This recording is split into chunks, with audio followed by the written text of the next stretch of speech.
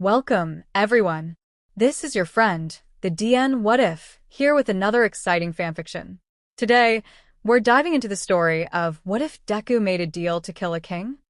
If you enjoy this video, don't forget to hit that like button and subscribe for more fanfiction content just like this. Now, let's get started with the fanfic. Excuse me, Izuku's voice broke with the force of a shout. Through the wind tearing at his arms, through his hair, he felt the familiar tug of his ice-white wings snapping out behind him. Watch out. Sorry. Excuse me. He barely managed to swerve around a group of villagers walking in the opposite direction. His shoulder knocked into one of theirs when he passed, and a few of them hurled startled reprimands at his back. He didn't have enough time to slow or apologize. Excuse me. Izuku's arms pumped sharp at his sides. He willed himself to not stumble, to stay upright, to go faster. There was a child standing half a mile away, barely 5 years old, and grasping far too much confidence in her stride for someone with land-bound chicken wings. She had just reached the edge of the cliff, peering over curiously, and, "Hey!" Izuku shouted, his last warning, just as she took a step off the edge. The kid barely managed to look up at him before he slammed into her side, sending them both spiraling into the ravine. She shrieked in surprise. Her tiny arms wound around his neck while he fumbled for a coast. His body curled around her protectively, his crippled wings tried to straighten against the roaring wind, tried to catch a coast as they fell. Because that's what they were doing, falling.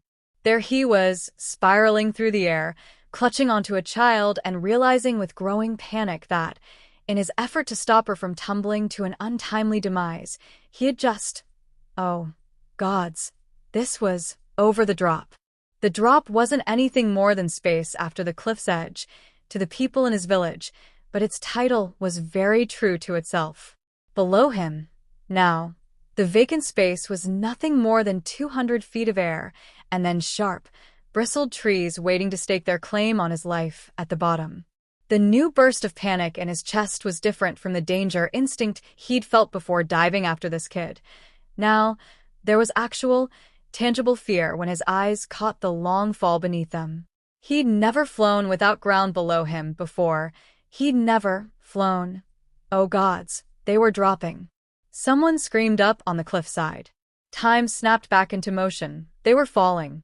Izuku could only focus on his growing nausea and the girl's wails. He was rotating in the air, faster and faster and faster. The rush of the wind by his ears drowned out all other sounds. His legs kicked out underneath him while he tried to work his stupid wings. Plan, he had to think of a...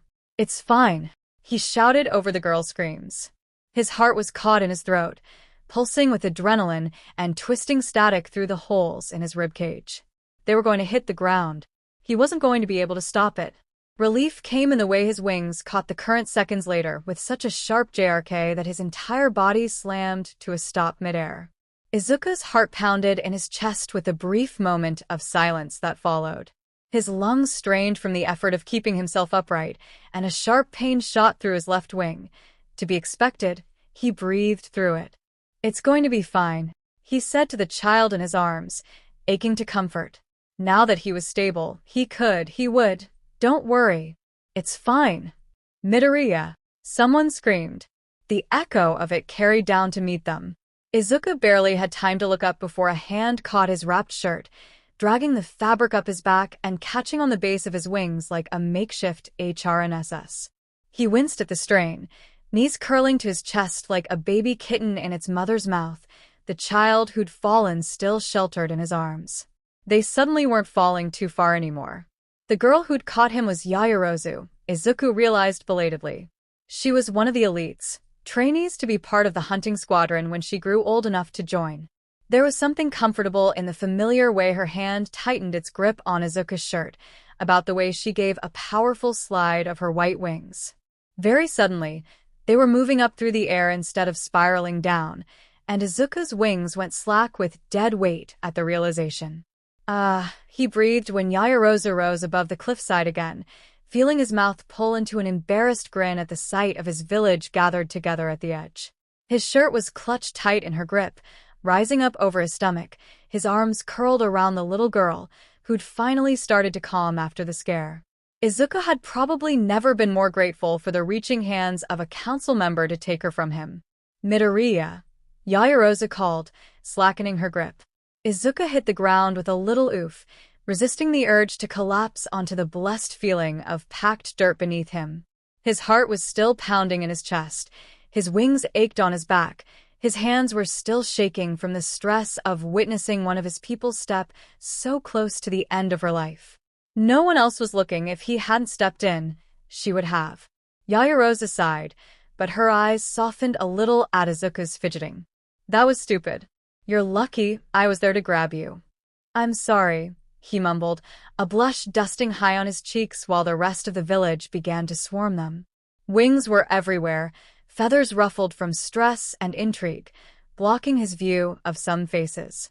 Someone grabbed his cheek with all the force of an older relative, earning a yelp from Izuku. An older woman squinted at him with a frown. Are you all right? Izuku made a flustered, unintelligent noise, feeling someone else's eyes on his back. Yeah, I'm okay. Don't worry about. Her cane knocked on his skull before he could finish his sentence, and he yelped again. The woman watched him passively as his hands moved to hold his head. Then what were you thinking?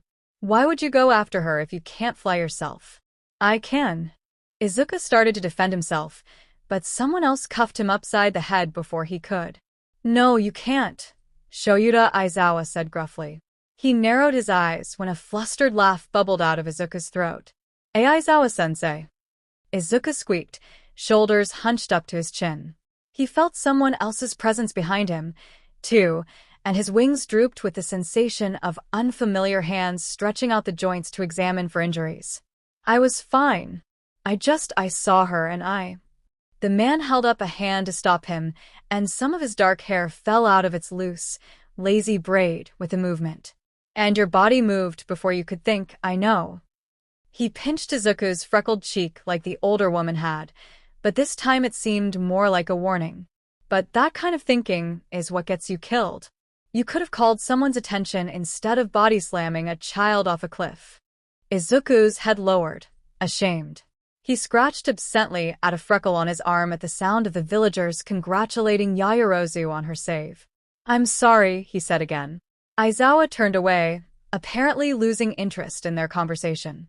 Don't be sorry, he said. But don't do it again. Your recklessness will be the death of you. Izuku bowed lower, ignoring the embarrassed ball building in the back of his throat. He didn't want to cry, especially not when Aizawa-sensei was still right there. Embarrassment colored his face darker. Midoriya. Someone caught his attention, and his eyes raised at the sound of the familiar voice. Ochako Uraraka was making her way through the crowd, light brown eyes softened in concern. The breeze caressed the bare skin of her arms as it did Izuku's. Hey, are you okay? Izuku felt his blush deepen, another embarrassed laugh pushing out of him. He waved his hands in front of his face, as if trying to deflect her. I'm fine. Please stop worrying. That was really cool, she said when she'd managed to break free of the crowd, smiling up at him. Her face was a little red, too. The admission caught him by surprise. Really? Yep, Uraraka affirmed. You looked like an action hero. Well, an action hero that can't fly, but I can fly. Izuku squawked. And it's not my fault. I could fly 2 months ago. Uraraka's brow furrowed in concern, and her own wings twitched on her back. Things are different now, though. Things are bad in the world. Midoriya. Another voice reprimanded, and Izuku sunk into himself a little at the feeling of a heavy hand on his shoulder. That was foolish to attempt, especially with the curse's influence. You're lucky, Yao. I know, Izuku said, patting his friend's arm to cut off his speech. Hi, Tenya. Tenya Ida sighed. Hello, Izuku. Uraraka leaned around Izuku's side and flashed a quick grin, tucking away a loose strand of hair that had fallen out of her twin braids. Hi, Tenya. Hello, Ochako. Ida pushed his glasses up the bridge of his nose. His wings twitched in the makeshift sleeves on his back, a patchwork imitation of the uniform of the soldiers at the border and, by extension, his brother. He also had, well, Actual sleeves, which was a strange new feature Izuku had never even considered before Ida stumbled into his life with his two big hands and excited gestures and kind heart. He'd been trying to imitate the guards stationed on the lower mountain for years, and after a while, everyone decidedly stopped questioning him about it. Izuku had wanted to be part of the guard, too, growing up, but that was before he'd learned of the legend that was Toshinori Yagi. All Might, the leader of their clan for the past few decades, was everything Izuku wanted to be and more. He'd spent his childhood crafting poor paper dolls representing his idol, a bundle of sticks, yellow twine. He knew the process like the back of his hand. The memory made a small, fond smile grow on his face. Yaoyorozu, a warm voice called, and Izuku's smile dropped at the same time as his poor heart. Everything was suddenly moving too fast and too slow. It was all too much for Izuku's body to handle this fast after his adrenaline rush. He knew that voice. He knew that voice like he knew his own. Oh my gosh. Is that? Uraraka's breath caught, and she grabbed Izuku's arm to leverage herself onto her tiptoes. It's Aol. Izuku stuttered out, voice cracking on the word when a skeletal figure pushed through the murmuring crowd and raised a hand, a warm smile on his face. He shouldn't be outside this often, Ida whispered, eyes wide. He made a visit last week. That doesn't mean his health has. All Might, Izuku squeaked. Nothing would ever beat the feeling of seeing that face, even after greeting him on his visits to their section hundreds of times throughout the years. This was All Might.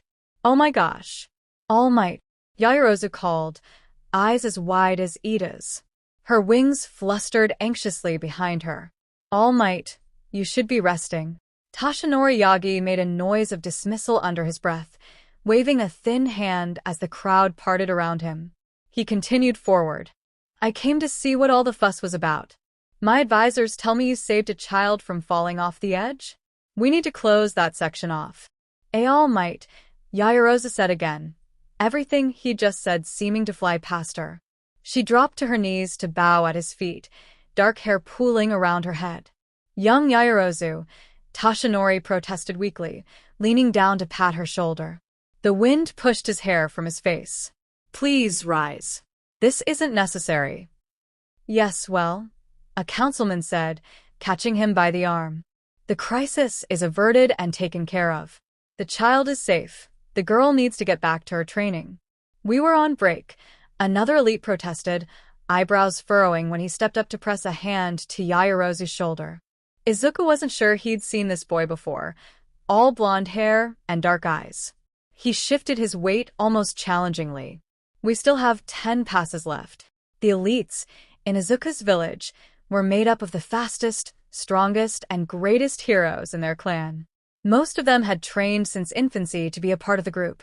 Izuku wouldn't have been the first to be fascinated by them like he was fascinated by All Might. After all, he'd be choosing one of them to be his successor, someday. Who wouldn't want to take on the title of someone so great? All Might, I didn't save the child alone. Yaoyorozu spoke up as well, wings settling against her back in a sort of flustered twitch. She pressed a hand to her chest, before swinging her arm out in an arc and pointed to Izuku, who made an undignified noise in the back of his throat. The credit is not mine. It's Midoriya's to share. All Might's kind blue eyes turned to him, and Izuku felt his soul leave his body in a kind of slow, drawn-out process. He was still trying to process the fact that All Might was standing in the middle of town square, facing him.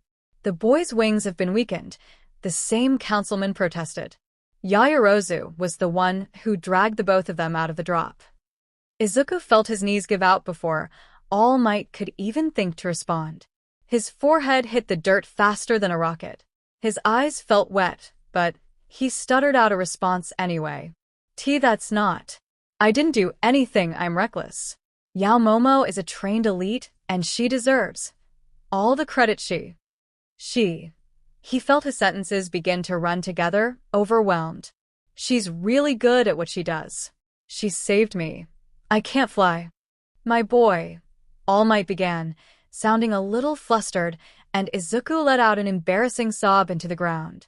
There was a rustling in front of him, leather-clad knees hitting dirt, and Izuku stopped breathing when All Might's thin hand touched his shoulder. "Though I'm sure you're aware you need to be more careful with your actions," he said, "it is impressive you would risk your own life in an attempt to pull someone weaker than yourself out of danger. Your bravery is admirable, young Midoriya, even if it is misguided." Izuku steeled himself enough to look up at his hero, tears streaming down his cheeks. He was embarrassed, he was mortified, but Toshinori only laughed softly and reached up to pat his curls. He pushed to his feet again, still watching Izuku with that kind smile. "Just be careful with yourself." He turned away to chat quietly with a few councilmen, and that was that. Izuku's heart was in his throat with everything that had just happened, brain spinning to try to catch up. That was All Might. That was Toshinori Yagi. That was All Might. Izuku's hero, the man he'd grown up reading about. The man whose smile was carved into statues and paintings and stories passed down for years to come. He'd just. "You're mumbling," Uraraka murmured, and Izuku shot to his feet. "Sorry." Ida made a soft noise at the sight of him, balling the fabric of his sleeve in his fist and brushing it gently against Izuku's forehead before he had the chance to react. "You have dirt all over you." "Sorry." "Don't apologize," Ida scolded, but his voice was quiet as he wiped the remainder of the dirt away before reaching out to smooth Izuku's wrapped shirt down, careful to mind the base of his wings. "However, it is imperative that you return home and rest as soon as possible." Izuku smiled, brushing his hand away. "Don't care for me too much. You're starting to sound like my mother." Ida rolled his eyes. "Please hang me for treason, because I wish you good health." Izuku only smiled wider. The sharp sound of bare feet colliding with hard soil caught their attention. A sharp intake of breath abruptly cut through the crowd.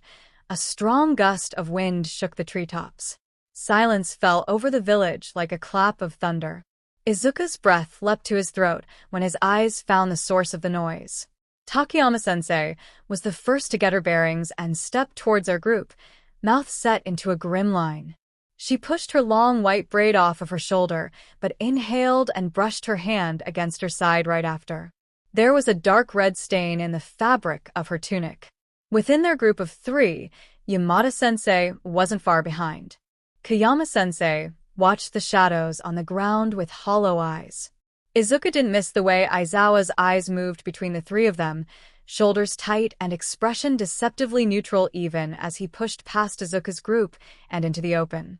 His braid was messier than usual, strands of misplaced hair falling into his eyes.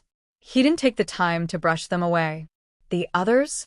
He started, reaching for the bag slung around Yamada's shoulder with bruised, bandaged fingers. Yamada raked his hand through his hair after the other man had taken the supplies away, swallowing hard and shaking his head. "Dead," Kayama said thinly. She'd watched the exchange between Aizawa and Yamada in silence. Her wings flared out behind her, feathers ruffled and stressed despite her neutral expression. Izuku could see her hands were trembling at her sides. All Might, who had pushed to the front of the group with a few other councilmen, ran a skeletal hand down his face. His eyes were wide, almost desperate. "There were 15 of you," he said, and Izuku's heart dropped to his stomach. Kayama shook her head, pulling her dark hair out of its braid, and ignoring how the dried blood threaded through the strands made it stiff. She nodded towards the bag, a little numb. "We got the medicine. The hatchlings aren't going to last long otherwise. We all knew that going in. They went down with a fight." Izuku watched the exchange with wide eyes, accidentally catching Yaoyorozu's gaze through the murmuring crowd.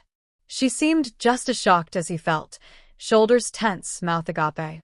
Izuku tore his gaze away, running through as many names as he could remember in his mind. Fukukato-sensei, Inui-sensei, Kan-sensei. Why hadn't he paid closer attention to their names before they left?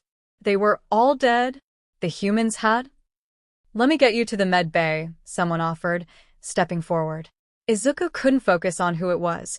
His eyes had tracked the shared glance between Aizawa and All Might, the subtle dip of Aizawa's chin. Toshinori's shoulder squared. Something flashed in his eyes. He turned back to the circle of councilmen, who quieted under the weight of his gaze. "Schedule an emergency meeting," he said, voice low, but Izuku picked up on it anyway. All Might's wings, frail and far too weak to carry even a child, twitched behind him. I have to choose a successor immediately. They'll leave this fall. Uraraka drew in a sharp breath at Izuku's side. A councilman sputtered, "We're not scheduled to send anyone for another 5 years. At the rate the humans are wiping us out, we won't have 5 years. This medicine won't be sustained. We need to send the next chosen one as soon as possible and complete the tradition. I'd hoped to break the curse before we reached this point, but I see no other way." Izuku's pulse jumped at the words, and he didn't miss the way Yamada-sensei subtly angled his head in Toshinori's direction. Aizawa didn't look up. Izuku turned back to his peers, chest tight. The tradition. He's talking about the sacrifice. "We knew this was coming," Uraraka murmured, running a hand up her bare arm as if chasing goosebumps. She bit her lip and looked away. It's procedure if we want to make it through the next few decades." Ida didn't look away from the hushed exchange between their senseis, but his brows furrowed in the sharp kind of way Izuku had only seen after Tensei had gotten into his accident. He said quietly, "But there's a difference between reading about our human sacrifices in a history textbook and abruptly waiting in anticipation for one." Izuku looked down, studying the specks of dirt under his calloused feet. He flexed them, watched the twined ring on his big toe shift with the movement. "So, we're worse off than we thought." "Unfortunately," Ida confirmed, though he didn't have to. "If Toshinori-sama is correct, our hatchlings won't make it through the winter." A flash of the village's hatchlings, newborns, burned through Izuku's mind, all smaller than the girl he'd tried to save. If the humans shot down the rest of their hunters, there would be no one to weaken the curse with stolen herbs from the human kingdoms. The hatchlings would surely die without restored strength. Izuku set his jaw. "It's not fair." "It's not our fault," Uraraka offered, but it was weak. Ida finally tore his gaze away from the group, pushing his glasses back up with a crooked finger. "We need to restore the strength taken from the curse with a new life force, or our species will be wiped out for good. This is the best we can do under the circumstances." Izuku studied the blades of grass below their feet, chewing on his lip. Ahead of them, All Might's conversation with the councilman had died into a hushed murmur, and Toshinori turned away, his robes hiding his small frame and making him appear more like the muscular figure the children of their village had grown up admiring. A thought occurred to him, then. It was a very singular, very stupid thought, but it was one he'd been pondering for months, after he'd learned of the true burden of their species' predicament, after he'd learned about the curse and all the ways they'd tried to break it in years past. It was a single, stupid thought. "I'd hoped to break the curse before we reached this point," Toshinori had said, and he'd sounded grieved by the words. Izuku took a single step forward. "I'll be right back." "Midoriya?" Ida called, surprised, but Izuku broke into a sprint without a second thought. He ignored the dirty looks a few the elders shot him when he nudged past, murmuring things like, "Excuse me," and "I'm sorry, pardon me," until he was closer to the man with shadows under his eyes and robes that dragged as he walked. "All Might-sama?" Toshinori turned at his voice, and something was still warm about his expression despite the tension in his frame. "My boy, I appreciated our conversation earlier, but I have something to ask." Izuku cut him off, fidgeting with his hands. He dipped into a deep bow, wringing his fingers together and ignoring the hard stares of the councilman at his back. "Please, if it's not too preposterous." He waited for All Might to sigh, waited for the familiar press of a skeletal hand to his shoulder for him to look up. All Might's blue eyes reflected the ocean, kind and wise and so tired. He had a meeting to get to, Izuku reminded himself. They were dying. "What is it, young Midoriya?" Izuku hesitated, biting his lip and moving his gaze from his feet to his idol's face. He felt the chill of the afternoon breeze press against his lungs. It was suicide. Probably, to address his superior like this, to contradict his achievements as if they meant nothing, but kidnapping someone, he started. Using that knife, Izuku glanced towards the temple, hesitant. That's murder. A few of the councilmen surrounding them sighed, because that was obvious. What he was saying was obvious. Tashinori tilted his head, quiet, as if to ask, "Why are you telling me this?" But Izuku said, dropping his eyes to his feet, "If, we've never tried to make someone come willingly." All Might shook his head. "There's no time to do something like that. And even if there was, what purpose would it serve? Blood needs to spill either way. We have to complete the ritual and restore our strength.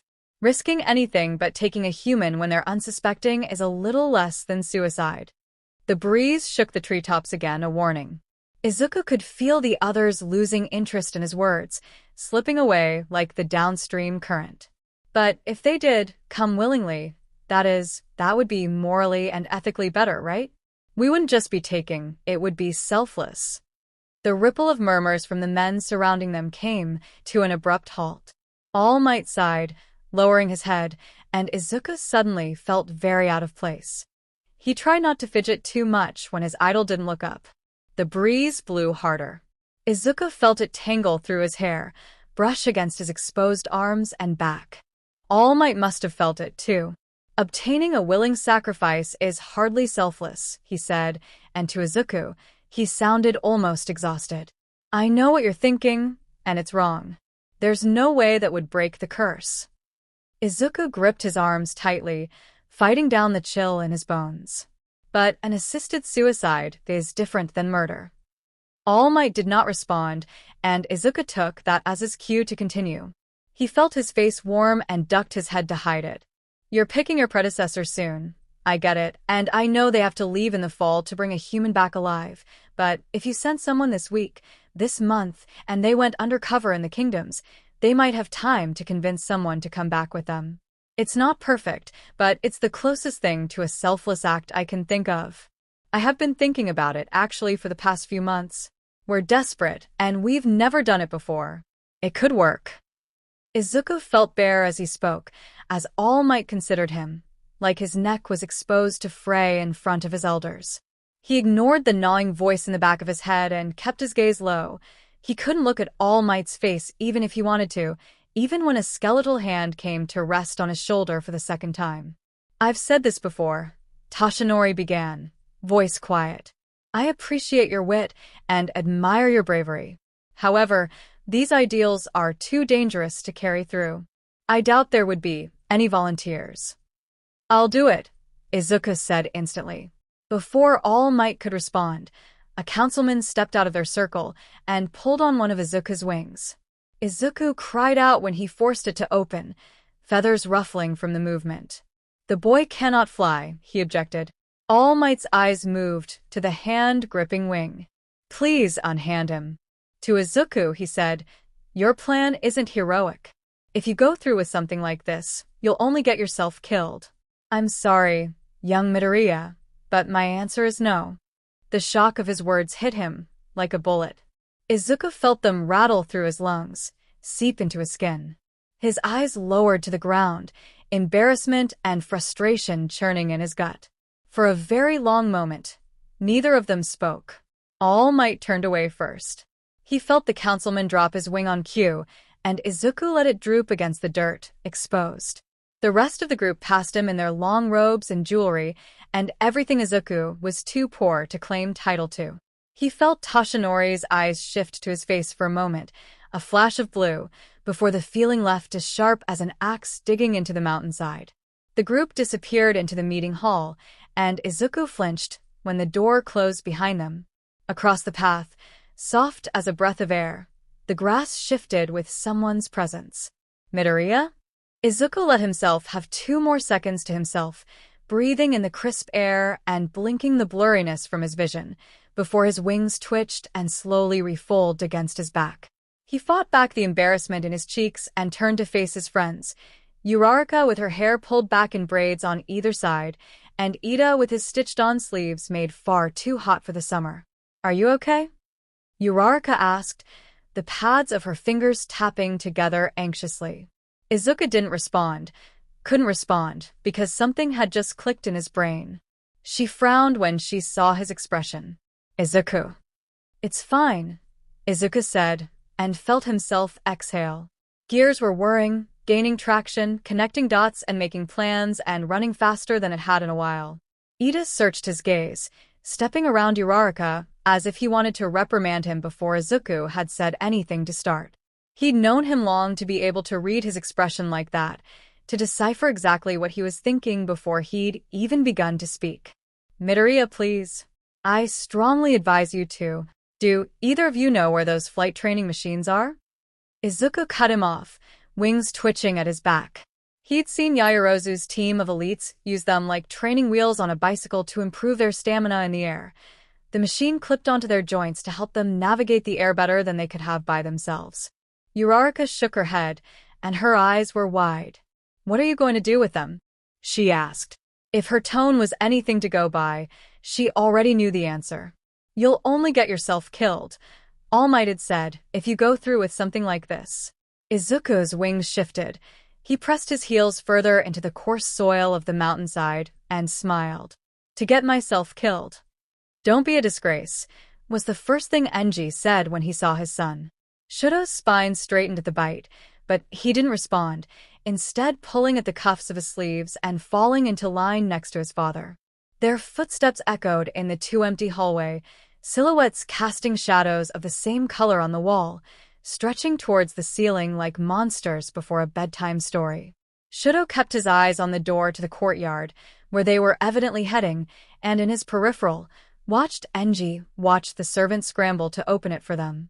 The afternoon light filtered into the castle, Enji's broad figure blocking out most of it when he stepped across the threshold with his hands folded behind his back like a king. Shudo squinted at the clouds in the distance, tuned into the gurgling stream in the front garden, and inhaled the crisp air of the golden hour. Shudo, Enji called without pausing his stride, and Shudo realized too late that he'd stopped in his tracks to take it all in. His father was halfway down the front steps by the time he caught up, hands folded behind his back and hair in his eyes. He didn't look up at Enji, and Enji didn't care enough to look down at him, which he was more than fine with. They came to a stop in front of the palace stables. We're riding? Shudo asked, more surprised than confused. Yes, Enji said. It's time for another lesson. Shudo's stomach dropped like a slap to the face. His gaze had locked onto the cobblestone tiles at their feet, ice water crystallizing through his veins, and when he risked a glance at his father again, Enji was already staring at him. Shudo's mouth went dry. A lesson, father? Don't you think it's too late? No, Enji said, and his gaze was calm. That was almost worse. He was waiting for Shudo to object, to stand up for himself, so he could put him back in his place. Shudo grit his teeth and looked away. Enji broke his stare, too. This is how it always went, when it came down to it. Shudo would mess up because he always messed up, and Enji would take it upon himself to shape him one step closer into being the perfect king. Shudo could still remember the leeches in his skin from the lesson in the forest when he was 8, could still remember his father's impassive eyes and the sound of his own screams. Presently, footsteps somewhere behind them caught Shudo's attention. He turned to see 4 hunters from the riding class crossing the courtyard towards them, grinning and joking quietly amongst themselves, brushing arms and whispering and chuckling. They seemed to calm the closer they came, and by the time Enji turned to face them, they had sobered of their antics enough to dip their heads into a formal bow for their king, composed and respectful. Your Royal Highness, a timid voice called to him, and Shudo turned to see that one of the stable girls was holding the reins of his horse for him to take. Shudo nodded once in dismissal, taking her offering with gloved fingers and reaching up to slide the horse's muzzle. He couldn't even imagine what his father had planned for him that day. The evening sky drew darker above them. One of the riders, a young boy, probably no older than 13, caught his attention when he turned back to the group. He had taken his time shuffling closer to Shudo, a quiver of arrows with the Todoroki family crest engraved into the fabric clutched tight in his grip. Todoroki-sama? The child asked, cheeks rosy from the cold. His hands were almost too small to hold the case. Surprised and a little amused at the way he'd been addressed, Shudo's mouth twitched up into something that might have been considered a smile, if anyone were to be paying attention. When he turned to take the quiver from his hands, birds cawing overhead, he murmured, Careful with my title. The boy's eyes widened at that, and Shudo wasn't blind enough to miss the flash of fear. He knew what that meant, too. Upsetting Endeavoran royalty almost always came with a price. Shudo hurried to reassure him, even with his awkward, stiff voice. It's okay. A quick glance up showed that Enji was still distracted with his horse. He looked back at the child. It was a mistake. It's just unusual for commoners to address the royal family by name instead of position. My father will not be so forgiving, so be careful. The boy, who was watching Shudo with wide eyes, jerked his chin in a nod that reminded Shudo of one of those bobbleheads he'd seen for sale in a poor village marketplace a few times on mandatory visits to other kingdoms. Shudo wondered if this was the boy's first outing with them.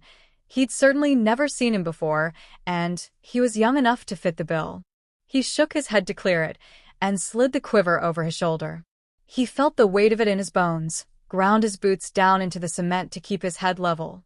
Enji hadn't looked back at him, yet. Whatever he was planning would be fine. There were other people coming with them. This would be fine. He would be fine. And then a new voice shattered the comfortable quiet. Shudo-kun. Shudo's head snapped up instinctively, the breath in his lungs faltering out like a light with the uncomfortable ache that always came with it. Enji still didn't look up from his horse, even though Shudo was sure he'd heard her, which only meant that he knew about it ahead of time.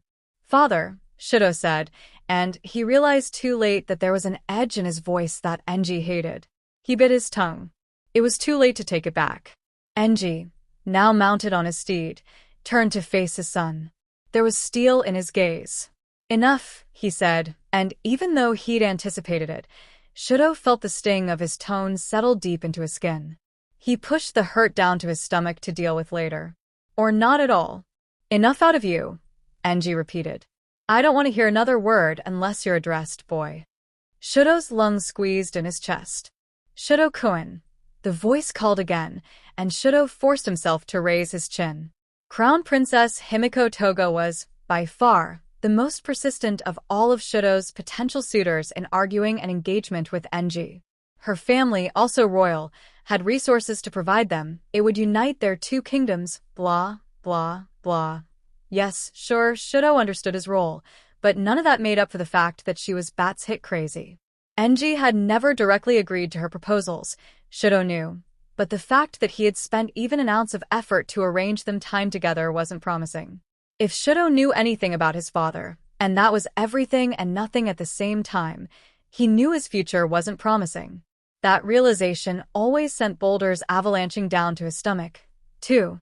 By the time Toga had reached their group, the riders parted a path, and she immediately latched her arms around one of Shudo's, pressing into his side. Shudo flinched at the contact and didn't quite meet her eyes. Willed his father to stop discussing routes with one of his advisors and look, but Enji was never one to bend to Shudo's demands like that. Hi, Shudo-kun, Toga said, and Shudo could hear the smile in her voice. Shudo wasn't scared of Toga. He could handle her nails in his skin and her breath on his neck. He was used to that. It was just, the problem became when she caught a mistake his father hadn't, and she told on him like she didn't know of the consequence he'd receive.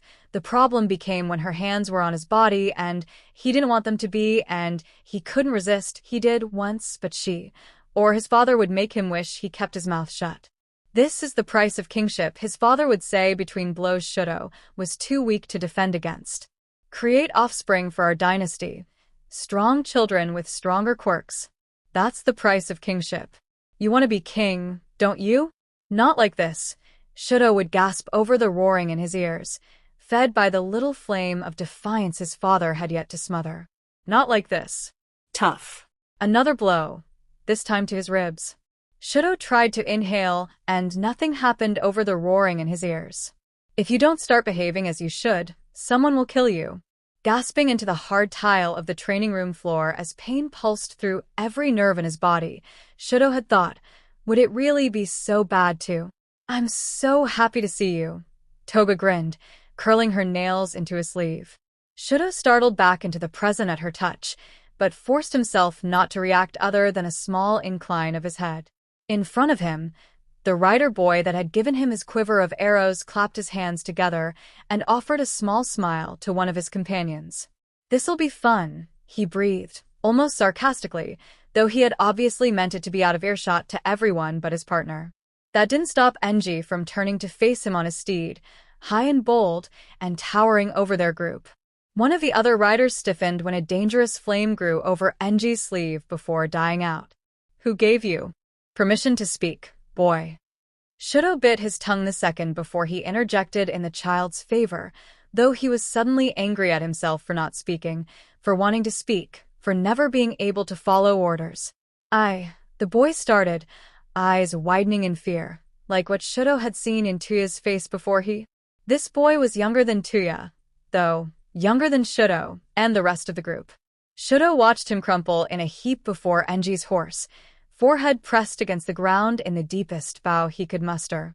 He didn't continue his sentence, which was probably for the best. Toga pressed closer to Shudo's side, and he forced himself not to move. Her eyes were gleaming when she asked, only half-jokingly, "Are you going to kill him?" "What?" The boy's head snapped up on instinct at the same time Shudo cringed and let out a quiet, "Father." Enji's gaze slid to his the same time Toga tightened her grip on his arm. The echo of the "don't speak unless spoken to" order blared through his mind like static on a broken record. Shudo swallowed, set his jaw, and slowly raised his eyes to meet his father's. "I am a prince," he wanted to say. He could hear his pulse rioting in his ears. "He's a child," Shudo murmured. "He meant nothing by it. Don't harm him just because he spoke out of turn." Toga didn't say anything, but he could feel her eyes on his face, could feel her smile burn like iron against his skin. Shudo knew what he was doing, vaguely. Enji hadn't given warning to any sort of punishment yet, but Shudo was challenging his authority. He forced himself to hold his gaze when Enji didn't look away. "I am a prince." The breath was punched from his chest when Enji turned his head without breaking his stare and said, "Guard, take this child to the whipping post.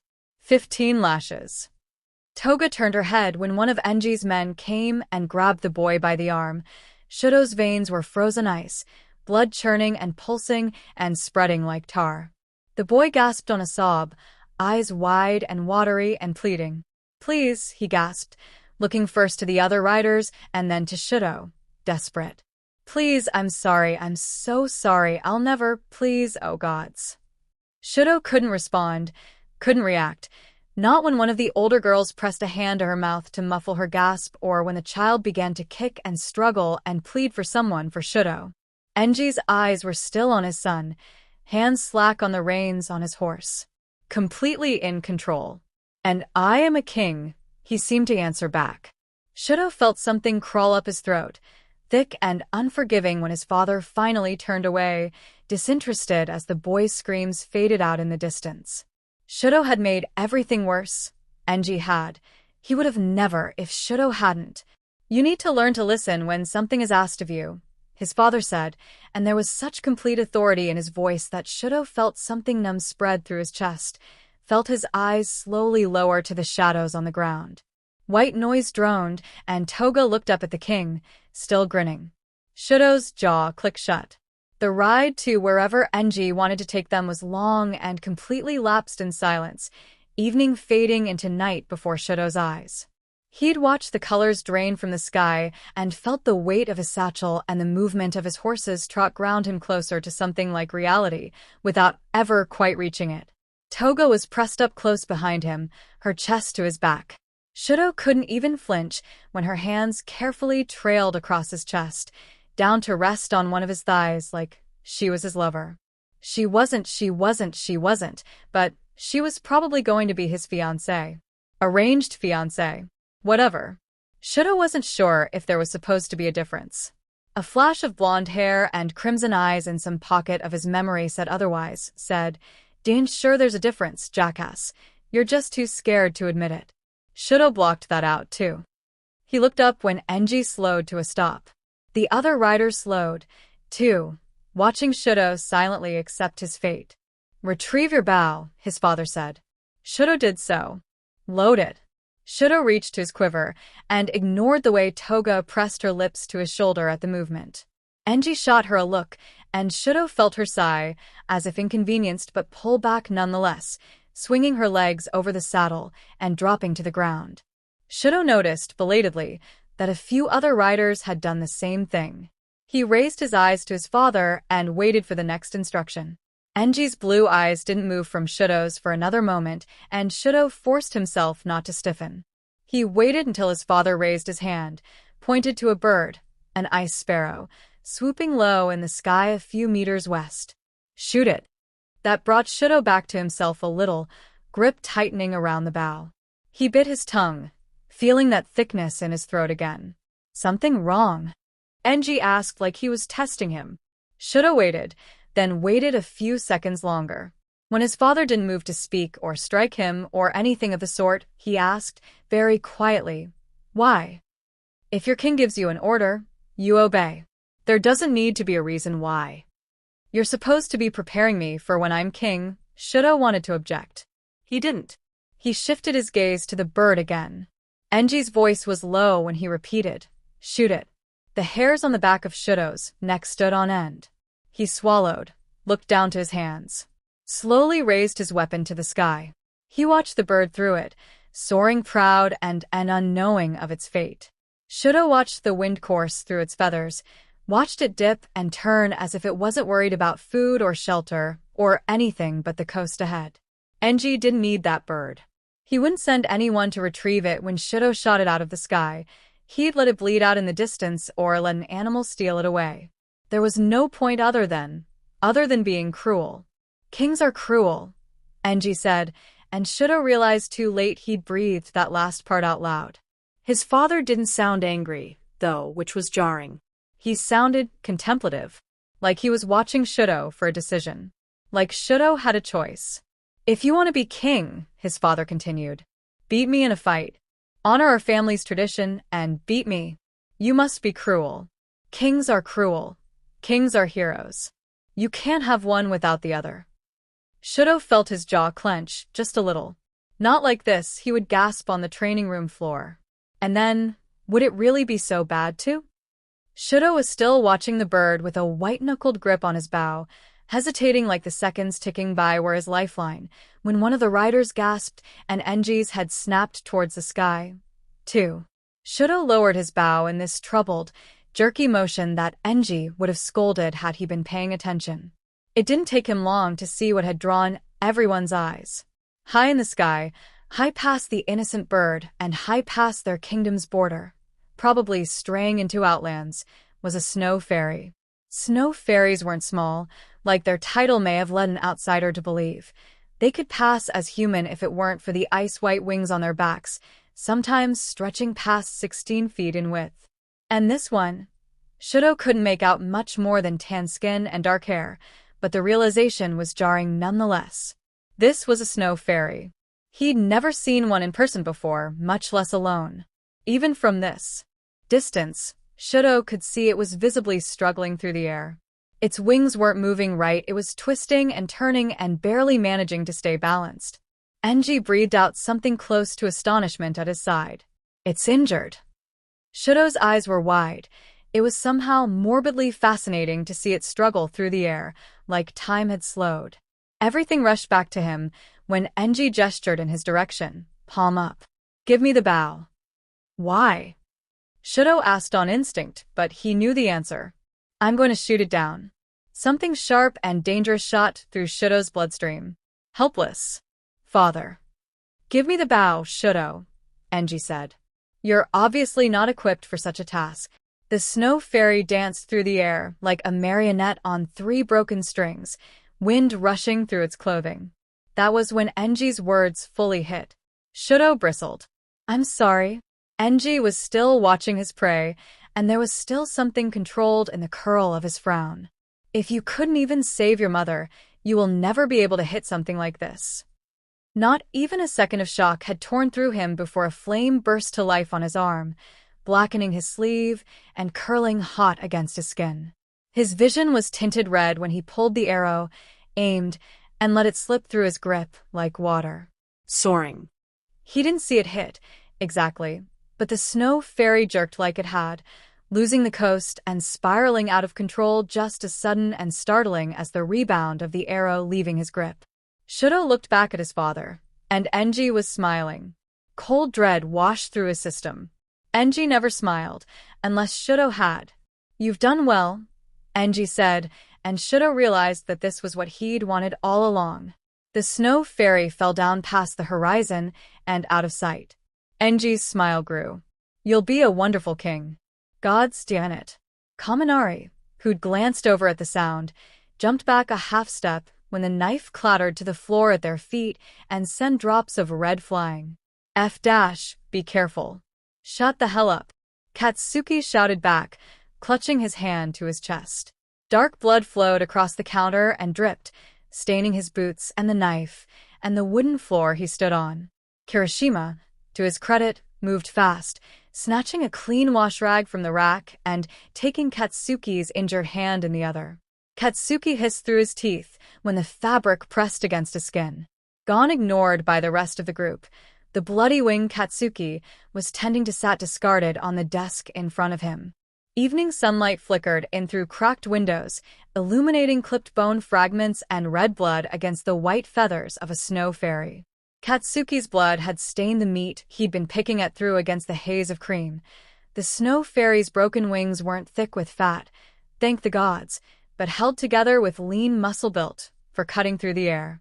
It wouldn't take long to wash off, but he bit back a groan at the sight of the discarded water bucket someone had knocked over an hour ago. "What happened?" Mina asked, propping her hip against the counter and rubbing grime off of her hands with a matching rag. She tilted her head, a picture of innocence, even with the dried blood on her jawline. "You alright?" "Fng fine," Katsuki snapped, watching Sero pluck the knife from the grimy floorboards. I have to fing clean this sheet." "Shitty hair, let go." Kirishima pressed down on the rag a little harder, which Katsuki knew was just a F with him. He masked it with a brilliant smile. "I'm sorry, Your Majesty. Would you like me to let you bleed out instead?" "It's just a scratch," Katsuki snapped. "Stop, I can." "Don't let it get infected," Jaira called, without looking up. Her hands worked effortlessly, the metal of her knife glinting in the sunlight streaming through the windows. She sliced through the binding points of a cluster of primary feathers, shifting the wing further back.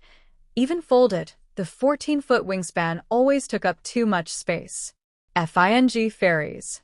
"Don't tell me what to do," Katsuki said. Mina scoffed across the room, but a little smile had drawn her lips up. She looked back to her work. "You're the one who wanted to hang out with us." "This isn't hanging.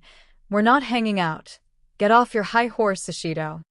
Even kneeling in front of him, Kirishima looked down to hide his smile. "You're working a peasant's job. And those peasants just happen to be your friends? You're getting soft, Katsuki." Katsuki scoffed. "You want to get fired, shitty hair? I thought you liked your job." "Course I do." Kirishima smiled again, and Katsuki couldn't find a hint of sarcasm in his expression. "I get to help out my best friend every day. Who wouldn't want a job like that? You just like the pay, you sheet." He could hear the grin in Kirishima's voice when he said, "Well, that always helps." Katsuki looked down at his injured hand as Kirishima finished stemming the blood flow and felt his mouth pull into a frown. That would be a beach to heal. The wing had shifted when he was slicing through it like a reflex, and it had startled his concentration to the point his knife had hit wrong, and, well, fing fairies. Kirishima pulled the cloth away, and there was something smug in his eyes as he finished toweling away the mess. "What would I do without you?" Katsuki said, and his voice was dry. "Die," he responded matter-of-factly. Jaira snorted, just a little, and when Katsuki glanced over at her, he could tell she was trying to muffle it. Katsuki wasn't too familiar with Jairu, but that didn't mean she didn't know what she was doing. Her knife sliced through the meat still clinging to the bone, separating it effortlessly from what looked to be years of practice. Some of her fringe had come loose from the ponytail she was trying to keep it tucked away in, and she reached up to brush it away with the back of her wrist almost absent-mindedly. Then, as if feeling Katsuki's eyes on her, she looked up to meet them. "Is there something I can do for you, Your Majesty?" Katsuki waved her off. "Katsuki's fine." Jaira blinked, and Katsuki watched her guard drop a little to reveal a flash of surprise. Her hands paused over their task. Your Majesty? Katsuki, he drawled, pulling his hands away when Kirishima started to clean them off again. I drew. Stop liking my FING shoes. I can take care of myself. Gyro blinked again, eyes darting between the two of them. Katsuki saw Mina turn away to hide her smile, and fix the new girl with a flat look when she didn't say anything else. I'm serious. You fit in with these rejects, your family. I trust you if they do. Rejects. Zero muttered from his station. He winked when Katsuki looked at him, dark eyes glinting. Why, thank you, dear. I appreciate the compliment. Shut up, Katsuki said, but exhaled in something that might have passed as a laugh if someone paid close enough attention. His hand brushed over his mouth when he realized he'd slipped and actually allowed Zero, of all people, to. Zero let out an obnoxious cheer, throwing his hands up. God's damn it. I won, he crowed, glancing around the room. I got him to laugh. Eat my butt, Kaminari. What? Kaminari squawked, apparently just tuning back into the conversation. What happened? Nothing, Katsuki snapped. At the same time, Kirishima pinched his cheek and said, the baby showed emotion for the first time. Katsuki grabbed Kirishima by the shirt collar. I will kill you. Kirishima's eyes twinkled in response, and Katsuki really was beginning to consider whether or not to punch him when Shudo wouldn't have this attitude if he were here. The use of the name actually sent a rivet of shock through Katsuki's bloodstream, rendering him silent for a few seconds.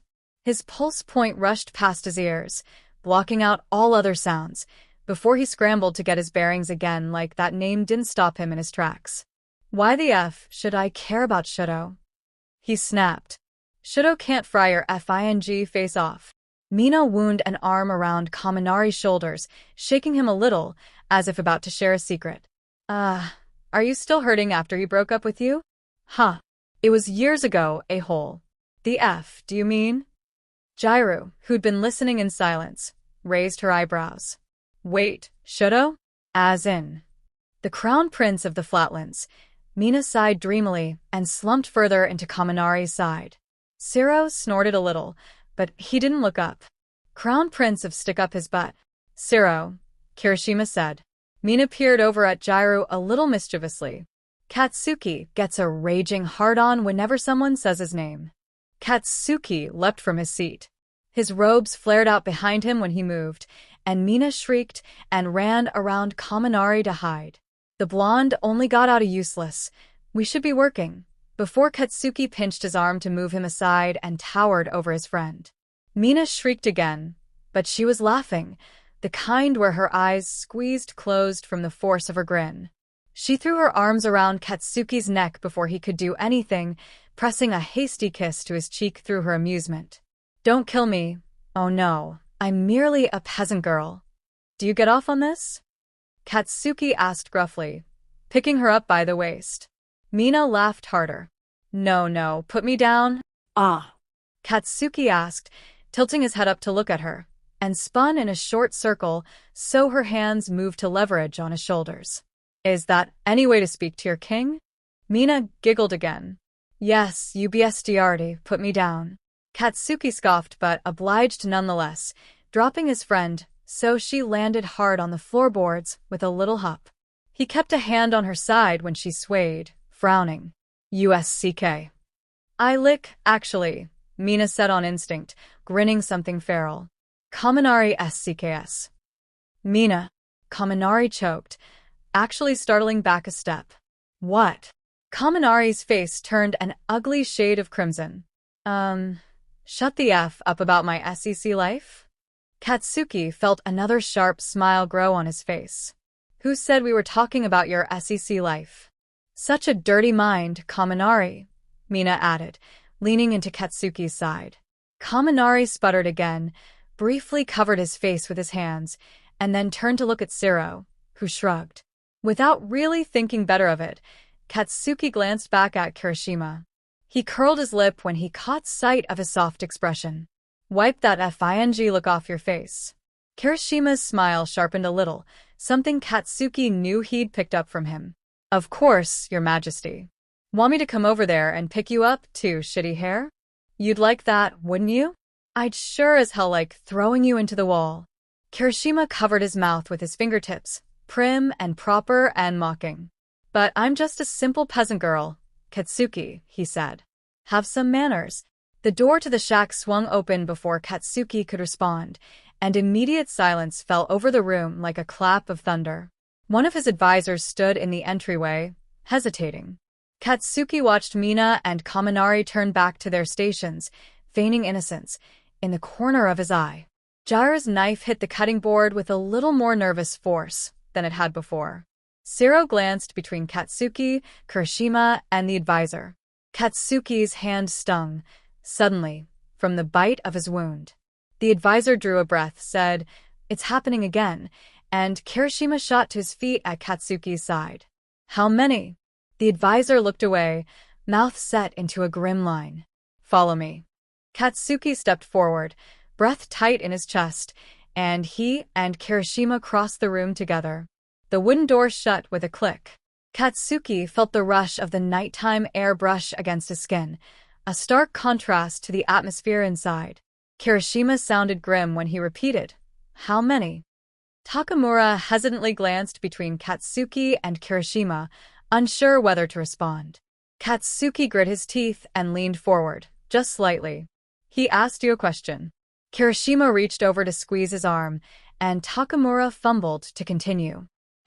Just one this time, but sources say it was a painful death." Katsuki felt something shift in his chest, constricting. He forced himself to continue. "How old?"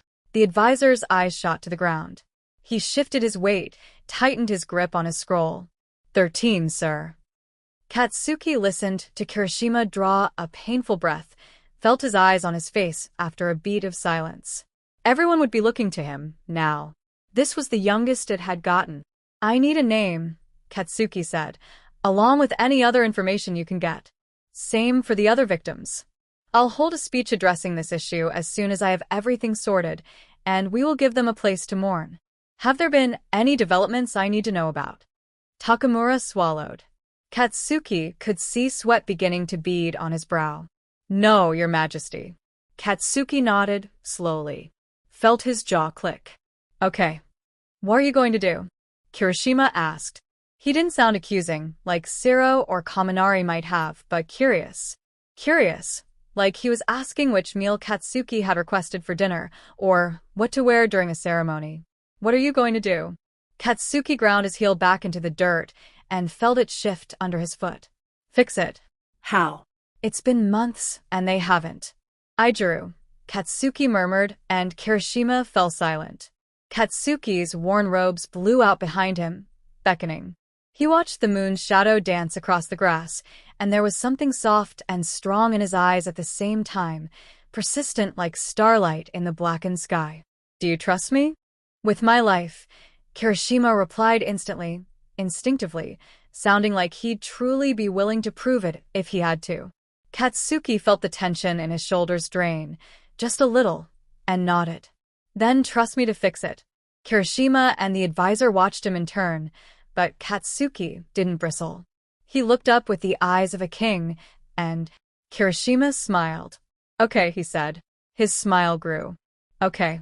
Don't do anything stupid, though. We need you." "You just like the pay," Katsuki fired back, but more of the tension dissipated like a shot in the dark. He reached up to run a hand through his hair, fingers hesitating over that snow fairy's feather still twined in strands of gold. He forced himself not to think about it. That was years ago. He lifted his chin in the advisor's direction. "That's all I need from you. There's a market just up north if you needed water, and a rest area a few miles east. Have a safe trip back." "Will you not be joining me, Your Majesty?" Katsuki waved him off. "You kidding? I distracted those idiots into working overtime. I can't leave without helping them finish. Have a safe trip back, Takamura." The man nodded, smoothing out his vest. His mouth was still set into a grim line. Katsuki didn't blame him. "To you as well, my king." Katsuki and Kirishima watched him go.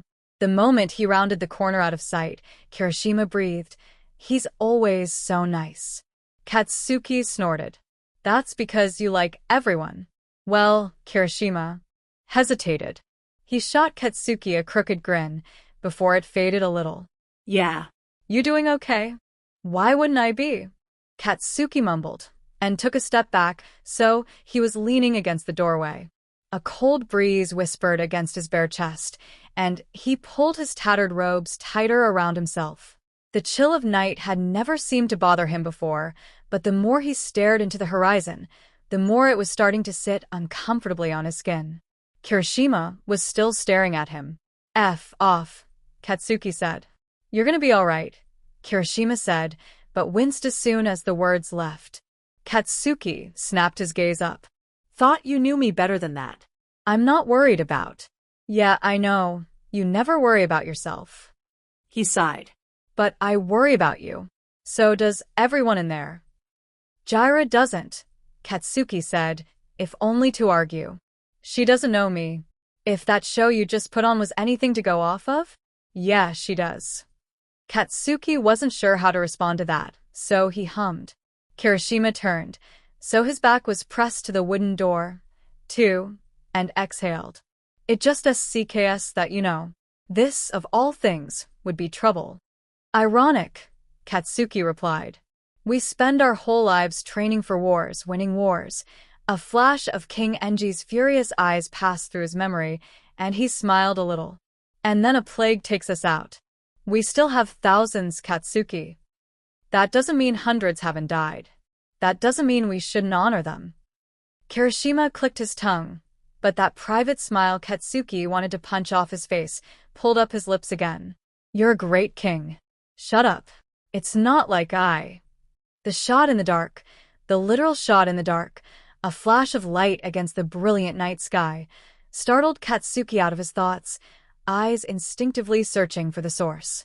The scream that followed after had both he and Kirishima pushing away from the door, sprinting forward a few feet, and there, Kirishima grabbed Katsuki's arm, pointing to the stars. It took him a minute to find it, but when he did, his eyes widened. A snow fairy.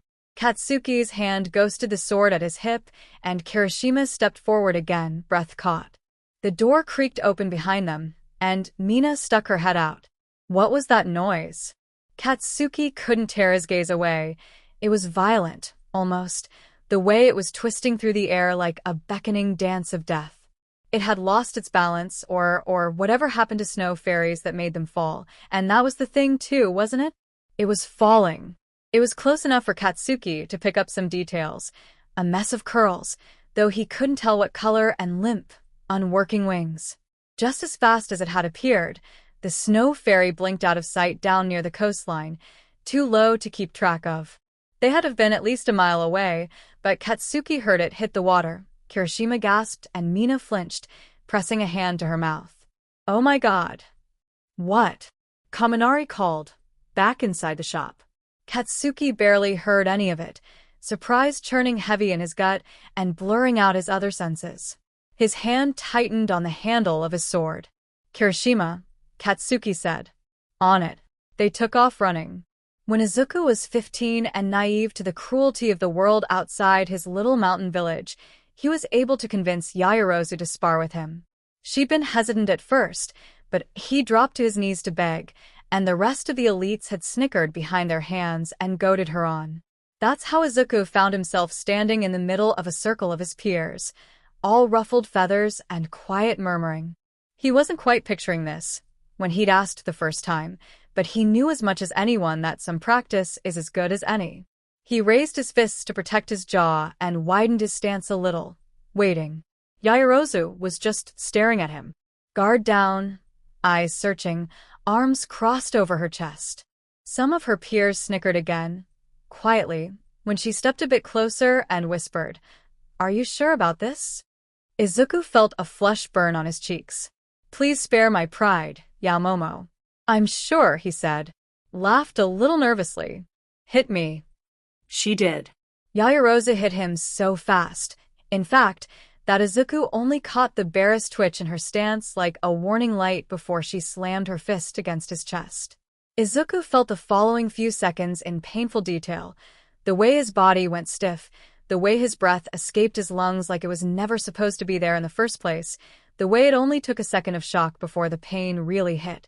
Presently, with an arrow in his wing and his heart in his throat, tumbling and twisting through the air at God's know what speed, with his wings flared out awkward and useless behind him in pain, pain, he caught the fast-approaching water like the pulse of Yayarozu's shifting posture. The impact, however, was so much worse than her punch. He felt the hit burn in every nerve in his body, like he'd slammed into a brick wall or concrete instead. He felt it peel his skin and siphon his bones, and he sunk below the surface while his body was still locked tight in shock.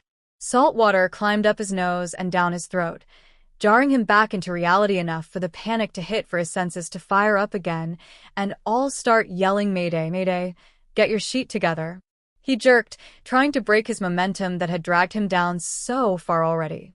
The moonlight streamed through the cracks of blue, like it was reaching for him, and Izuku breached with a gasp, hair plastered to his face and in his eyes. Water was trapped in his lungs, in his throat, twisting and squeezing and holding him in place. He barely had time to draw a ragged breath before the current pulled him under again. Izuku's wings were anchors on his back, dragging him down even when he struggled away from them. The trainers, attached to his joints with an unforgiving grip to help him fly, added to the weight of his pulsing fear. Red panic seared through his brain when he couldn't make it up fast enough, and his lungs were starting to burn through the chill of the atmosphere, and he needed to breathe. He needed to. Izuku breached the water for a second time, straining to stay afloat with everything he had. His limbs were burning with exertion and overuse, and he didn't want to die, he realized with another shuddering breath. The water enveloped him before he could scream, and this time terror sunk its claws into his chest. He had to get back to his mom. He'd barely started. Why did he ever think he could do this? Tears filled his eyes, even submerged in the depths. His wings were too heavy. He was sinking. Hastily, he fumbled for a grip on the trainers still attached to him and felt them pinch his skin when they released him. He kicked his boots off, watching them sink out of sight, and felt the pressure around him lessen enough to push up, just a little, just so he could. The third time he breached the surface, coughing up the water that had gone up his nose and inhaling, choked and wet like he was fighting off sandpaper sickness, he tried to fight the energy draining from his muscles the longer he floated. The weight of his wings was still pulling. He squinted at the sky through water-soaked vision, trying to get a grip on where he was, where he could swim to, and upon realizing he couldn't see anything, the water dragged him back under again. He felt the shock of it, tried to move his arms, to kick up again, but everything was too much. His throat was beginning to burn, the effort of holding his breath carving out a cavity in his chest with a barbed wire weapon, leaving holes and shreds of emptiness where his lungs should have been. Izuku couldn't hold his breath forever. That's the thing about inhaling, isn't it? You have to. It's instinctual. All living things must breathe. Izuku couldn't hold his breath forever. He fought against the longing to inhale and felt his body jerk and shudder like it was trying to reject it. Everything was burning and he couldn't cry out or scream or do anything but wait for it to be over. He was drowning. He knew this. In some distant part of his brain, he knew this. He was drowning. He thought through the trickle of water that moved past his defenses and sent nails clawing down his throat. The surface was too far above him. His legs barely moved. He couldn't feel them through the chill that seeped through to his bones. All he could do at that point was wait to die.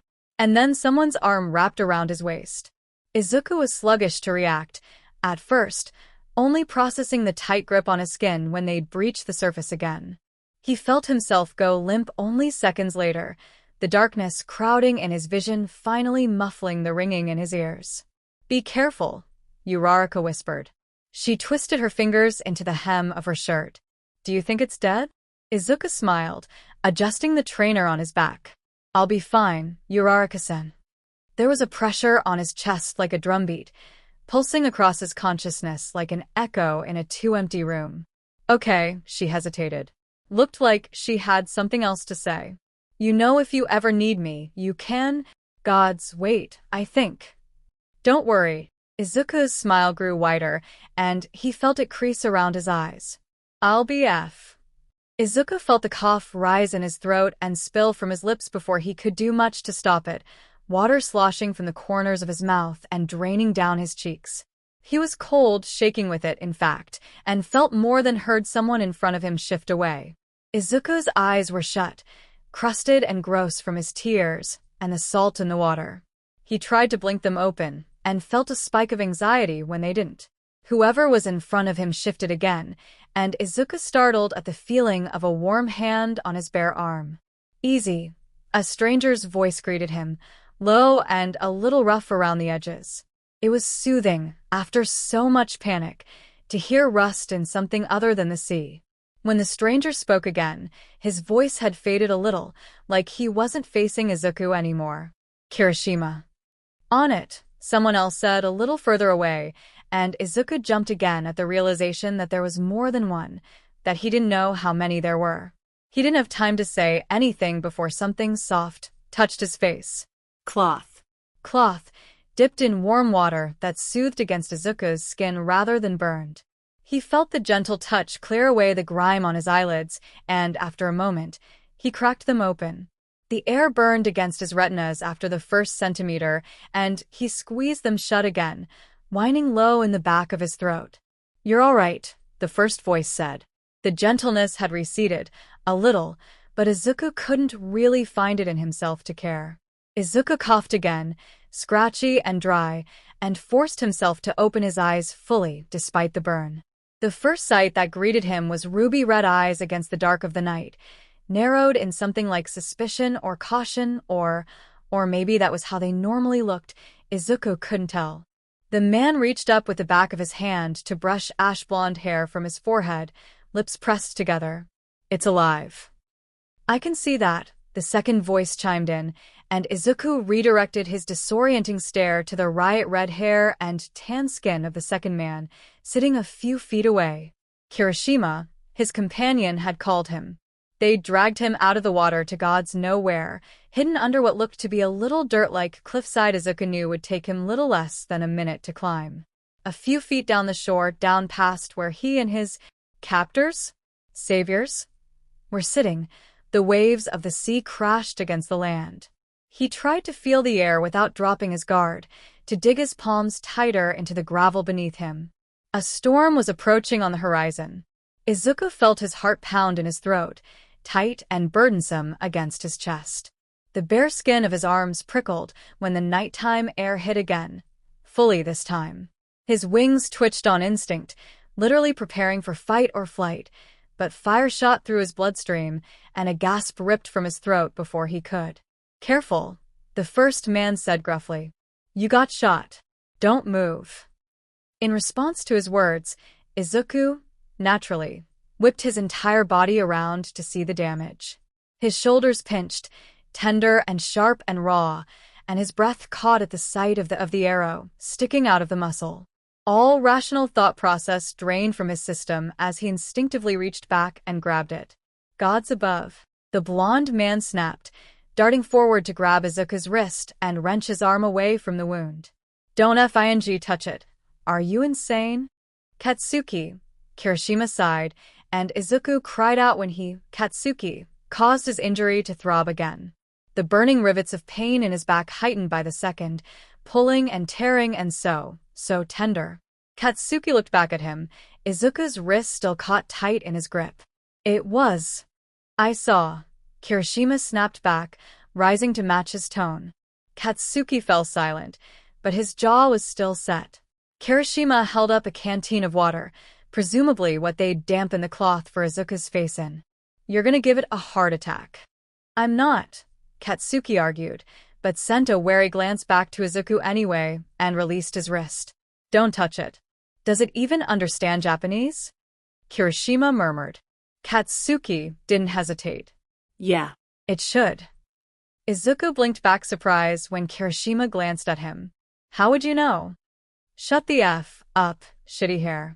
It understands everything we're saying.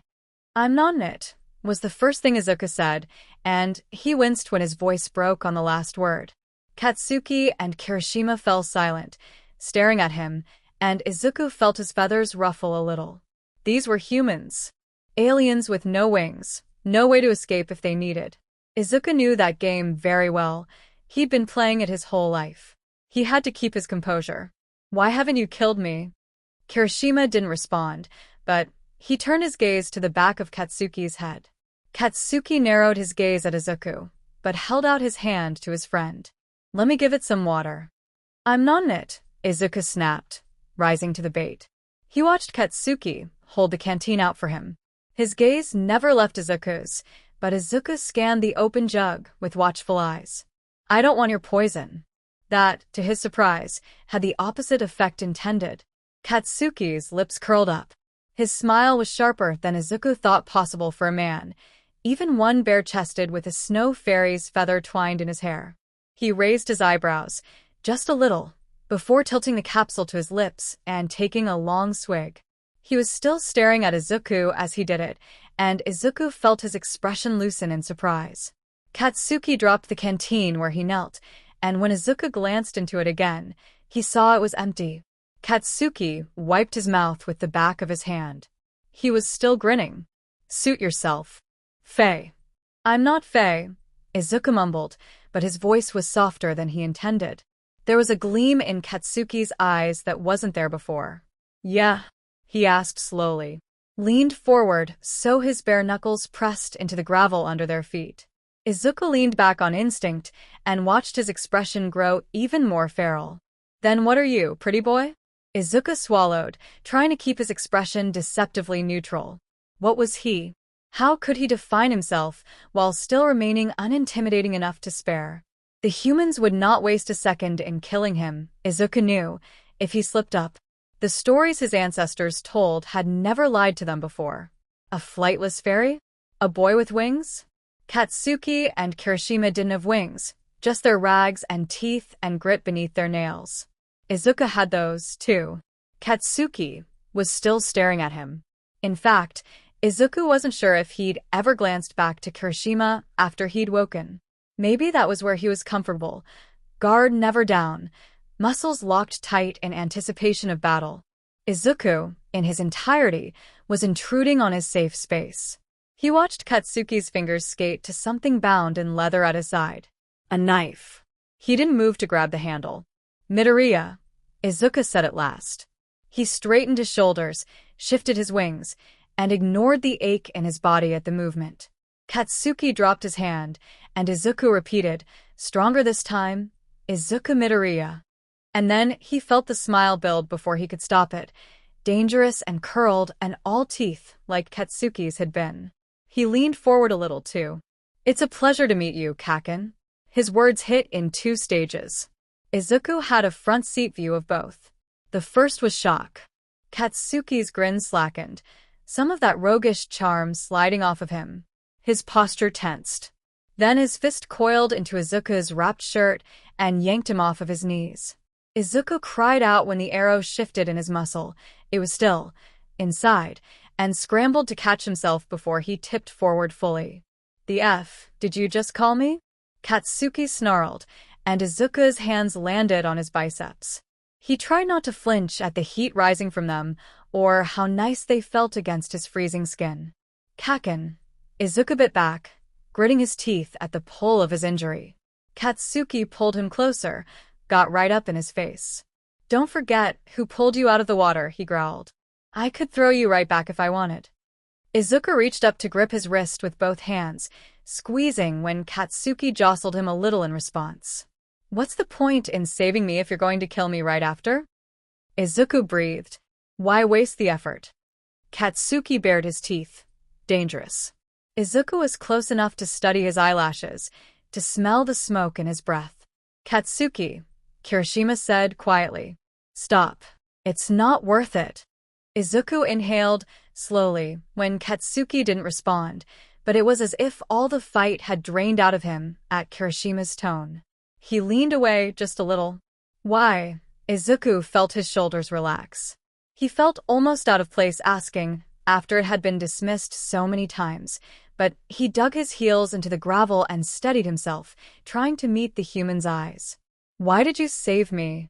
Katsuki looked like he had a response boiling below the surface, and even though Kirishima didn't say anything to stop him again, Katsuki bit his tongue and unwound his grip from the fabric. Izuku fell back, biting down a cry when the arrow shifted in his wing. Katsuki stood, staring down at Izuku for a moment.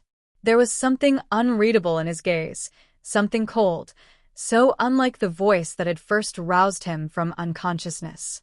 "I wouldn't expect you to understand," he said, and his tone was cold. Kirishima stood with him when he turned away, faded red robes flaring out behind him as he walked. He held himself like something Izuku had seen in all might, something regal and almost dismissive about the way he moved. "What?" Kirishima said, and it almost sounded like a protest. "You're just gonna leave him here? Shut the F up. I'm getting Mina." "Why?"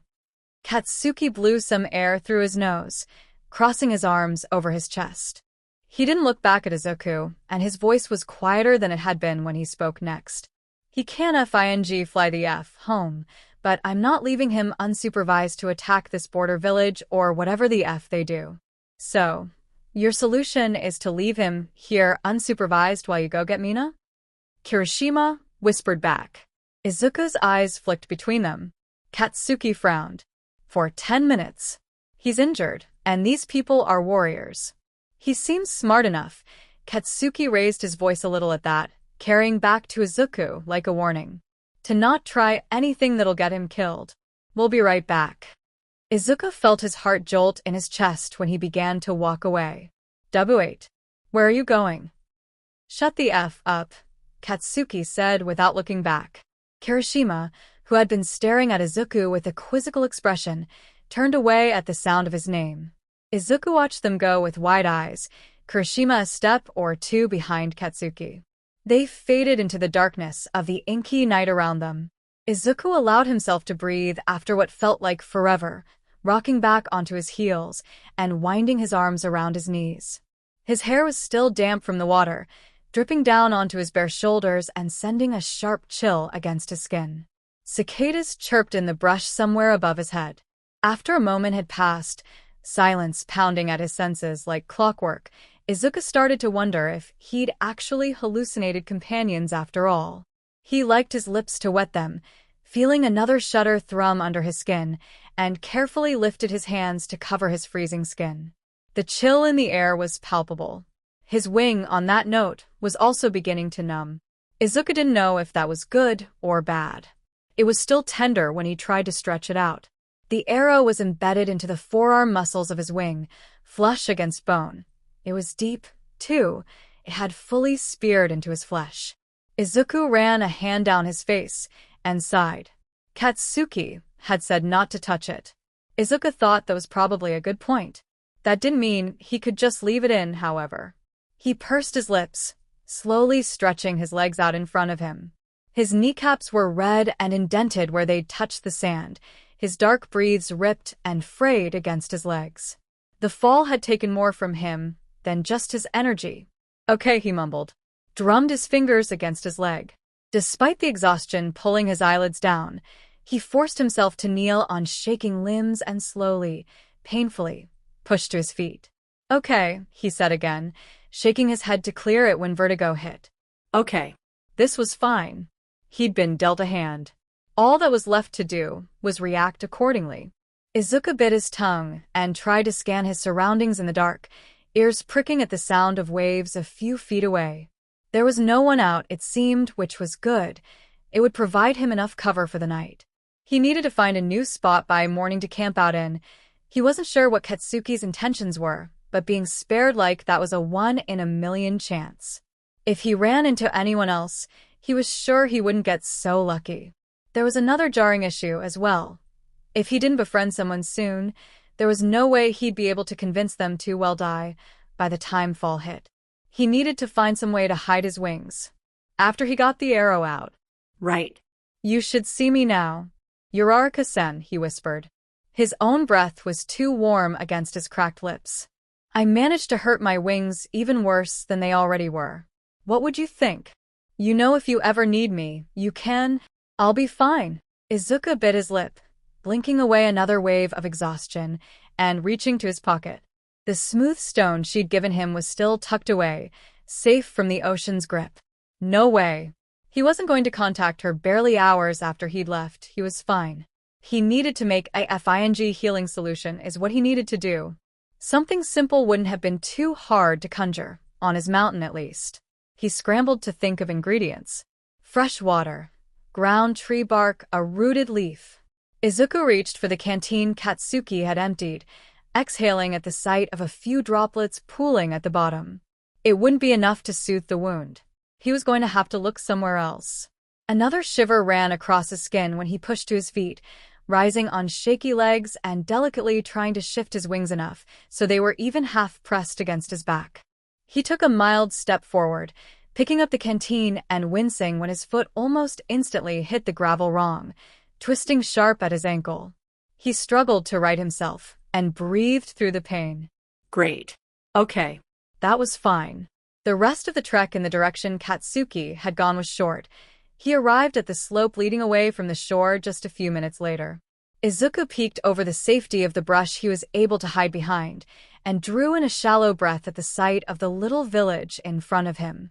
There were houses stacked from wood, rectangular in shape, unlike the sloping huts his homeland built to nest in. In a few windows visible to Izuku, candlelight flickered. Fresh water, ground tree bark, a rooted leaf, and a touch of magic, if he had enough energy. Izuku scanned the perimeter of his surroundings, catching sight of a few saplings growing in someone's garden. There wasn't another tree in the immediate area. Izuku frowned. What happened to breathing fresh oxygen? Trees were the mountainside's easiest obtainable resource. Izuku hummed under his breath, trying to formulate a plan of action over the soft chirping of cicadas all around him. Katsuki and Kirishima were nowhere in sight. Moonlight silhouetted Izuku's hair and wings, peeking out behind him. He had to move before it set, and the sun rose over the horizon. Candlelight flickered. Izuku climbed the slope.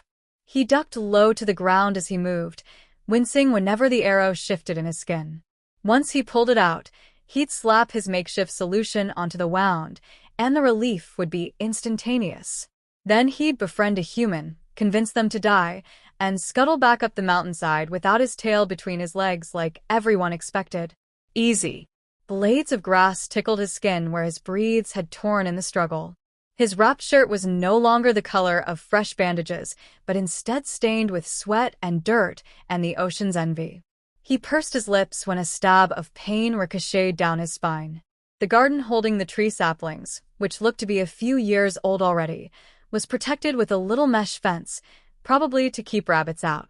Izuku gingerly stepped over it, careful not to crush any other sprouting plants with his feet. He knelt in the dirt, tilting his head in contemplation, before glancing back at the window to see if he could spot any movement inside. He couldn't. "I'm sorry," he whispered, reaching out with careful fingers and gently snapping one of the branches off. It was about as big as a twig, but the wood splintered awkwardly at either end where it was dislodged from its body. Izuku cringed to himself. "Thank you for your sacrifice." That was about the moment the front door of the wooden hut slammed open a few feet away. Izuku half-shrieked and rocked back until he fell, hitting the soil with a squeak. He clamped a hand over his mouth at the sight of the figure emerging from the darkness, rather, stumbling from the darkness, like a mass of black shadow. It was a boy, that much he caught. It was a boy who hadn't noticed him, either, despite the ungodly sound that had wrenched from Izuku's throat when he made his entrance. Just inside, out of view, a muffled voice shouted something with words that hit like knives. Izuku was too focused on the blood rushing past his ears to catch anything but the lashing tone and the deafening silence that followed after the door slammed shut seconds later. "Oh, nice," Izuku thought to himself. "I'm dead." He hadn't moved from his perch, legs beginning to cramp and stiffen from the position they were squatting in. The moonlight illuminated the new guy, too. He looked younger than Izuku, maybe still a teenager. His shoulders were too thin under his clothes, like starvation was peeling off his skin and leaving a skeleton in its wake.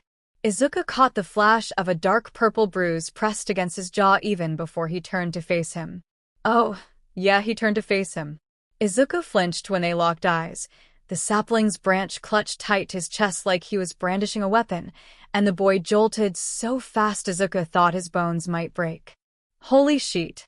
He snapped, and before Izuku could blink, something hard and sharp was flying towards him so fast he couldn't think to dodge. It hit on target, something metal colliding with his cheek and snapping his head to the side. He felt it in his neck, the uncomfortable twist, the soreness that echoed through his exhausted nervous system. He also couldn't stop the shout that escaped him, biting against the chill of the midnight air. Whatever the boy had thrown, in his panic, landed in the garden a few feet away. Izuku looked over to study it, catching the metal glint of a canteen against the dirt, similar to the one Katsuki had offered. He turned back incredulously. "Did you just throw an iron tin at me?" The boy, Izuku still couldn't see his face in the darkness, couldn't pick out individual features, pointed at him, eyes wide against the bruises on his face. "You, Snow, are you eating a tree?" Izuku looked down to the branch in his hands, the splinters on the ends, and then back up to the boy. "It's a sapling," he cried. And then, when the silence stretched, "No, I'm not." There was another beat, like the kid was waiting for him to do something. His breath puffed white in front of him, and he took a hesitant step forward. The first thing Izuku noticed was the shock of purple hair, pushed up and away from his forehead like it was defying gravity with how thick it was. The bruise on his jawline was more prominent, in this lighting. His grip tightened around the blanket loosely cuddled in his arms. This was a kid, probably 19 or 20, at least 3 years younger than Izuku. Izuku blinked. "What happened to your face?" The kid was still staring at him, seemingly almost shocked silent. His mouth opened. Closed. His eyes wandered to Izuku's bloody wings, and then back to his face. "A snow fairy," he said again, quiet. And that got Izuku's adrenaline boosting again, because he'd let his guard down twice, now, and this was a human, and why hadn't he killed him? The strange kid with purple hair and purple patches of skin flinched back when Izuku shot to his feet, leaping back over the mesh fence around the garden and puffing the feathers on his uninjured wing. "Stay back," he said, trying for intimidation. He squared his shoulders, defensive. "Don't come closer." The kid looked at him for a few seconds, silent still. Izuku could practically see the gears whirring in his brain. When he spoke again, it was like a shot in the night. "You can't fly." "I can fly," Izuku said, but it tumbled out on instinct. Weeks of trying to deny it seared into his subconscious mind. And then, because there was nothing left to say, and he seemed to love drawing attention to the obvious, he said, "I have wings." The boy pointed again, but it was more of a gesture than an accusation. "You got shot." What? Izuku said, and a nervous laugh bubbled in his throat. "No, I didn't. There's an arrow sticking out of you." "That's not true. You're bad at this." And that gave Izuku pause. The kid didn't move to step closer, but it kind of looked like he wanted to. Izuku clutched his stick a little tighter, brandishing it in front of him like a sword. "Bad at what?" The kid stared at him some more. That seemed like all he really knew how to do. Izuku couldn't read his expression. "Getting what you want from me," he said at last. Izuku furrowed his brow, confusion actually clouding his defenses enough that he felt his wings droop, felt his guard lower when his words smacked him square in the face. "Getting? What could I possibly want from you?" "You tell me," the kid said. There was a hard glint in his eyes, like he was trying to harden himself against what Izuku was about to say or do. Like he was preparing for a fight. "Everyone wants something. Snow fairies aren't exceptions. I'm not going down easy this time." This? Izuku felt another ache in his chest, but this time wasn't from physical pain. He shook his head, just a little, and held up his branch. "I don't want anything from you. I'm trying to make a healing remedy. My name is Izuku Midoriya. Are you okay?" The boy tilted his head, and the expression didn't melt. He was cautious, curious, maybe even a little afraid. He said, "How long ago were you shot?" "That's not..." Izuku started, almost insulted at the sheer dismissal in his words, but everything in his mind went blank barely a second later. He felt his body go slack. The branch dropped to the ground by his feet. The boy tightened his grip on the blanket in his arms, before throwing it over his shoulder so it wouldn't drag on the ground. Izuku couldn't shift his weight or move his head or speak, and he was starting to feel the panic really overtake him when, "What are you really here for?" the kid asked. Izuku opened his mouth. "To make a healing remedy." The kid stopped, narrowed his eyes. Izuku caught the way his brow tilted upward. "Just that." Izuku spoke again, and it wasn't his voice, it wasn't him speaking, but he said, "Convince a human to return to the mountain with me." Alarms blared in his head, echoing and shifting, and he couldn't move. He couldn't turn them off. That was it. His cover was blown. So easily, in fact, it was pathetic. He felt tears prick his eyes against his will. "Please don't kill me. Please don't kill me." Convince. Ah, that was the word he picked up on. When Izuku didn't respond, he asked again, "What do you mean, convince?" His voice came out scratchy when he said, "It's less selfish than just taking." Taking? Assisted suicide instead of murder. The kid blinked, processed his words, blinked again. Finally, he blurted, "You want to kill someone?" "It's the only way to save my village." The words tumbled out on their own accord, but Izuku realized too late. He'd been released from whatever hold he'd been put under seconds before. He had the chance to bite his tongue, and he didn't. The new wave of exhaustion hit seconds later, and his knees gave, without his consent. Izuku crumpled to the dirt, breath forced from his lungs and stagnant in the air. He didn't even have the energy to flinch when his injury twinged at the movement. "What?" he mumbled, voice tight. "What did you just do to me?" There was no response for a moment, but Izuku didn't look up. He couldn't back away when footsteps crunched in the grass in front of him, helpless to his fate. Again. The human kingdoms brought all kinds of bad luck, didn't it? "I'm Hitoshi," the kid said at last, and his voice was much closer than Izuku expected it to be when he spoke. "Shinso." "Nice to." Izuku inhaled again, but it was staticky and frail. "Meet you, Shinso." Shinso moved, so he squatted in front of him, hands clasped over his knees. "What else do you need for your healing remedy?" Painfully, Izuku looked up. The bruises on Shinso's skin were even more prominent, a few Izuku hadn't seen before, like splotches of paint against his collarbones, crawling up his neck in the shape of a handprint. The blanket he carried outside was still draped over his shoulders. "You what?"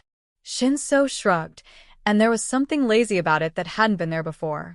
"You're not gonna kill me, because I'm not coming with you. So I'm good. What else do you need for your healing remedy?" Huh, Izuku thought. Humans are so strange. Fresh water. Ground tree bark. A rooted leaf. My magic. Shinso hummed, looking down at the stick he'd stolen from his garden. "Well, that won't work. There's barely anything on it. Don't need that much. How are you gonna grind it up?" "I'll crush it with my palm." Izuku blinked when he shifted away, dizzy and bleary with the longing to just lay down and sleep. He pushed himself onto his elbows, however, shaking his head to clear it. The branch he'd stolen had a leaf still clinging to it. He reached over and plucked it off, squinting at the veins in the green. "How are any of these ingredients supposed to help?" Shinso asked a while later, sounding bored where he sat. "None of these actually heal. Are you sure this is right?" Izuku nodded, prodding at the leaf with his thumb. "I'm using the chlorophyll from the leaf," and he shifted, pointing at the tree bark. "The outer part is just dead tissue, but the inner soft part has tissue that takes food from its leaves and stuff. The water's kind of a buffer, and since bark and leaves don't actually heal, they just seal in wounds to prevent bugs and infection. Instead, my magic twists the properties enough that they fit to my liking. This is the easiest spell, and it's not the most effective, but this is what I have to work with. Of course, if you happen to see some Halesia laevis lying around..." "Do you do this a lot?" Shinso mumbled, and Izuku's head snapped up. "Do what?" Shinso shrugged, slowly, and Izuku watched his bony shoulder press into the fabric of his shirt. "Mutter like that." Izuku instantly flushed, feeling it crawl up his neck and speckle onto his cheeks. "Why yeah. Sorry, I've been trying to st. "It's fine," Shinso said. He wasn't looking at Izuku. There was a little blush on his cheeks, too. He ducked lower so Izuku couldn't see his face, and he vaguely wondered if anything had ever been there at all. It's Deku. Izuku felt a shock jolt through his system. He looked up, eyes wide, and zeroed in on the sight of Katsuki standing a few feet away. Shinso turned, too, and Izuku watched the color drain from his face. "Your Majesty," he breathed. His hands dug into the ground, like he wasn't sure whether to push himself up or stay kneeling. Izuku hopelessly swiveled his head between them. "Deku? Kaken?" he asked. Katsuki set his jaw. "What are you doing? Is that him?" A new voice asked before Izuku could respond, and he watched as someone peered out from around Katsuki's cloak. It was a woman, short hair curling around her head and a beaming smile on her face. "Oh, he's cute." "Which one?" someone else asked, and Izuku realized, belatedly, that there were more. The guy who'd spoken had blonde hair like Katsuki, except his was more orange in tint. Kirishima reached around and jabbed at his ribs. "The one with the wings, Kaminari." "What are you doing?" Katsuki repeated, seemingly determined to ignore the others. Izuku opened his mouth. Closed it. Making a healing remedy, he decided on at last, holding up his leaf like that would do anything. Shinso still hadn't spoken, and when Izuku looked back at him, he saw his mouth was still half open. "You know the king?" he murmured after a moment, voice distant. Izuku felt himself bristle. "He's a king? The F, is that supposed to mean?" Katsuki snarled, and took 2 steps into the light. He only stopped when Shinso flinched, violently so, and leaned away from his approaching form. Izuku saw the exact moment he noticed the bruises.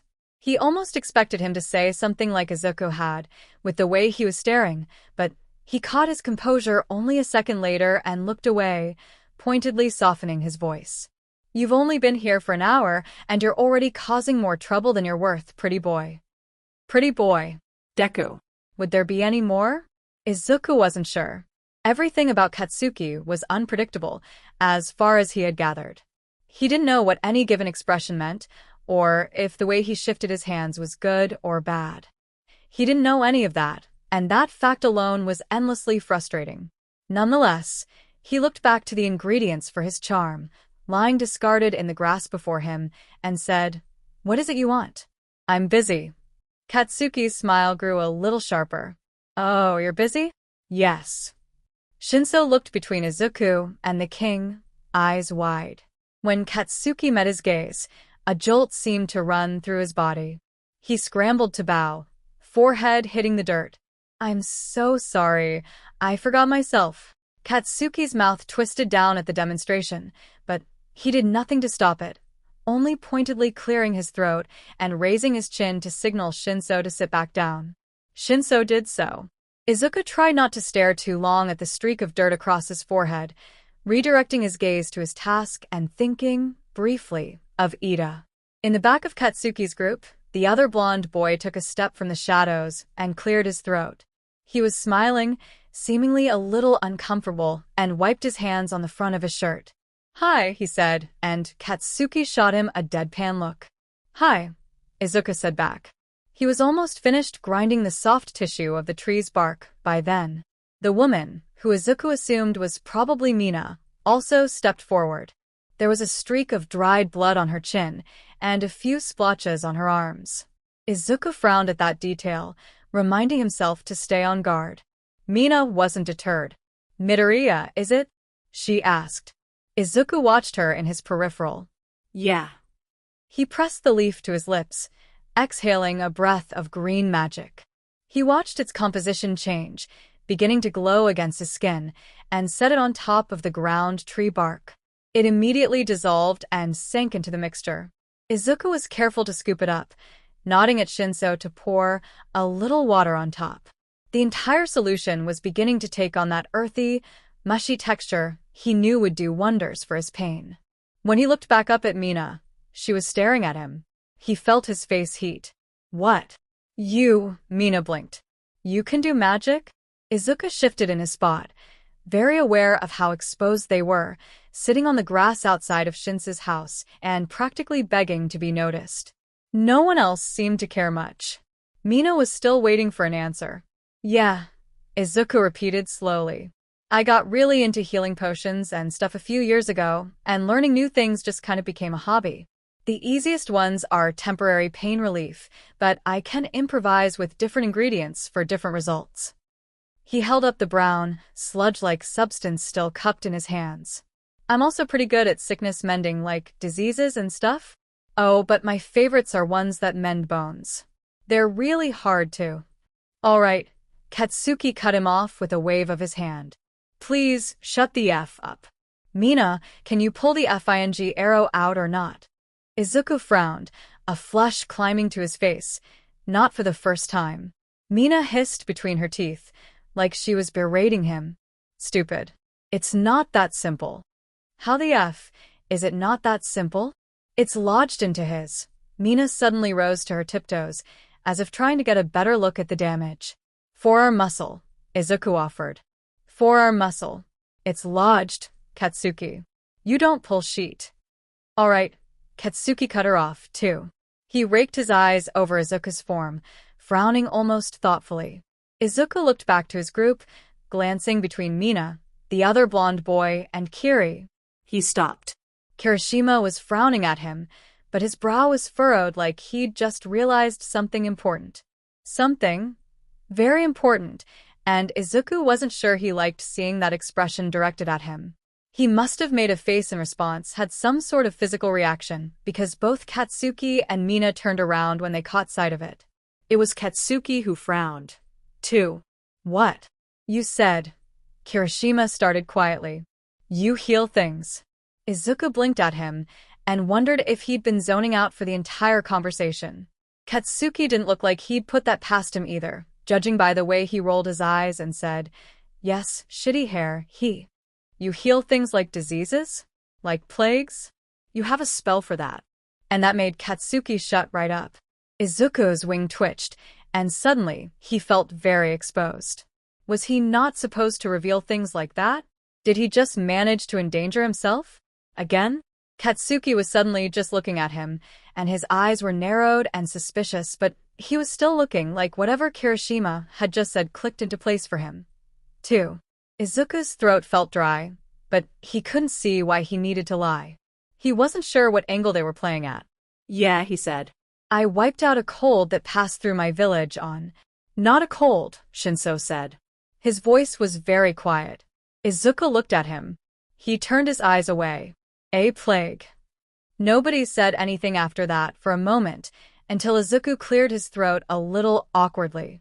All of their focus was on him now. Yeah, he said. I'd be able to stop a plague. The ingredients are more complicated, but I'd be able to do it. Nobody moved. It was the blonde boy who, after the silence stretched even longer, said, Well, sheet.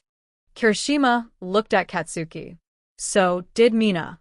Katsuki didn't look away from Izuku. I have troops looking for healers that can do sheet like that. No dice. They're in every kingdom. Not his, Kirishima mumbled.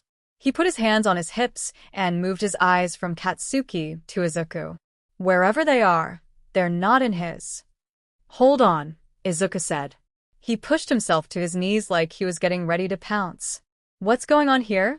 A plague's wiping us out, the blonde one filled in. Izuku still hadn't gotten his name. He brushed his fingers through his hair. You might be able to help. What makes you think I want to help you? Izuku blurted, before he could think over a response. It had caught him off guard. He wasn't prepared for something like this. He didn't even know the details. I think healing your FING wing is more than enough compensation, shitnerd, Katsuki said. Shinso frowned. Even with his back to Katsuki. Izuku frowned, too. Firstly, you haven't healed my wing. Secondly, I can heal my wing myself, or I can get someone else to do it. Why would I give you something only I can do if you don't return the favor? And what would you want? Katsuki asked, tone icy and deliberate and low. Izuku stared for a moment, brows pinched. He doesn't know what he's getting himself into. There's only one thing I would want from you, Kaken. Katsuki considered him. What do you want? He asked again. His voice was like a low hiss in the cold.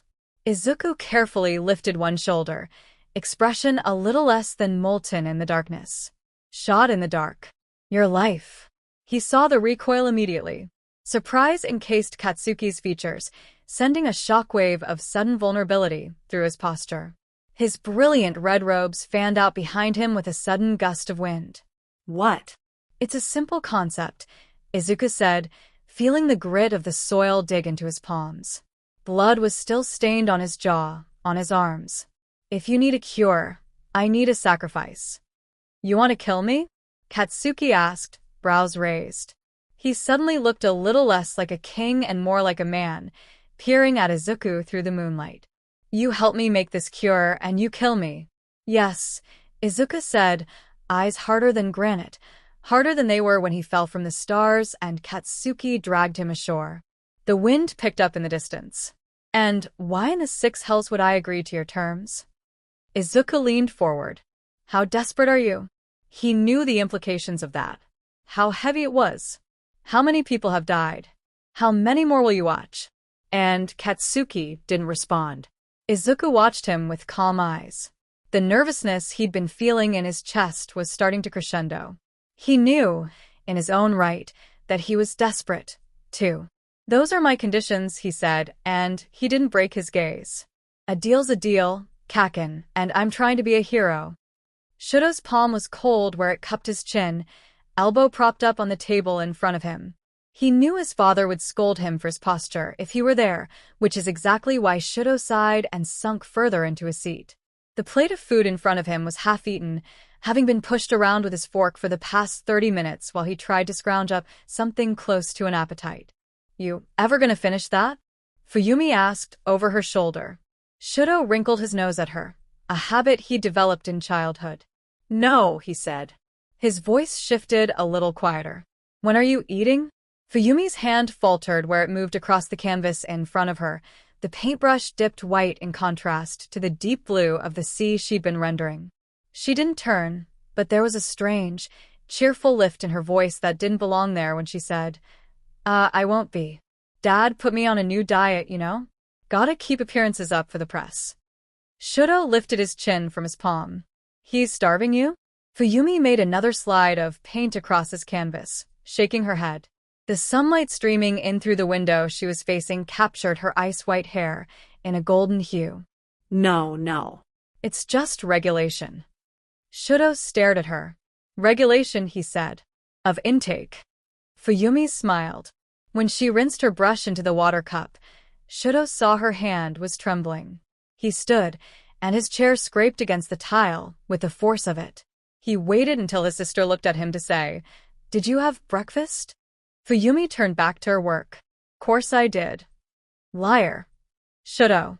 Shudo scooped up his half-empty plate and stepped around the table, carrying it over to his older sister. When Fuyumi saw what he was doing, she shook her head. Shudo, I can't.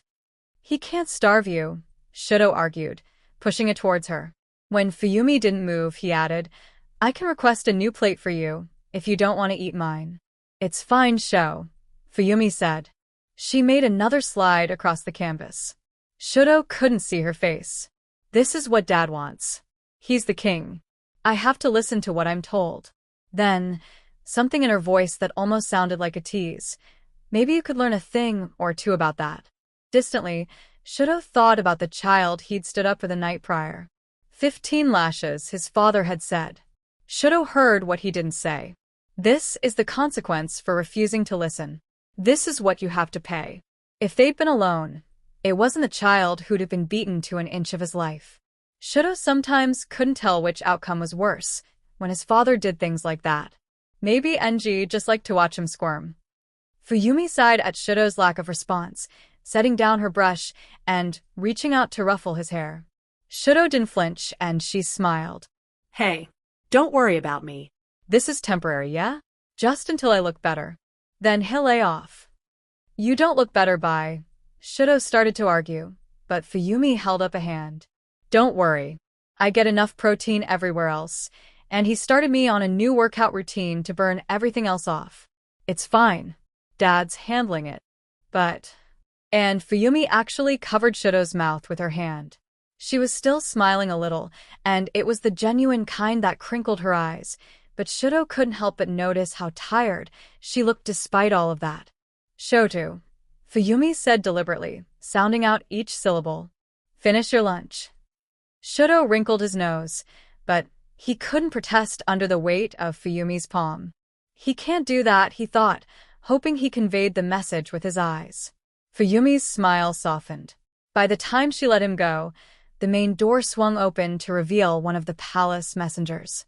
Tokoyami was one of those people that amused Shudo, though he would never admit that aloud, just by how he behaved. He was one of the quieter servants, but he talked to his messenger birds in his native language like he thought they'd understand, and sometimes forgot to hold his tongue in response to Shudo snapping at him at the end of a long day. Tokoyami was in charge of the palace's carrier pigeons, and when the pigeons were all in orbit already, the carrier crows. Shudo had always wondered what it would be like to live a life without brutal trainings and oppressive fathers and Himiko Toga's hands all over him whenever she saw fit. It would be a good life, he supposed.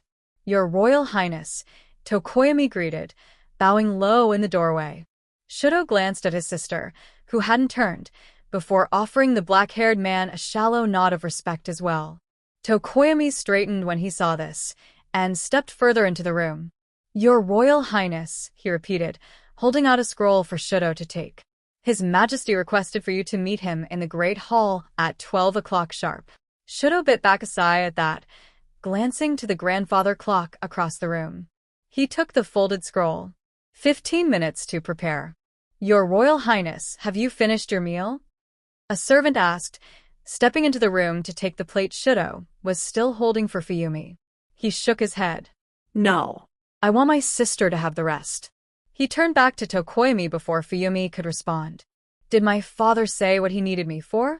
Tokoyami hesitated a little at that, as if caught off guard. Shudo watched him watch the other servant close the door behind her, as if holding his breath in his throat, before glancing pointedly down at the scroll Shudo had taken from him. No, sir, he said, clasping his hands behind his back. He took a step away, heading towards the door. I haven't the faintest idea. Fuyumi did look up when he left, humming under her breath like she was confused. What a strange man, she said to Shudo. Shudo was too busy staring at the folded paper in his hand to respond. He made his way back to the center table, pursing his lips and knowing Fuyumi probably wouldn't pay him any more attention. The material the scroll was made from felt pristine and spotless, as usual, but he ignored that detail to carefully unroll the top. The first thing that greeted him was Tokoyami's scratchy handwriting, reiterating everything he'd told Shudo with a few additional details at the bottom. Nothing seemed too out of the ordinary, and Shudo was beginning to think he had been misinformed in the strangeness of the messenger's behavior after a few minutes of scanning, before the end of the paper he hadn't yet unrolled shifted, just a little, and something fluttered to the ground. His gaze was instantly drawn to the coffee-colored paper that had landed at his polished shoes, small and inconspicuous, and something Enji wouldn't notice Tokoyami slipping inside, should he be looking. When Shudo picked it up and squinted at the choice words, he noticed an edge of it was torn like it had ripped from a bigger piece. Rackle, it read. Crown Prince Todoroki Shudo successfully defends hunting group against vicious snow fairy ATT. That's where it ended. It was from Tokoyami's notebook. He'd volunteered to help out with the kingdom's newspaper a few weeks ago, and had been tasked with writing some notes on headlines and articles with his inside knowledge of the palace's drama. It was a draft of tomorrow's paper. And if it was a draft of tomorrow's paper, Shudo thought eloquently. And then, like a scholar sheet, his father would want to drag him in front of the press and their flashy cameras and two personal questions Shudo never wanted to answer. Tokoyami, you wonderful, appealing man, he whispered, crumpling the slip in his fist and tucking it away in his pocket. What was that? Fuyumi asked, setting her brush down. Shudo was already halfway across the room. Shudo. Eat. Shudo called over his shoulder and slipped into the hallway. Or I'll come back and make you. The door clicked shut behind him, and he leaned heavily against it. 13 minutes to prepare. Enji wanted to catch him off guard. That had to be the reason he didn't tell him. He wanted to watch Shudo fumble under the pressure of an interview.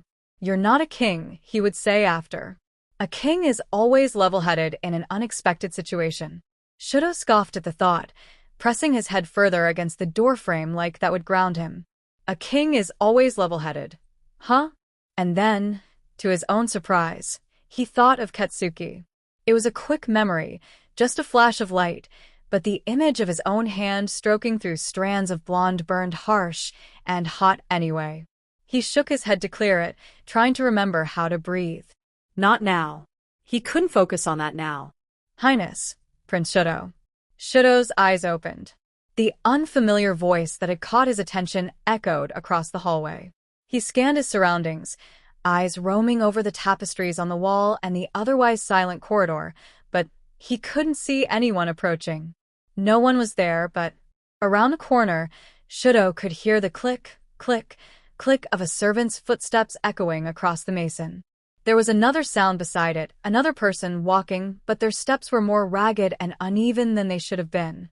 Shudo furrowed his brow, curiosity climbing in his throat even against his better judgment. He glanced at the clock down the hall. 12 minutes. He'd have to sprint to make it to his father in time. Whoever was walking was still a ways away, still around the corner out of sight, so Shudo met them halfway. He felt almost foolish, pressing his back against the wall to try to hear another mention of his name like he wasn't a prince in his own castle, but then their voices filtered in again. "That sure you're okay?" One of them was asking. It was a girl's voice, light and airy, like she was trying to purposefully hold it that way. The one with the uneven stepping pattern hummed in response, but Shudo could tell his voice was scratchy even with the soft noise. "I'm fine. It was I." Shudo bit his tongue, leaning a little closer. His hip dug into the wall. Prince Shudo did everything he could. It wasn't his fault. And all at once, Shudo realized who was speaking. The boy from yesterday. The one he'd gotten in trouble. The one sent to the whipping post because of him. Wasn't his fault. Shudo frowned. Everything was always his fault when it came to his father. The girl, Shudo had to assume she was some sort of servant, or maybe one of the boy's riding partners, made a thoughtful noise in response to her companion's words. "He's not blameless, kid." He spoke out first. "That's what made his majesty." "He was defending me," the boy argued, and he sounded young in his defiance at the suggestion. He was young, Shudo remembered. Barely 13. The boy continued, determinedly. He couldn't have known his majesty would react like that. Shudo focused in on the sound of his feet dragging again, and something uncomfortable twisted in his chest because of course he knew. In some part of his subconscious, he knew how Enji reacted to him acting out. He just hadn't been smart enough to hold his tongue. If only he had. "I don't know," the girl said. Her tone was softer. "Sometimes I wonder what goes on behind closed doors." "You didn't see the way His Highness was acting after you," she trailed off. Shudo swallowed. "It's just weird is all. Father-son relationships don't look like that."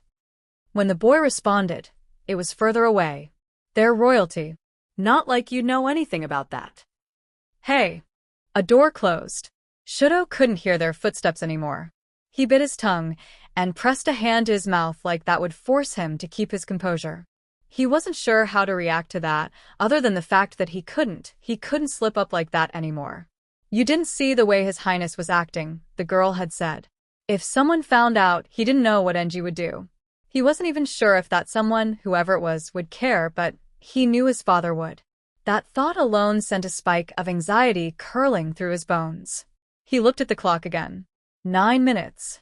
"Sheet," Shudo breathed. He took off. By the time he stumbled into the great hall, tripping over his robes and trying to push his heart from his throat, his father was already waiting for him inside. The king was dressed impressively, as usual, with golden embellishments and brilliant red cloth to emphasize his regality. The clothing in Shudo's closet was similar, with the Todoroki family crest embellished into most of it. Red, he'd learned once, symbolizes passion, love, and courage. He could see the flames dancing across his father's skin in molten burns on his own for weeks after, and wondered how it could have meant anything other than anger. "You're late," was the first thing out of Enji's mouth. Shudo didn't flinch. He closed his eyes when his father grabbed the front of his tight apparel and straightened it with a tug too forceful to be accidental. He blinked to face the red of the king's robes. "Come, boy," Enji said. "We have a meeting to attend." Shudo exhaled and followed after him when he turned to leave. Thankful he hadn't felt the press of heat against his right side where his skin wasn't made for flames. His father led him down the hall, out the archway glass doors, and onto the balcony. Cold air greeted his exposed skin, just everything above the neck. Thankfully, the rest of him had been hidden to the world, and murmurs of the crowd below picked up in volume now that the royal family had made an appearance. Shudo looked down at the reporters and tried not to flinch when the cameras flashed, when notebooks of shorthand furiously flipped open to a blank page, pens at the ready. "Your Majesty," a few called. "Your Highness." Enji held up a hand to silence them, and they fell quiet like the aftershock of an explosion. Shudo ran through a checklist in his head. Was his back straight enough? Was his gaze impassive enough? Were the burns and blisters and bruises under his clothing hidden well enough? Was he enough? For the crowd? For his father? Shudo bit his tongue and resisted the urge to tense. If he wasn't, he'd find out when this was over. The best thing to do, at that point, was to keep every thought tucked away like they hadn't crossed his mind at all. Easier said than done. Beside him, Enji lifted his hand, and suddenly it sat heavily on Shudo's shoulder. He didn't flinch at that either. Enji surveyed the crowd with an unreadable gaze, as if ensuring they'd fallen completely silent before opening his mouth to speak. "Gentlemen," he said. A few more cameras flashed. "Yesterday evening, my hunting group was attacked by a vicious snow fairy in the wild. This brings grave news for our kingdom." Shudo felt his teeth grit, just barely, and Enji's grip on his shoulder tightened. The snow fairy appeared to be feral and alone. They're beginning to grow more desperate, and there's no telling the lengths they will go to corner who they believe to be prey. Enji paused after that, watching the cameras flash like clouds passing by. The midday sunlight reflected on his robes, drawing even more attention to him.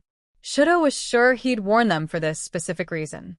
"Luckily, I was able to deflect its attack long enough for it to retreat to call for help, but my son shot it down before it could bring reinforcements to attack our kingdom in the dead of night." Shudo winced when a few reporters stepped closer, craning their necks to see properly. "Is this true, Your Highness?" one asked, scroll at the ready. Shudo felt his father's warm hand move from his shoulder to the back of his neck, coming to rest there. Enji didn't look at him and didn't respond, and Shudo realized with sinking clarity that it was his turn to speak. He liked his lips and hoped his voice wouldn't come out scratchy when he answered. "Yes." Enji's grip tightened a little. "It was a hard battle fought, but we managed to subdue it in time." "It was a hard battle to defend against one snow fairy, Your Highness?" A voice called. "Would you have been able to take down the threat had there been more than one?" "The Todoroki family is the strongest in this kingdom, are they not? What is our military supposed to do if our strongest defenders falter against the enemy?" Shudo felt his stomach twist violently. His father didn't react to the questioning, and he didn't tighten his grip again. That was almost worse. "We were caught off guard." Shudo hurried to deflect. "It was a surprise. We weren't expecting a snow fairy to ambush us." A few reporters scribbled his words down into their notebooks, while the rest of them pressed closer, hunting for answers Shudo could not give. "Aren't all attacks going to be surprises, Your Highness?" Our military," Enji said, and the low note in his voice cut off all other sound. Shudo was beginning to feel something heavy build in his chest, uncomfortable and sharp, and he needed to stop being touched.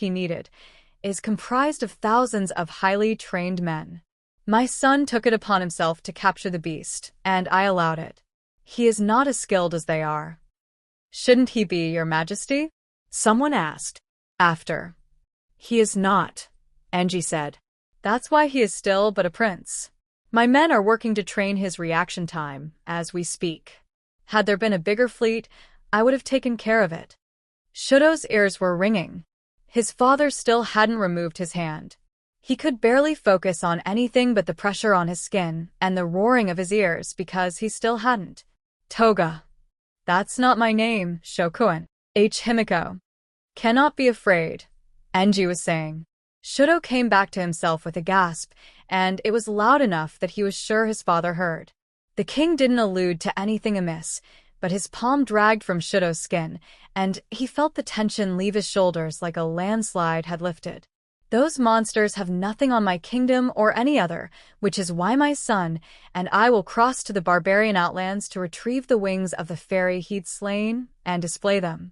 It will show that the Endeavorans are not to be tested for anyone who dares argue otherwise. This is the first win of many. That will be all. Enji pulled away from the balcony and crossed back inside before Shudo could breathe. His mind was still caught on barbarian outlands and retrieve the wings.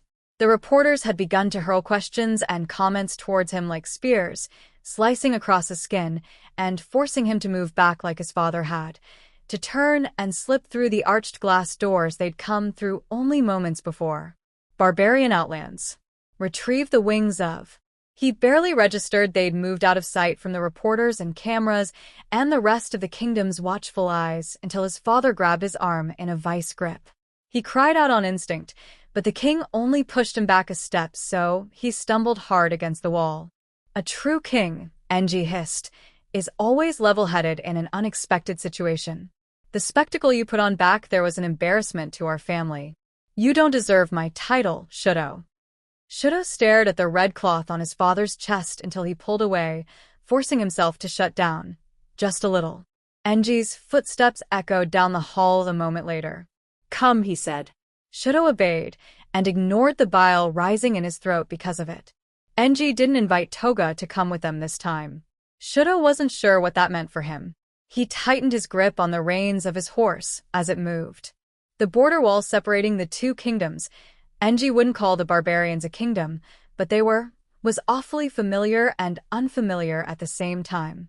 Shudo's horse bobbed its head as they passed through, and he resisted the urge to reach out and touch the concrete. He'd brushed his hand against time and time again when he was 15 and stupid and met his lover in the dead of night, before he was royalty and before Shudo had any responsibilities of his own. They'd have each other behind the haystacks of Katsuki's home, mouths roaming, hands gripping. Shudo looked away before he could relive anything, before the burning in his lungs raged into an inferno. The first section of the outlands they had to pass through, the section closest to the wall, was the poorest. Katsuki grew up here, Shudo knew. He forced himself to hold his head high, to avoid eye contact with the hollow faces peering out through darkened windows and doorways. In the distance, children dressed in rags kicked half-deflated footballs back and forth. An empty swing set creaked with the breeze of the wind that blew through. Prince Shudo. Someone murmured in a soft, scratchy voice. Shudo looked up, instinctively tugging on the reins of his horse to slow its pace. An older woman blinked up at him, a child on her hip, her hair wrapped up in ratted cloth. She was the only one of the sector brave enough to approach, it seemed, and not even to his father. Please, are you here to talk to His Majesty? She pulled her child a little closer to her, looked back to her companions, as if about to reveal a secret she wasn't sure she should. If it's no trouble, can you ask? We have very little food, and we can't afford. Her toddler made a high, whiny sound in the back of its throat, nuzzling its face into the crook of her neck. Even from here, Shudo could see it was crying. It had been, it seemed, the whole time she was talking to him.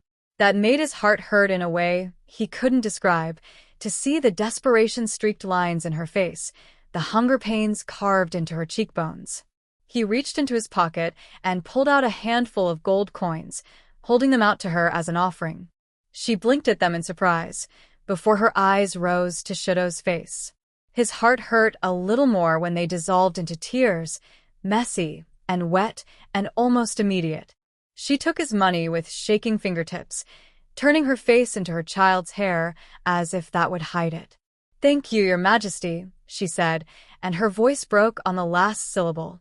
"This will get us through the winter. Thank you so much." Shudo blinked, surprised. She had addressed him like a king. "Of course," he mumbled in response, unsure and scratchy. "I'll do my best to fulfill your request."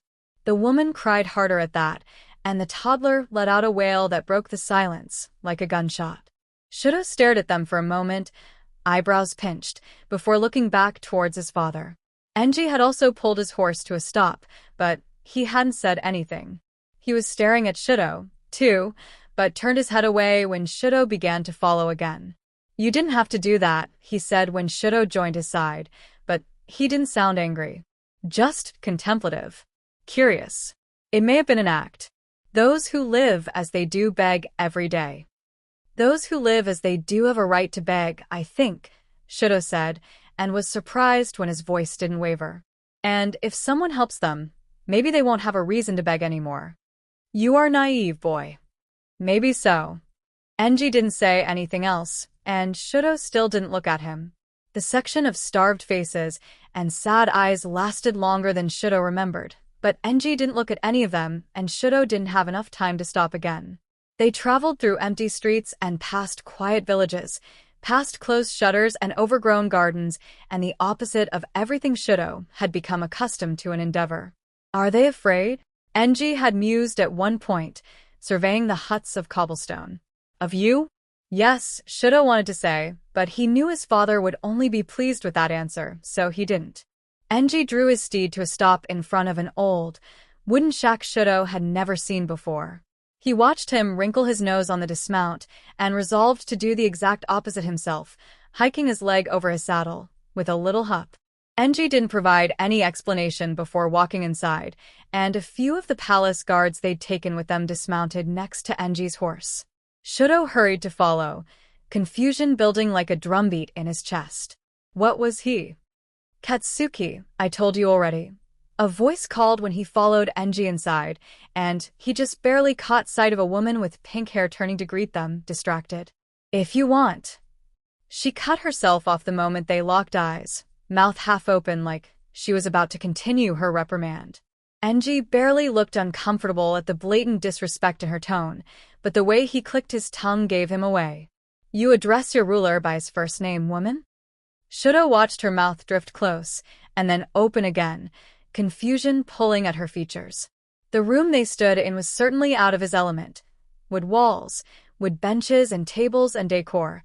There was a pair of bloody wings on the table, dried blood on the floor, and other assorted meat on the countertops around them. The woman set down her knife, brows furrowed.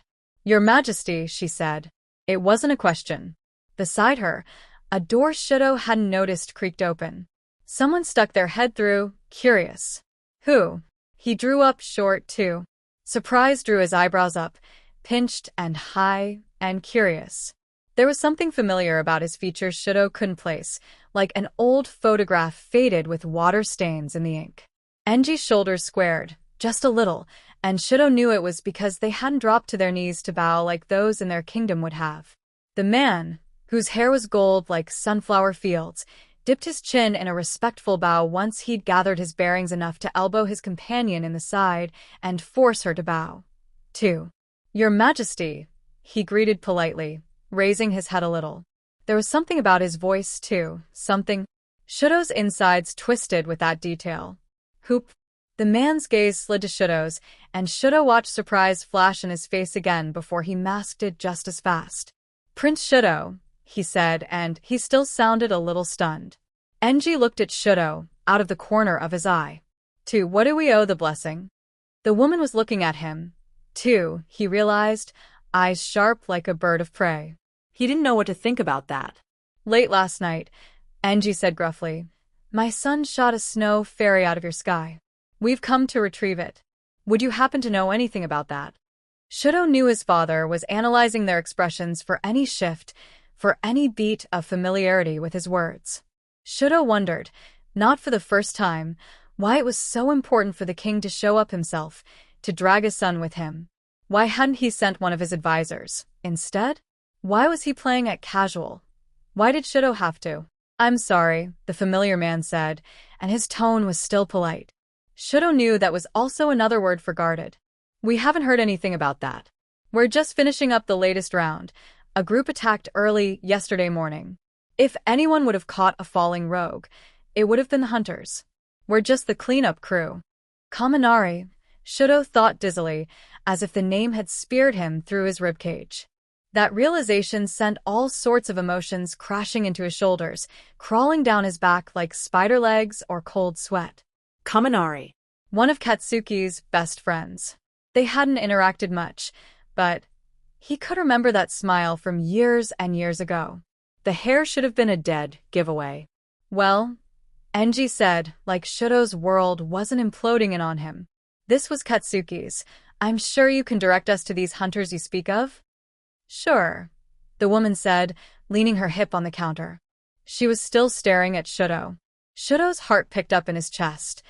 He didn't remember her. Was he supposed to? Did he know her years ago and couldn't remember?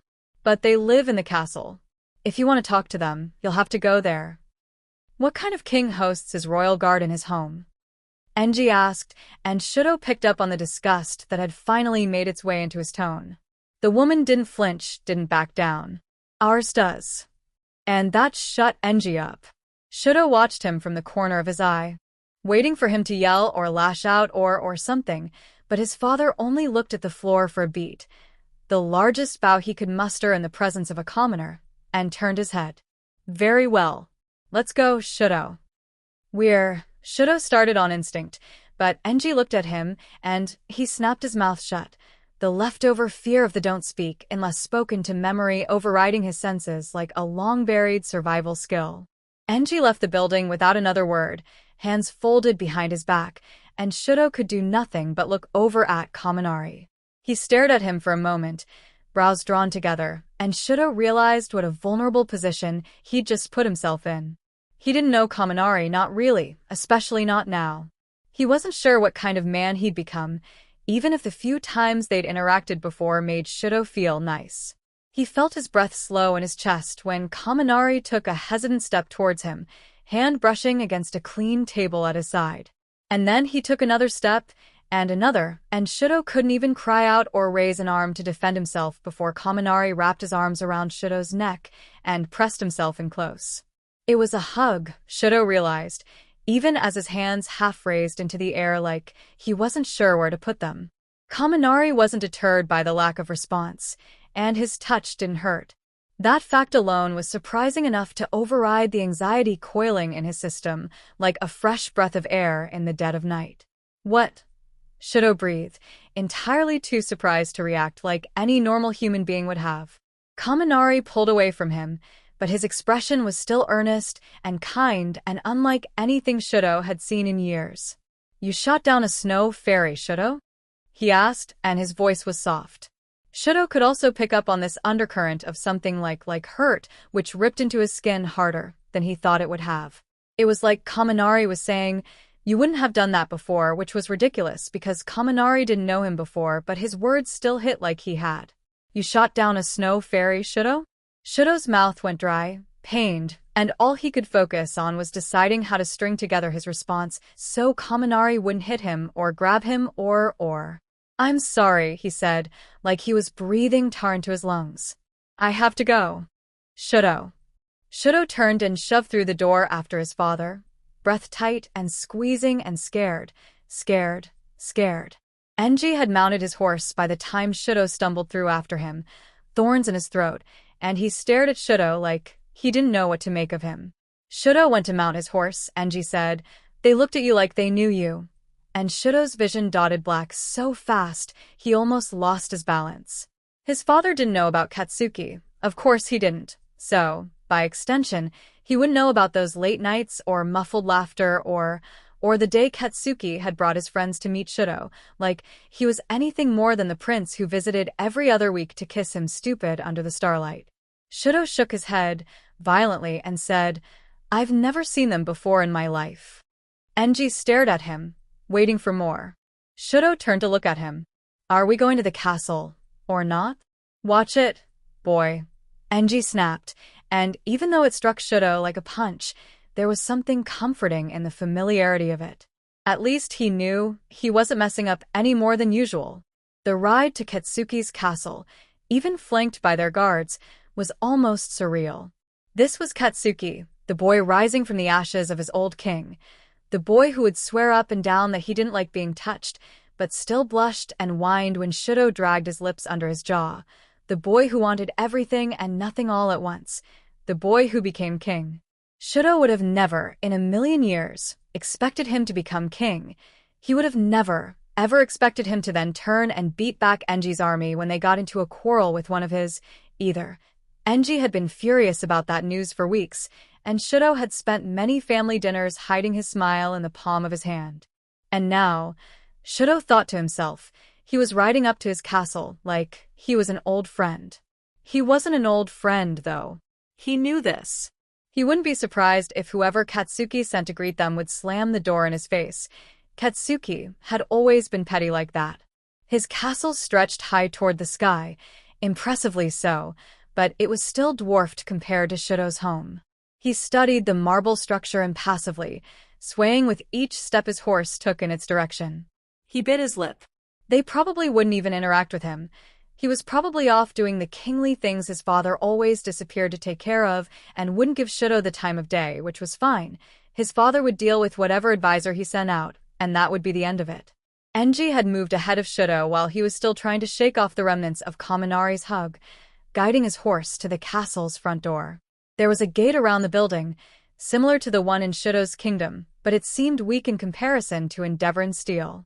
Enji exchanged a few words with one of the guards and she nodded, stepping away from her post and opening the gates for them to enter. She hurried inside moments later. He and Enji dismounted again, followed by their personal guards, and Shudo joined his father's side in front of the entrance. They stood there for a few moments, shoulder to shoulder, and just when Shudo was beginning to suspect his father was growing impatient, the door swung open before them. Two things happened at once. Bakugo Katsuki himself stepped out. Shudo took a very jagged step back before he could stop himself. Katsuki was bare-chested. Black inked tattoos stretched across the expanse of his skin like patchwork. A torn red robe draped from his shoulders, and he wore no crown. His skin had tanned since Shudo had last seen him, and his hands were calloused and aged with use. Shudo could see what his father thought, clear as day. This was a child, playing pretend. And Shudo thought, clear as day, this was the barbarian king. Todoroki, Katsuki said, looking at Enji with a lazy smile on his face. Shudo felt Enji bristle, though they were not touching. To what do I owe the headache? That's king to you, boy, Enji hissed. Katsuki's smile grew more feral, more purposeful, and Shudo felt breathless. That's king to you too, old man. A child playing pretend. Shudo didn't know what to do with himself. Katsuki wasn't looking at him, like he wasn't even there, like he wasn't important. Shudo normally liked feeling unimportant, but with his father under Katsuki's watchful gaze, he couldn't help but want to reach out, shake his shoulders, tell him, "Hey, it's me, do you remember me?" But he didn't do any of that. Enji shifted, put his heavy hand on Shudo's shoulder again, and Shudo tried not to squirm. Katsuki still hadn't moved his eyes from Enji's face, holding himself with straightened shoulders and perfect posture, and everything he would have laughed at the notion of years ago. He was guarded, too. And he still wasn't looking at Shudo. "We need to inquire with your hunters, your majesty," Enji said, and Shudo would have laughed if he hadn't learned to tamp down his emotions in his father's presence. To see him take the high road like that, especially after Katsuki had called him old man, struck Shudo as amusing. The feeling didn't last. "Oh yeah," Katsuki said, folding his hands behind his back. The sunlight caught his hair like it caught Enji's robes earlier in the day, but Shudo didn't feel threatened by it. "And why's that?" "My son shot down a snow fairy late last night. We've come to collect it for our kingdom." Katsuki did look at Shudo at that. Shudo immediately found himself wishing he hadn't. It brought back too many memories. His gaze was too much, too analytical, too thoughtful. Shudo didn't like that. Being looked at like Katsuki was unfamiliar with him. But he was unfamiliar with him, a small voice in the back of his mind reminded. "You shot down a snow fairy, Shudo?" "A snow fairy, Katsuki drawled. He looked back at Enji. "Did you check in with the butcher's cabin?" "Yes," Enji said. "We need to speak to your hunters." "The hunters haven't got anything to do with it," Katsuki said, like he knew something Enji didn't and was amused by this fact. Enji grit his jaw. And why would that be? Katsuki shrugged one bare shoulder, like a challenge. A snow fairy fell down here last night, yeah, he said, but my hunters didn't kill it. His next words were calm, deliberate, and calculated, red eyes ablaze. I did. Shudo's world slowed to a stop. You killed the snow fairy? Enji said, sounding less incredulous and more surprised. Katsuki shrugged again. Sure. Enji stared at him. Bring us its wings. Can't do that, lest you want to take a dive in the ocean for an hour or so. That's where we dumped its body. Why wouldn't you preserve it? Its wings were injured, and we have no use of the rest. No good for anyone here. Shudo stared at Katsuki for a long time. His mouth had gone dry and he felt foolish, suddenly, for expecting kindness. All good kings are cruel, Enji had said. Not Katsuki, Shudo had thought, somewhere in the back of his mind. Never Katsuki. And as always, it seemed he was wrong. That realization sent a torrent of numbness crashing through his system. His eyes lowered from Katsuki's face, to his chest, to the ground at his feet. This was the game of kings, as always. Enji must have said something else, because Katsuki barked a sharp laugh that didn't sound real. Right, he said, and his voice still carried the sound of a smile in it. So, what are you really here for, King Enji? At Shudo's side, Enji smiled. Smart boy, he said, and even that managed to come off as condescending, as something like he was looking down at Katsuki, waiting for him to catch up. Shudo looked at his father. Smart boy. They weren't here for the snow fairy, after all. Of course they weren't. How had Shudo not realized that? His father was a liar to everyone but himself. If Katsuki was put off by his tone, he didn't show it. In fact, he seemed to only grin wider. He hadn't looked back at Shudo after breaking his gaze for the first time. Yes, he agreed, and he still sounded like he was hiding something, keeping his cards close to his chest. A worthy opponent in battle. Would you like to come inside? How thoughtful of you, Enji said, smiling for the first time since they'd arrived, like he and Katsuki were old friends meeting up at a bar, like Shudo was but an afterthought. And he figured. He always was. This was the game of kings, yes, and Shudo was too used to losing. Are they gone? Izuku asked. Shut up. Izuku furrowed his brow, pulling his blanket further around his shoulders. Don't tell me to shut up. Katsuki sighed, running a hand through his hair and feeling the weight of the door click shut behind him. He fixed Izuku with a look. I'll do what I DN well, please. Izuku sighed, frustrated, and dropped his chin into his palm. His wounds had been bandaged by Kirishima, who was currently leaning against the opposite wall Katsuki stood in front of, watching the exchange between king and fairy with calm eyes. When Katsuki looked at him, he raised an eyebrow. What did you do? Katsuki rolled his eyes, almost but not quite defensive from the sound of Kirishima's tone. I invited them in. You what? Izuku asked, wings puffing up. Katsuki held up a hand as a signal for them to be quiet. Look, he caught my interest. What interest? Izuku snapped, and it caught Katsuki so off guard that he slid his mouth shut. The fairy wasn't deterred. Because all that man said was that he would quite like to kill me before he dragged me away from the door. That part was accompanied by a vague gesture in Kirishima's direction. Katsuki pushed away from the door and crossed the room into Izuku's space before he could think otherwise. One sharp JRK of his hand wrapped the fabric of Izuku's shirt around his fingers, and Izuku winced when Katsuki pulled him, forcefully, out of his chair. And you want to kill me? He growled, voice low. You're lucky I didn't throw you to their mercy. They weren't actually interested in him, anyway, Kirishima called offhandedly, picking at the skin around his nails. Katsuki looked up from Izuku, but he didn't release his grip. Figured that out, did you? What king doesn't send an advisor to ask around for a task as simple as skinning wings from a body? In his grip, Izuku jerked. His eyes were cast down, and there was an uncomfortable twist to his mouth that hadn't been there before. His injured wing, feathers stained red from the blood that came with removing the arrow, twitched at his back. Katsuki narrowed his eyes at the silence that followed, but let his hand unwind from the wrap that loosely bound the fairy's chest. Anyway, Izuku fell back, landing with his full weight into the chair behind him. He winced. Kirishima watched him go, rubbing his bare arm and looking away. "Sorry," he murmured. "That was insensitive." "It's okay," Izuku mumbled back, though he didn't look up to confirm it. Katsuki sighed again, pushing his fringe from his forehead and looking contemplatively at his best friend. Kirishima met his gaze, still calm, but a fleck of curiosity danced in his eyes now that Katsuki was looking for it. "Why are you here anyway?" he asked quietly. "Did you put His Majesty and his son on hold?" Katsuki shook his head. "I told them I'd entertain them in a few hours, if they wanted to wait around." He agreed, which isn't to be expected of King Enji. Katsuki felt his lip curl. "One of my advisors took him and Prince Shido to a spare room. A few of the staff will bring them food should they ask, but in the meantime, I hope they enjoy staring at a wall until I've eaten dinner." Kirishima studied his face. His expression hadn't changed. "And you?" he asked slowly.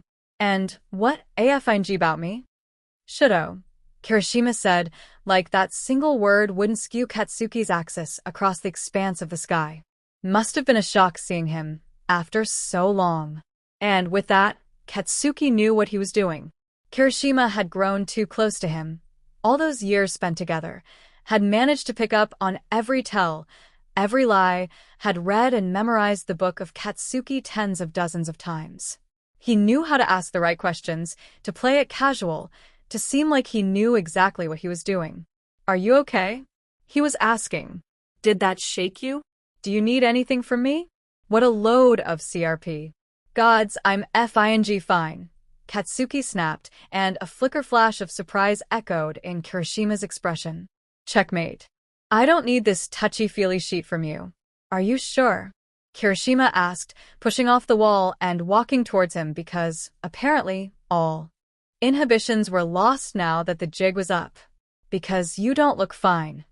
"What the F is that supposed to mean?" Katsuki spat. "I'll show you not fing fine, you stupid shitty." "Cut the CRP," Kirishima said, and Katsuki yelled when he reached out and pinched his cheek. "You can trust me, you know." "Gods above." Katsuki cursed, grabbing his arm and wrenching it back. Kirishima yelped but went easily down, seemingly unkeen to spar with his king in the middle of his private office. From the comfort of his plush chair, legs curled to his chest, hair askew and dirty from the salt dried in its strands, Izuku watched the exchange with big green eyes. After Katsuki pushed Kirishima to his knees, locking his wrists together like Kirishima couldn't twist out of his grip if he really wanted to, he turned to stare at Izuku. "Too. We still have to figure out what to do with this thing." "I'm not a thing," Izuku said, tiredly. He didn't move from his spot. "Right," Katsuki drawled back, recalling their conversation from the washed-up sand spot. "You're Izuku Midoriya. Stupid fing name for a stupid fing bird. Deku suits you much better." Izuku, to his credit, didn't rise to the bait, though his jaw twitched a little when the words hit. When Katsuki kept staring at him like that would do anything, he spoke again, though it was only one word, soft and floaty and exhausted. "Why? Why?" Katsuki repeated. He let go of Kirishima, barely paying him any mind when he lightly punched his shin for the awkward position on his arms. "You know what Deku means, right? Useless. With your wing effed up like that, you couldn't fly out of here if you wanted to." "I'm not," Izuku frowned. He unfolded his legs from his chest, and his eyes were wary. "I'm not useless." "Yeah?" Katsuki asked. He searched Izuku's face, his pinched expression. "Until your wing heals? You kind of are." Izuku didn't respond. He was still staring up at Katsuki, bandaged hands folded in his lap, head tilted to the side. Izuku's eyes were too wide, too knowing. Izuku reminded him of a ghost. The tap, tap, tap of knuckles clicking on the window behind Katsuki's desk drew his attention. He raised an incredulous stare to the glass and felt his stomach drop to the floor. "What the hell?" Kirishima asked, brows raised to his hairline. Outside, hidden in the shrubbery surrounding the window but not from the disgruntled-looking palace guards standing behind them, Kaminari, Mina, and Siro were pressing their faces to the glass like they didn't fear death. "What the hell?" Katsuki said. Kirishima was the one who pushed the window open, and, after a wave of Katsuki's hand, the guard who'd seen and followed the group around the castle left. Katsuki was just glad they were familiar to the staff here, because they'd be dead otherwise. He told them as much when they clambered inside. "It was an emergency," Mina said, smoothing down her shirt when she'd righted herself. "We couldn't take the front entrance because the king from Endeavor and Siro cut in. Prince Shudo are looking for you," Kaminari finished. "We couldn't risk being seen." Kaminari's face was flushed from, presumably, running across the length of the kingdom to warn him. There was mud on Mina's breathes. Siro had a scratch on his cheek. They were all out of breath, waiting expectantly for his reaction. Katsuki stared at them for a very long time before quietly putting his face in his hands. "They arrived 10 minutes ago," Kirishima said. Katsuki still wasn't looking at his friends, but the silence that followed his words was probably answer enough at that point. Next to him, Izuku made this sound. It took Katsuki a second to realize he was laughing, but it was quiet and muffled with his hand covering his mouth. His knees had folded back to his chest, but it wasn't self-conscious this time. Katsuki looked at him. "You think this is funny?" "A little," Izuku admitted. Kirishima, who'd just released Kaminari after pulling him forcefully under his arm to ruffle his hair, caught Siro's arm. "Wait, aren't you supposed to be working right now?" Mina made a noise in the back of her throat, stepping in front of Izuku to grab his hands and pull him to his feet. "We'll be back soon. Jairu can handle it in the meantime." "You left Jairu with a 4-person workload?"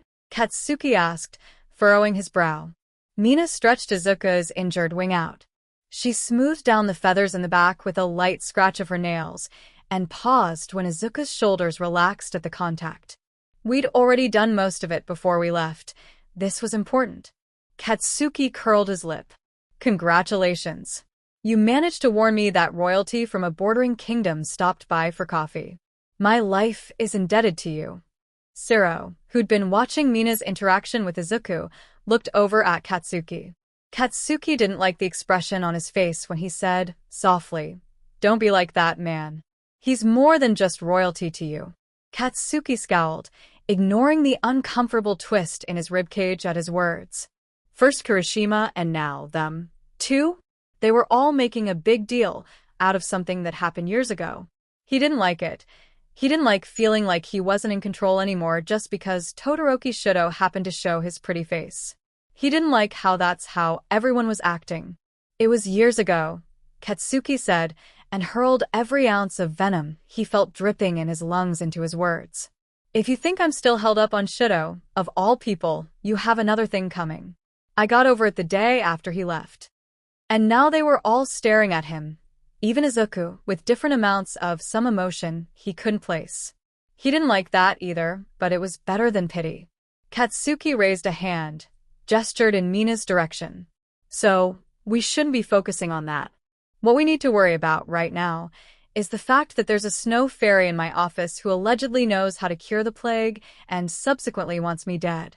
If anyone here says Prince Shudo's name one more time, you'll be banned from stepping inside this castle until further notice." "Prince Shudo," a voice called, muffled through the wall. Katsuki startled, and then he looked up with a lash of anger instinctively sparking red-hot on his palms. It faded into nothing when his office door clicked shut like someone had pulled it, and the abrupt sound of footsteps outside the door backed away. He processed everything at once. Torrents of ice shot down his spine. Kirishima locked eyes with him over Siro's head. His were wide.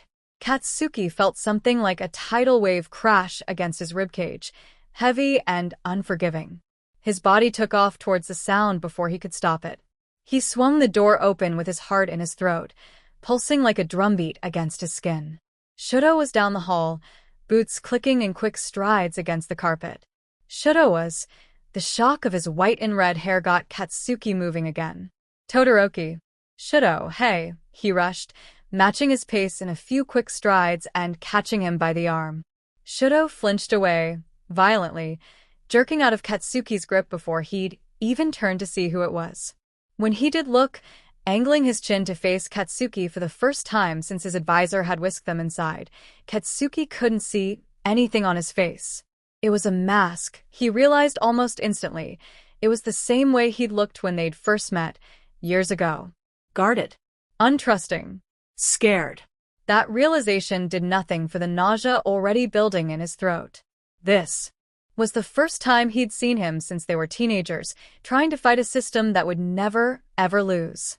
This was the first time he had seen him in years. Katsuki pushed it all down, locked it up tight. "Hey," he repeated, voice rough, and watched the way Shudo's mouth twisted, just a little. He'd overheard them talking almost certainly, which also meant he'd heard Deku. Katsuki bit back a curse. "Don't. Your dad." Shudo stared at him more, and Katsuki still couldn't find anything in his expression. It was almost unsettling. How numb he looked. How disinterested. He tried again. "You, the snow fairy."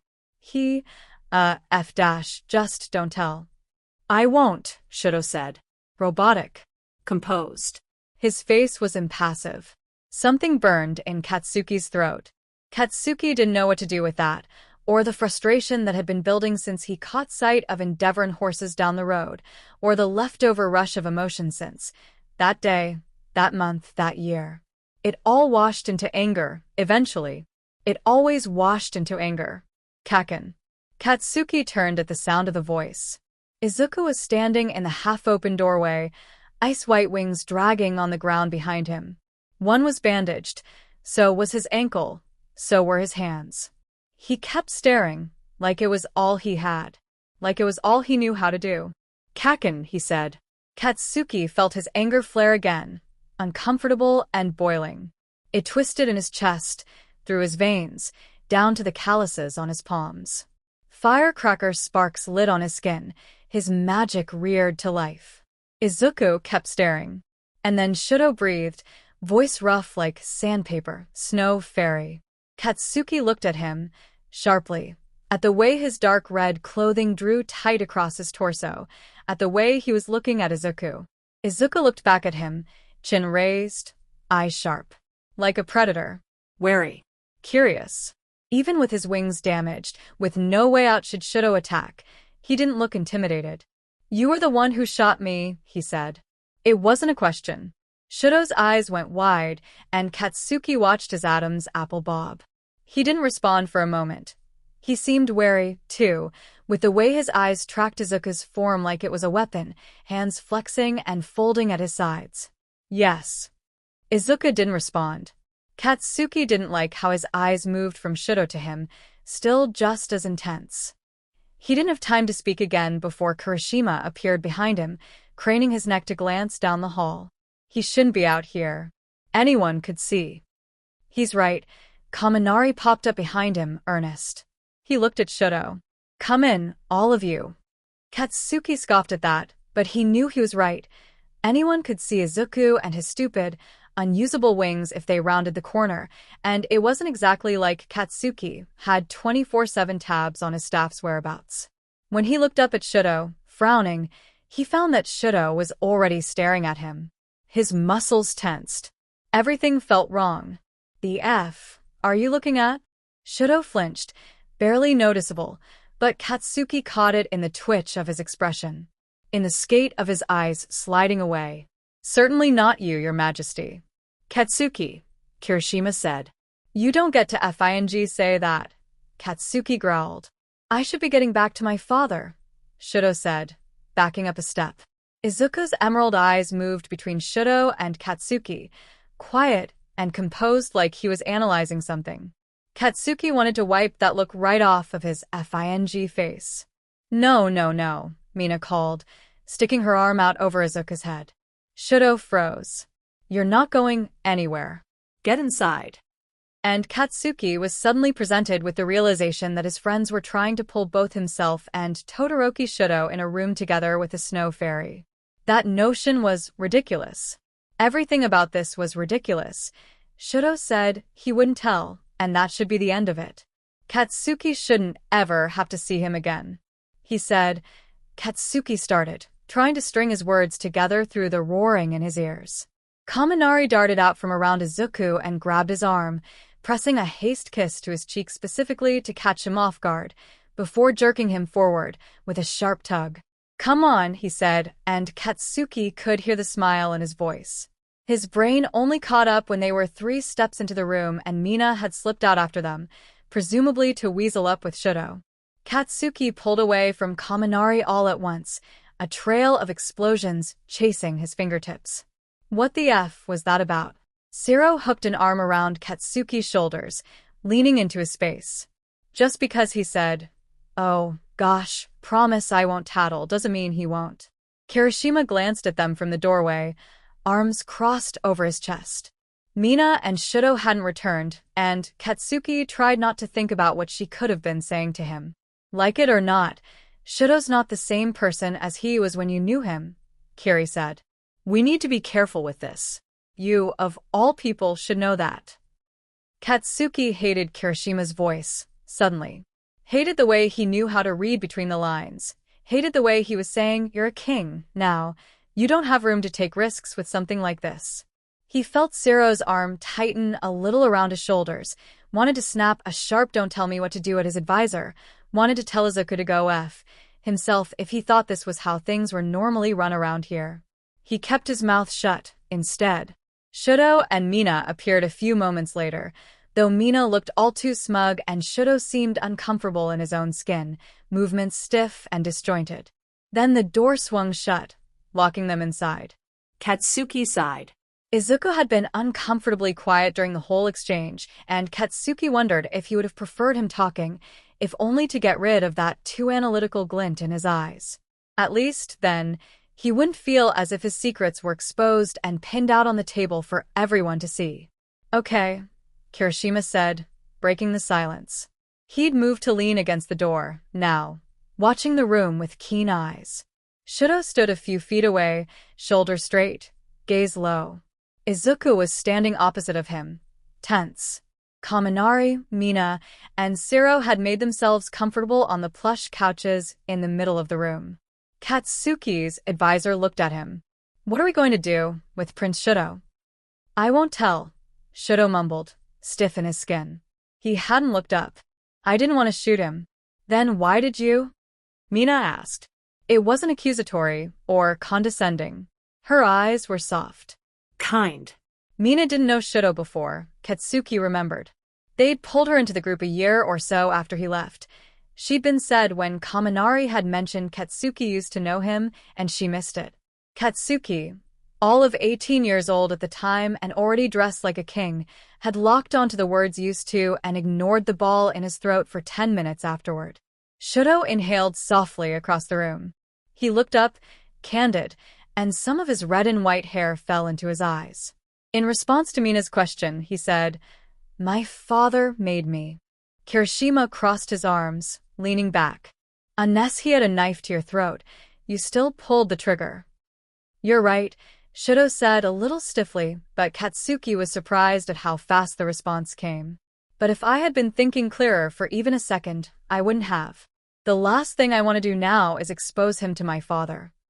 Katsuki watched him for a moment, ears pricking at the way "my father" rolled off of Shudo's tongue. Shudo's not the same person, Kirishima had said. Katsuki didn't know much about Shudo's home life. He was never keen on talking about it, but that Spitfire resentment in reference to the king hadn't changed. "Still," Kirishima started. He sounded hesitant. "We don't." "It's fine," Katsuki said, cutting him off and surprising himself a little. He raised his eyes to Shudo's. Shudo held his gaze, and Katsuki frowned. "Fine," he finished lamely. "He's not going to." Kirishima sighed, drumming his fingers on his thigh. "What's going on?" Shudo asked, and almost everyone looked back at him. He flinched under the attention, but didn't back off, folding his hands behind his back and looking towards Izuku. What do you want with King Katsuki?" Katsuki stiffened a little. His title sounded weird rolling off of Shudo's tongue, but it wasn't like he hadn't done the same thing. Izuku stiffened, too. though Katsuki was sure it was for a different reason. Kirishima stepped forward. He claims he knows how to cure the plague. Shudo stared at him for a moment, blankly, and he watched the gears turn in his head. Then it clicked. The plague. Yeah, Katsuki said. We're losing a few people a week. Doesn't seem like too much, but he cut himself off with a short, tight shrug. But they're still my people. It's my job to secure their safety, and I haven't been doing that. Izuku's wings shifted before Shudo could respond, subconsciously puffing out a little. And I can make a remedy to cure it. I've dealt with illness and plague before in my village. But this isn't a village, Siro said, something stressed in his tone. Izuku met his eyes. This is a kingdom. There are thousands of us. And tens of thousands in mine, Shudo murmured. Katsuki looked at him. Past the Endeavorin borders is Ingenium, and there's even more land southward. If this plague gets passed over your wall, if it spreads, we may be looking at the complete destruction of society as we know it, Kirishima said quietly. The room fell silent. Izuku took a few steps towards the center of the room and fixed Katsuki with a very sharp look. I can stop it. How can we believe you? He did heal himself. Kaminari spoke up for the first time, shifting in his seat. With a leaf. And some bark. Siro dropped his chin into his palm. Denki's right. It was impressive. Plus, it's not like you have anything to lose. My life, Katsuki said. So don't make a deal like that, Mina said. If he doesn't succeed, don't go with him. If he does, she stopped abruptly. Katsuki watched her eyes go wide. You die. Katsuki. It was like it had hit her for the first time. Katsuki watched Kirishima's expression shift, too, and then Kaminari's and Siro's. What do you mean, he dies? Shudo asked. He looked at Izuku, and then at Katsuki. It was the first hint of emotion other than apathy he'd seen all day. What does that have anything to do with your plague? It doesn't. Izuku crossed his arms. I need him for a sacrifice in my village, but I'm not desperate. I could find another human and take him back just as easily. What if we kill you first? Katsuki asked, voice low. Izuku held his gaze. Then you'll be the first to witness the complete destruction of every kingdom on this land, unless you find another cure, he said. How confident are you in your people? How desperate have you become? Katsuki narrowed his eyes. Fire and steel. The open window rattled with a sharp gust of wind. Everything came down to this in the end. Kirishima stepped forward and said, I'll go instead. No, Katsuki snapped. He fixed Kirishima with a sharp look. No, not you. Then I will. Mina stood, raising her chin. Katsuki grabbed her shoulder and squeezed, pushing her back down onto the couch. No. No one here is dying. Except you, Siro said. Katsuki didn't respond. He'd sent advisors out into their surrounding kingdoms when the plague first emerged, months ago. Not only had they not returned with a solution, but the scribes they sent back were grim. Kirishima and Katsuki and a few other men had sat together days prior, scrolls spread out onto the great table. Someone should have reported something by then, because if they didn't, it wasn't likely they were going to. Katsuki had watched Kirishima's face twist up in the corner of his eye, even though he tried to hide it, and felt his own chest tighten. No one vocalized it, but they all knew they were getting desperate. How desperate have you become? What ingredients do you need? Katsuki asked. Shudo looked up across the room, but Katsuki didn't slide his gaze over. It would depend on how the illness works, Izuku started. So, I would need more information, but there are generally about 6 or 7 ingredients. Honey petals, moonbeam buds, that kind of thing. Honey petals? Kaminari asked quietly. Izuku looked at him. They're properly called, Halesia laevis? They're native to, my village. Katsuki looked down, contemplative. This could be an out. If Izuku's plan didn't work, they would try something else. If someone came back with a cure before they'd gathered the ingredients, Katsuki would veto their deal. Maybe kill Izuku, too, while he was at it. But if they did, if they successfully cured Katsuki's kingdom of this plague, Katsuki deserved the punishment Izuku was offering for letting so many die in the meantime. He could find another king before he left. He could do something worthwhile for once in his life. This may have very well been his only option, and the odds were in his favor. "All right," Katsuki said slowly. He listened to both Mina and Kirishima draw a breath. Izuku held out his hand. Katsuki took it. "I agree to your terms." "Katsuki," Shudo said, and the sound of his voice startled him enough that he looked up. Shudo had taken a few steps forward, shoulders tense. He looked almost confused, like he couldn't believe what Katsuki had just done. "Think about what you're doing." And Katsuki smiled, sharp and unforgiving. "I am." Shudo didn't seem satisfied. He moved forward again. "Why would you trade your life for the lives of your people?" "You." Katsuki stared at him. He felt his smile fall a little. "You wouldn't." Shudo didn't respond to that. He kept staring. Izuku pulled his hand from Katsuki's, biting his lip. "We should get started as soon as possible." "We?" Katsuki asked. "No." "F you. You're not doing shit. It'll be faster if I." Anger burned in his chest faster than he'd expected it to. He reached out and grabbed a fistful of Izuku's shirt, tugging him forward. He could see his eyes go wide with fear. "I don't know who you think you are, coming onto my grounds and making demands, but I'm not going to let a fairy go around sabotaging my kingdom. You really think I'm that stupid?" Izuku's eyes narrowed. He grabbed Katsuki's wrist with both of his hands and dug his fingernails into his skin. "And you really think you'll be able to do it without my help?" "I'm not exactly happy, either. The last thing I want to do is work with a human king who's surely killed hundreds of my kind already." "You don't know what the F you're talking about." "Katsuki," Kirishima murmured. He pushed his hair off of his forehead, looking over at Katsuki with an expression he couldn't place. Katsuki kept his eyes on Izuku's, not daring to look away. "Everybody out." "What?" Mina asked, bristling. "You can't.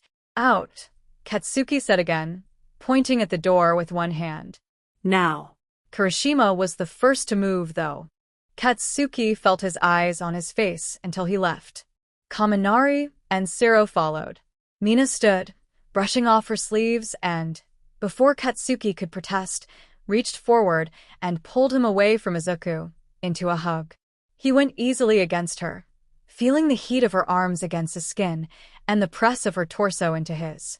She brushed his hair out of his eyes and pulled away, full lips twisting into a frown. "Be careful," she murmured, voice heavy and quiet. Katsuki took her hand in his and pressed a kiss to her knuckles, closing his eyes in respect. "I will." Mina left shortly after that, slipping through the doorway after one last look at Katsuki. It was then that he raised his eyes to Shudo's, who hadn't moved from his spot. "Get out." Shudo bristled, but there was a shift in his jaw Katsuki knew as stubbornness, even after all those years. "No." "Why?" Shudo shook his head, but didn't say anything else. "We need to start collecting ingredients as soon as possible," Izuku said, ignoring the prince entirely. "Unless you want to watch more of your people die." "Your Highness," Katsuki brushed Izuku off, still addressing Shudo. There was steel in his eyes, steel in his voice. He shook his head. "Get the F out of my office." Shudo kept staring at him, and a few emotions passed quicksilver across his face, too fast to catch. After what felt like forever, he said quietly, "I don't, and leave you here to what? To die?" "Kaken," Izuku said. Katsuki narrowed his eyes, disbelief coursing through his system at the memories that brought back, crashing against his veins like a roaring tidal wave. Before he could think better of it, he crossed the room into Shudo's space. His robes flared out behind him, battered and torn, and Shudo took a few steps back when he registered Katsuki's approach. Katsuki got right in his face with a scowl, anger flashing hot and hard behind his eyes. "You didn't seem to have a problem with that last time." Shudo was startled into silence, eyes wide, brows pinched. Katsuki felt the weight of his words in his bones, felt how they must have settled into Shudo's, too. He watched anger darken in the prince's eyes. "You don't know what happened." "Yeah," Katsuki hissed. That's probably because you never told me anything. That's probably because you left. Someone grabbed his arm with a too tight grip, pulling him back a few steps. Katsuki. Izuku snapped, but his eyes were on Shudo. Katsuki twisted away from him, lungs tight in his chest. Don't touch me. Shudo was still staring, high and presumptuous, and everything Katsuki hated. He was looking down on Katsuki, like he was the idiot. Katsuki stared back with a biting scowl, and Izuku tugged on his arm again. Kak. It happened like clockwork. Mina hadn't shut the door when she left, presumably to leave space for Shudo. That just meant that anyone passing by could see inside Katsuki's office, if they wanted. One of Katsuki's generals, a girl he'd trained with here and there, when he felt up to it, stepped into the entranceway, rapping her knuckles onto the wood paneling politely. Katsuki only had a second to react, to let everything catch up to him at once. Izuku's wings were in full view, plain sight, out in the open. Katsuki whirled on Izuku. He plowed into him, weight on hands on shoulders. They hit the ground at the same time. Katsuki winced at the impact. The sharp sound of something cracking against the surface of the wall made Katsuki's head snap up. Shards of Shudo's magic covered the entrance of the room to keep them hidden from sight. Shudo himself had thrown an arm out, fingers splayed to the wood. His breath curled from his mouth in winter's smoke. Ice. Beneath Katsuki's chest, Izuku made a small, pitiful sound in the back of his throat. His face was contorted in pain from the fall, one eye squeezed shut and the other squinting up at him in a haze. Kaken, he wheezed. Katsuki frowned, but shifted his weight off of him nonetheless. He looked up at the sight of a hand appearing in front of his face. Are you all right? Shudo asked with a frown. Katsuki ignored his help, pushing to his feet on his own and brushing himself off. Fine, he said. Izuku hauled himself up with a wince, rolling his shoulder and shifting his wings.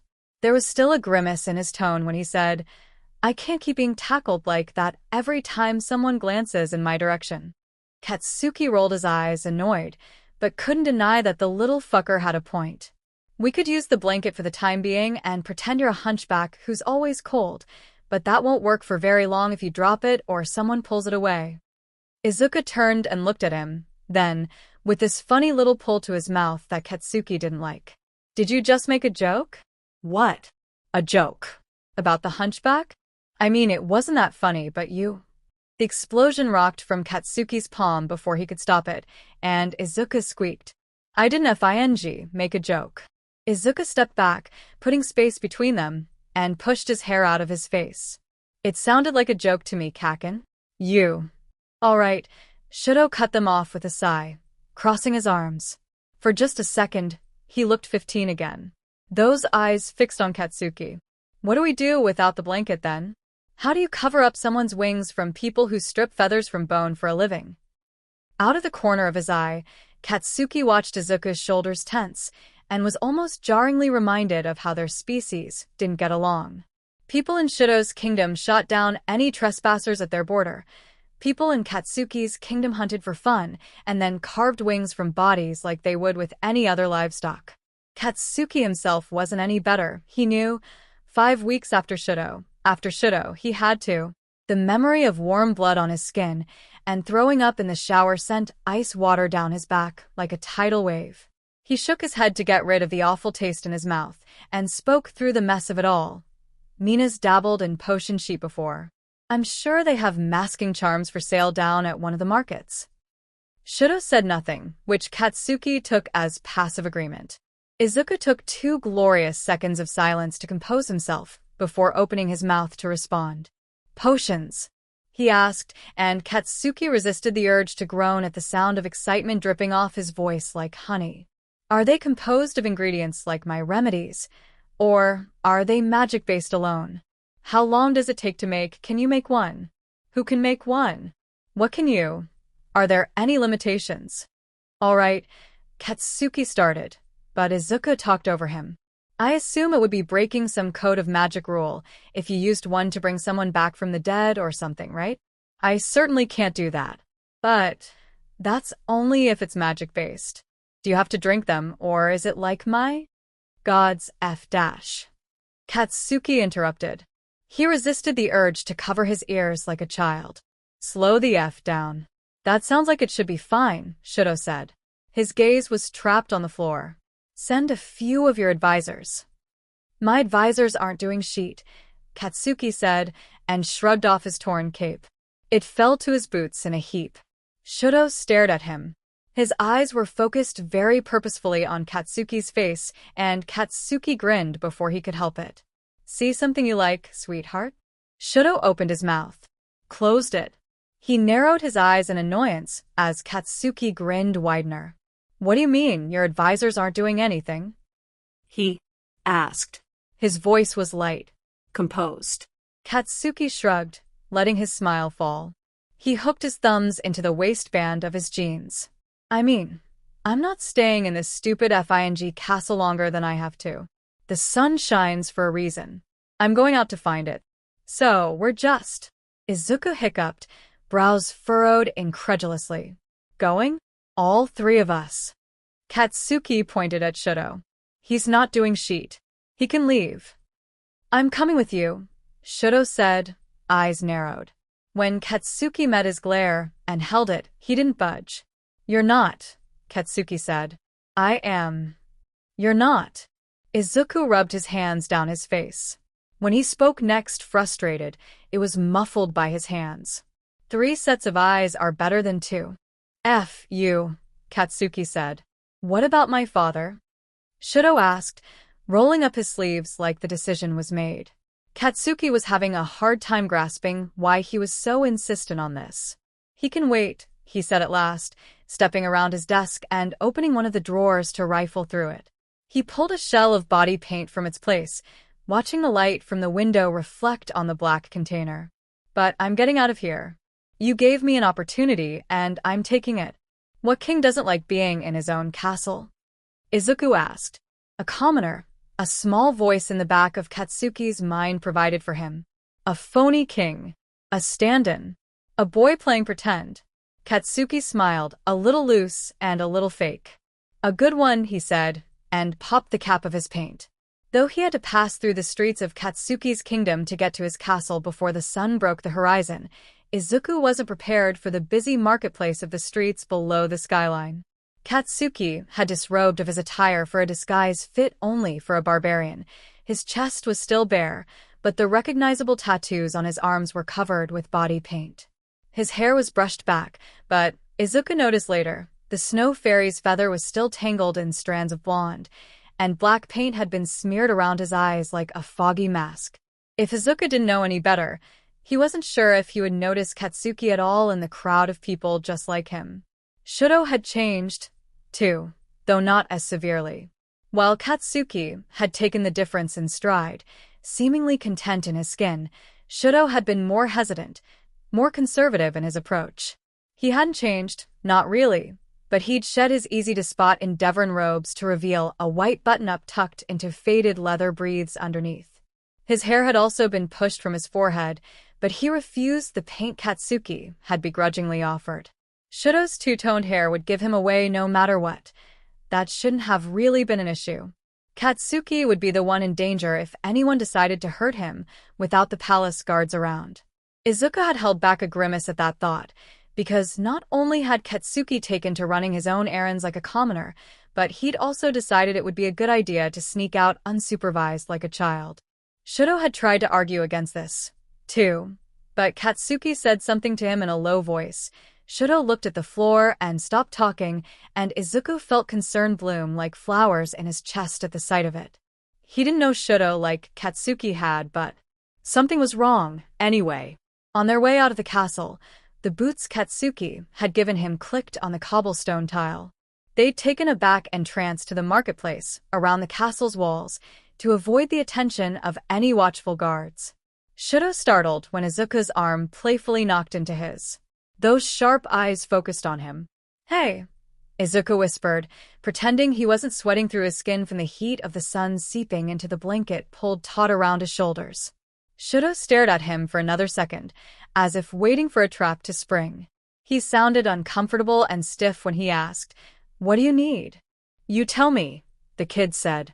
There was a hard glint in his eyes, like he was trying to harden himself against what Izuku was about to say or do. Like he was preparing for a fight. Everyone wants something. Snow fairies aren't exceptions. I'm not going down easy this time. This?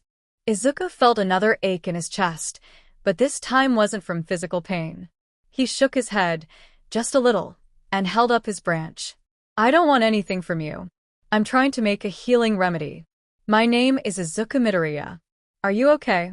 Izuku smiled up at him a little crookedly. You're supposed to say hey back, Todoroki-sama. Sama?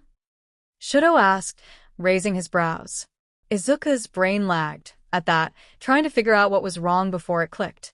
Your Highness? Shudo made a surprised, sort of chirping noise in the back of his throat. No, he stopped. Izuku did nothing to fill the silence, watching him out of the corner of his eye instead. Shudo seemed like he was struggling to find the right words. He started again. I'm sorry, Izuku said carefully. I don't understand what you're asking me to do, Your Highness. I want to apologize for hurting you, Shudo said in a rush. I want to try to. You. Izuku wiped his forehead with his blanket, pressing his wings tighter against himself. His face was red from the heat. What? You want to move past it? Shudo hesitated again, looking entirely out of his element. Yes. Your Highness, you shot me out of the sky.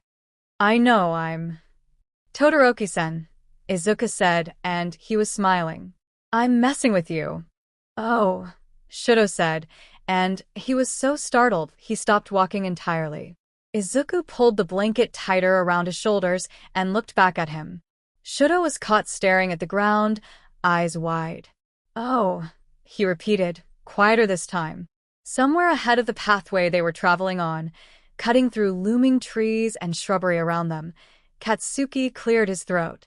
Izuku looked up to see him leaning one shoulder on the wall of a hut a few feet away, watching them. The expression on his face was unreadable. Come on, he called, tilting his head in the direction they were supposed to be heading. We're almost there. Izuku blew out a warm breath against the fabric winding around his shoulders, but kept moving anyway. Katsuki scanned his face when he got closer, looking a little wary. You gonna be okay, Deku?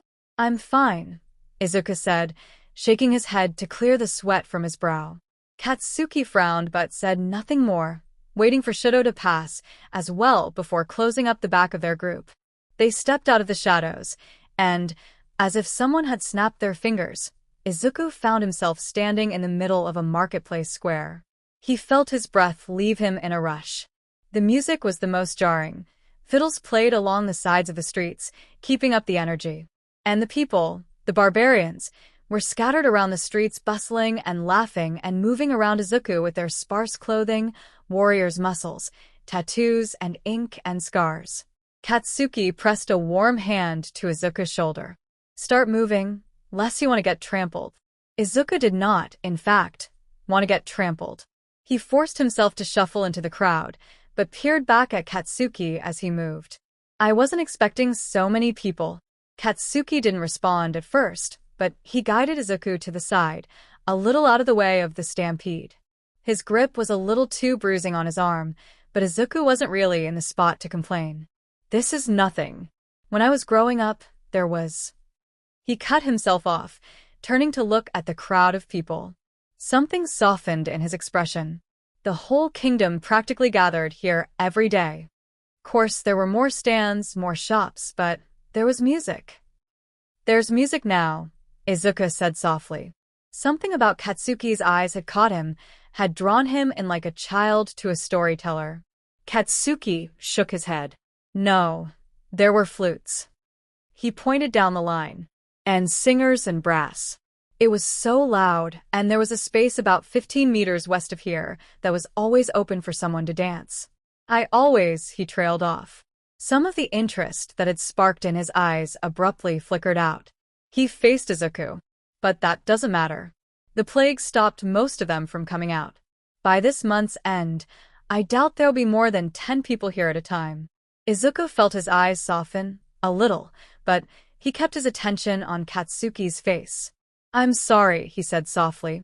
Katsuki shook his head, grabbing Izuku's arm roughly and pushing him towards a vendor's row. Like I said, he told him. It doesn't matter. We're supposed to be focusing on you and your stupid wings. Have fun. His touch left abruptly, and when Izuku glanced back, he saw that a few people had cut between them, leaving him alone in a sea of humans. Tension filled into his body like a flash. Thanks, he said weakly. He knew Katsuki wouldn't be able to hear him. Around him, people continued to shuffle. Izuku turned his shoulders here and there to avoid unwanted contact, tightening his grip on his disguise and trying to scan around bodies. Sorry, he mumbled, squeezing past someone. Sorry, excuse me. Pardon me. The trinkets along each stall were fascinating. Izuku learned this very quickly.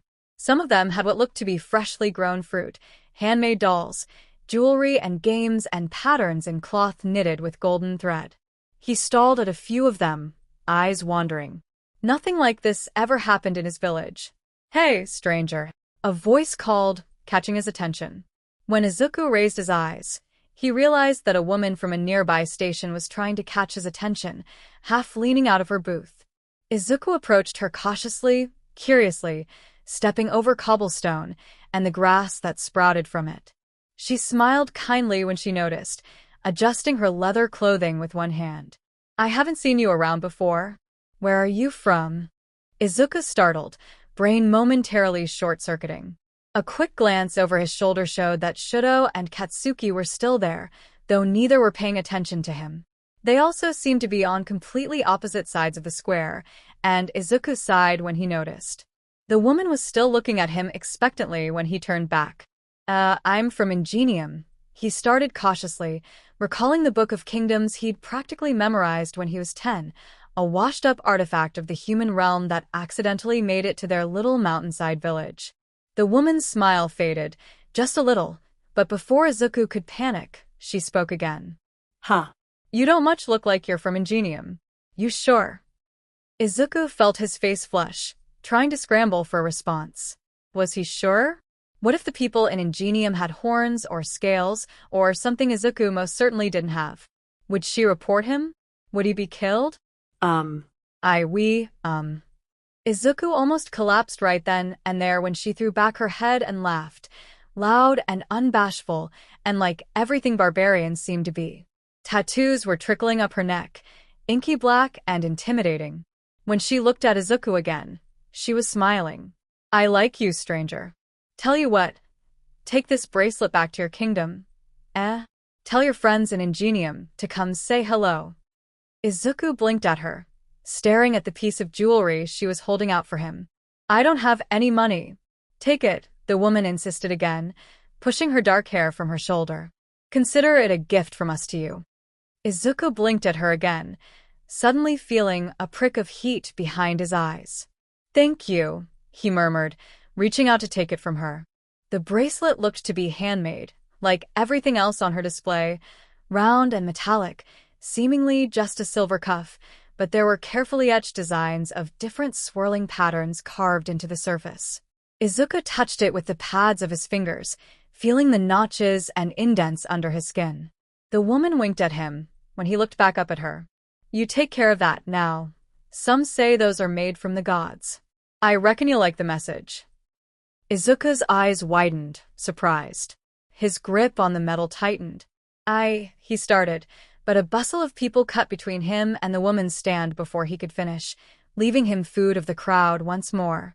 Just as he was slipping the metal over his wrist, thumbing at the design again, something caught his eye through the spaces the crowd left for him to see. It was only because of that fact, the fact that everyone around him was moving, and this person was not. Izuku caught this man like a bird in the middle of a hurricane, perched on a branch and staring straight at him. It was only a flash, but Izuku found himself distracted by it anyway. Cold blue eyes. Dark hair. There was something crawling up his neck, scars. Black, or maybe purple, standing out against a hue of cream. The crowd shifted again, and as fast as the man had appeared, he was gone. What? Izuku murmured, tilting his head. He stood on his toes, briefly, to search out the stranger. He couldn't spot him again. What was that? A familiar voice asked. Izuku snapped his head up towards the line of stands, and his vision was filled with purple hair and eyes and bruises painted against pale skin. Shinso. Hey, Shinso murmured, raising the wooden trinket he was holding in greeting. What are you, oof? He stumbled back a step when Izuku threw his arms around his neck, happy to see a familiar face. Hi. Izuku crowed, feeling Shinso return the hug with an awkward pat on his back between the hunch of his wings.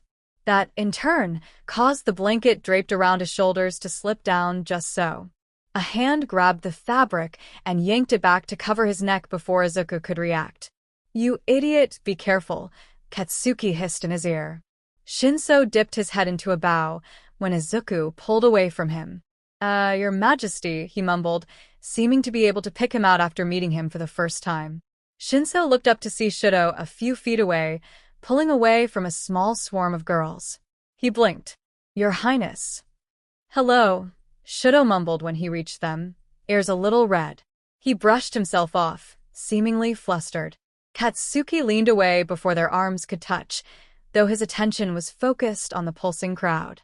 Izuku studied his profile, the black paint around his eyes. His shoulders weren't as tense as they had been in the castle. What are, Shinso looked at Izuku and lowered his voice. Why is the Prince of Endeavor here? Izuku glanced back at Shido, who was looking at Katsuki. His hair had been mussed up by the group of girls, but he seemed oblivious to it. Izuku looked back at Shinso. He's helping. Shinso's brows rose to his hairline. With your killing someone thing? Izuku shifted his weight, uncomfortable. I'm not sure about that part. I doubt it. We're trying to find a potion. Another presence joined Izuku's side, leaning a little into his space. It was Shido, he realized after a moment, though his attention wasn't on Izuku. After a few moments had passed and Izuku was beginning to squirm, Shinso cleared his throat and visibly tried not to lean away. My prince. Is your... Shido started, looking pointedly at the mottled bruise coloring Shinso's chin. Are you quite all right? Of course, sir, Shinso said, eyes wide. My mother just had a bad night. Shido stepped closer, chest to Izuku's back. Izuku bit his tongue and tried to shuffle to the right just a little. He didn't want to interrupt, but Shido's body heat was the opposite of what he needed under the warmth of the blanket. He looked back at Shinso when Shido spoke again. Does she do this often? Shinso shrugged one thin shoulder, peering at him curiously. Sure, but it's normal. People are starving, people are dying. He glanced at Izuku. It's normal to be stressed. I wouldn't worry about it. Izuku paused and felt compassion soften his gaze, gentle like raindrops chasing each other down a pane of glass. But you're her child. Shinso shook his head. I'm not. She just took me in after my real mom died. You said you needed a potion? Shido looked like he wanted to say something else, still staring down at that awful bruise on Shinso's face. There were more, too. Yellow and green patchwork climbing down the skin of his arms, his throat. He pointed with a bandaged finger to a little row of stands Izuku hadn't noticed before. Katsuki was already in front of them, scanning shelves and smiling all pretty at one of the worker girls who regarded him with a visible blush. They're that way, Shinso said. Izuku felt Shido follow his gaze as well. When they looked back to the spot Shinso had been standing, he'd already gotten swept into the crowd. Izuku sighed, pulling at his blanket and feeling the weight of Shido's presence pull away all at once. The sun beat down on his shoulders with more ferocity than before. Izuku wiped his brow, turning. Todoroki-san? Shido was already pushing through the crowd towards Katsuki. Izuku scrambled to follow, stepping around the watchful eyes of the barbarians and murmuring soft, "Excuse me," as he went. He caught up to Shido the moment Shido caught up to Katsuki and grabbed his shoulder hard. Izuku watched Katsuki startle away from the flirtatious conversation he was having, saw his eyes widen behind the black paint surrounding them. What the hell? Shido practically snarled. There was venom in his voice, something hurt and strained dancing through his vocal cords. You claim to be willing to die for these people, Yet you allow them to be treated like this? What the hell are you talking about? Shudo didn't flinch. He tightened his grip on Katsuki's bare shoulder. They don't have food. They're dying. Katsuki grabbed Shudo's wrist and wrenched it away from his shoulder. I'm doing my demon best to cure the plague, you don't. Shudo talked over him. They're beating their children, Katsuki. And Katsuki reached out to cover Shudo's mouth with his hand, another gripping his arm to hold him still. Shudo tried to JRK away from the touch, but Katsuki pressed closer.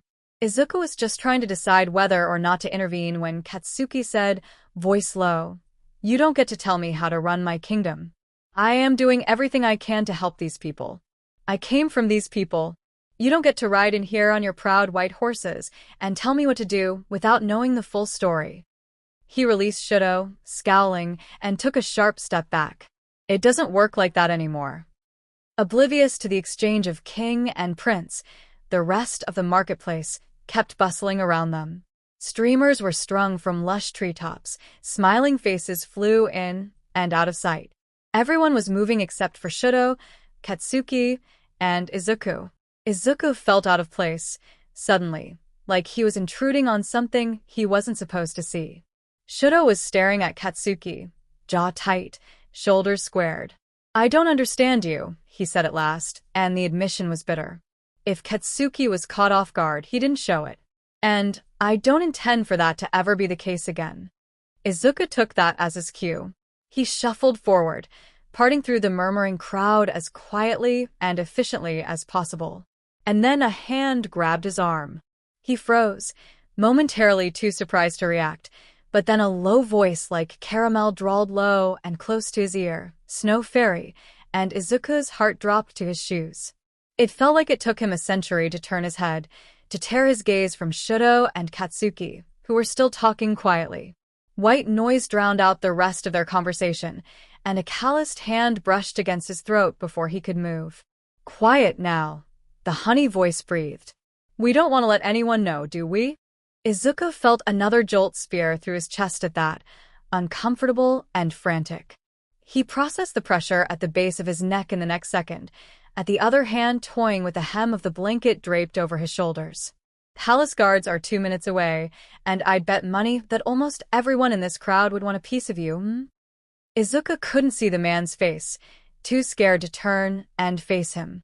That was a jarring reminder, after he'd been welcomed in so kindly. These were humans. Izuku was their prey. Tears pricked the corners of his eyes without his consent, and he blinked them away before anyone could see. What? He started, voice scratchy. What do you want? I want you to come with me, the man murmured, and Izuku felt himself instinctively take a step back when the pressure under his jaw increased. His muscles locked at that, fear pulsing through his veins. If he tried to attack, he would be exposed. He couldn't fly even without his damaged wing. He couldn't get away.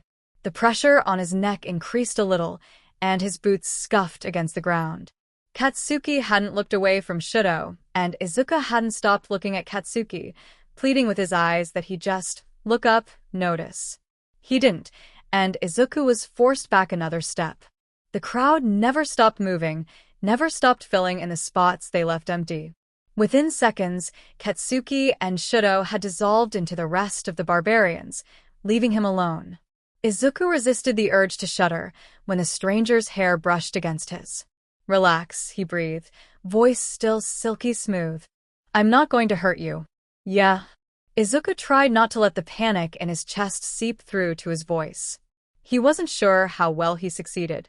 Well, you're doing a pretty bad job at convincing me. Turn, the man said, and Izuku yelped when his body was suddenly twisted in another direction. They were now facing a few stands Izuku hadn't paid attention to before, but he couldn't get a good look at any of them before they shuffled forward again. The man was leading him into the slot between the stands, to the empty field stretching behind them and, coincidentally, the darkened woods beyond that.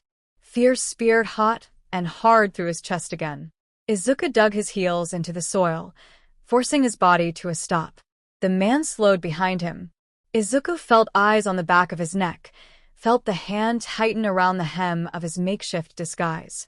Stop, he said. He shook his head and tried again. Stop. I'm not going with you. Oh, little bird.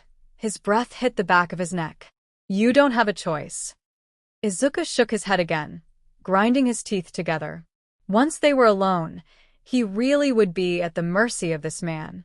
If, he shouted, even if his kidnapper pulled the blanket away from his shoulders and exposed his wings, Katsuki or Shudo would hear and come to his rescue.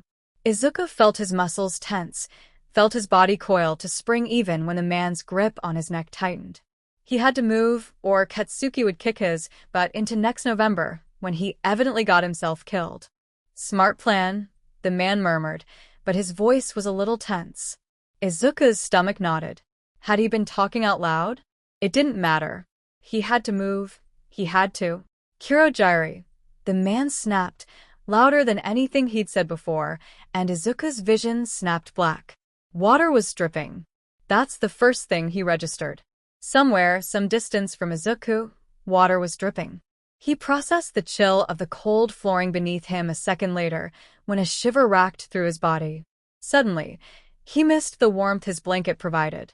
His blanket. Izuku jolted into a sitting position, wincing when his elbow knocked against wood, but otherwise paying no mind through the blood rushing past his ears. His wings were exposed to the air, for anyone to see. His chest heaved, suddenly, eyes trying to adjust to the dark room around him. Where? For such a small bird, you pack quite a punch, his kidnapper's voice chimed honey smooth. Izuku snapped his eyes towards the corner of the room, finally beginning to process his surroundings. The man was little more than a silhouette, watching him with a sharp gaze. The more Izuku squinted, the more he could make out what looked like discoloration along his jaw, his neck, his arms, scars. This was the man he'd seen only moments prior, standing like a soldier in the eye of a hurricane. Blood rushed past Izuku's ears, adrenaline pulsing in his chest. He swallowed around the dryness in his throat and asked, dumbly, I punched you. The man nodded, reaching up to scratch his chin and stepping a little closer. Now that Izuku's eyes had adjusted, he could see the staples patching the scarred surface to the rest of his face like poorly done grafts. Izuku wondered if the man could even feel his nail against the dead skin. Right before we fell through. You nailed my nose pretty hard. Surprised you didn't break it. He shot Izuku a wry grin. Though it wouldn't be the first time. Izuku took 3 seconds to process this information, letting it sink in like a live wire. Panic was pulsing hot and heavy in his lungs, sending his heart hammering against his throat like a round of gunshots. What do you want from me? He asked, when he composed the fear in his limbs to a manageable burn. His voice didn't shake as much as he was expecting it to, and he tried to raise his chin. Why haven't you killed me yet? The room Izuku was in wasn't large by any means. He might have assumed it was a cottage, had he been peering in through the window. Wooden floor met wooden walls met wooden ceilings, similar to the nests and huts his village built, but very different all the same. He wasn't used to so many geometric shapes. They were a contrast to the sloping, organic walls and ceilings he'd grown familiar sleeping in. Sitting here, in a dark room with his kidnapper while water dripped somewhere out of sight to him, Izuku felt cold. It wasn't just from the chill. I wasn't lying, the man said, dragging a chair Izuku hadn't spotted before from the wall. He came to a stop a few feet away, throwing his leg over the seat and sitting so his chest was to the backrest. When I said I wasn't going to hurt you. Izuku watched him with sharp eyes, feeling his wings twitch behind him. He had to be careful. Then why? The man stared at him for a moment, and Izuku tried not to sink under the intensity of his piercing blue eyes. His discolored fingers tapped a small pattern onto the chair in front of him. The water kept dripping. You're here to kill a human for your ritual bullshit, he said at last. It wasn't a question. Izuku bristled in his skin, wondering just how many people knew. He thought he was being discreet. I'm here to collect CRPs for my village. Nothing more. You seem awfully buddy-buddy with King Katsuki for someone here to collect CRPs, the man drawled. Careful. Careful. Izuku didn't know how much he knew. I almost drowned. He saved me. I was going to cast a small spell for him, as thanks, and then continue on my mission. That's why we were walking through the market. You're going on a mission by yourself? Izuku scoffed, instinctually, and even he was surprised at how bitter it sounded. I kind of had to come alone, since the rest of the squadron was murdered. The man stared at him for a second, but it wasn't contemplative like it had been before. He was surprised. Amused even. The corners of his lips twitched up, pulling at his staples grotesquely. You fairies really are just like you said. Izuku felt his skin crystallize, freeze in place. Time slowed. Like who said? He asked. Who are you? The man hummed, still smiling lazily like he knew something Izuku didn't. He propped his chin in his palm. That ain't for you to know, pretty bird. Great. Izuku bit back, feeling the grit of the flooring dig into his palms. He thought, and made sure he was thinking this time, about how fast he could spring to his feet, how much intimidation he could pull from extending his wings. No. Too risky. He didn't know this guy's magic. If it was anything like Katsuki's explosions or Shudo's ice, he wasn't sure he'd be able to stand a chance. Not without all of the information.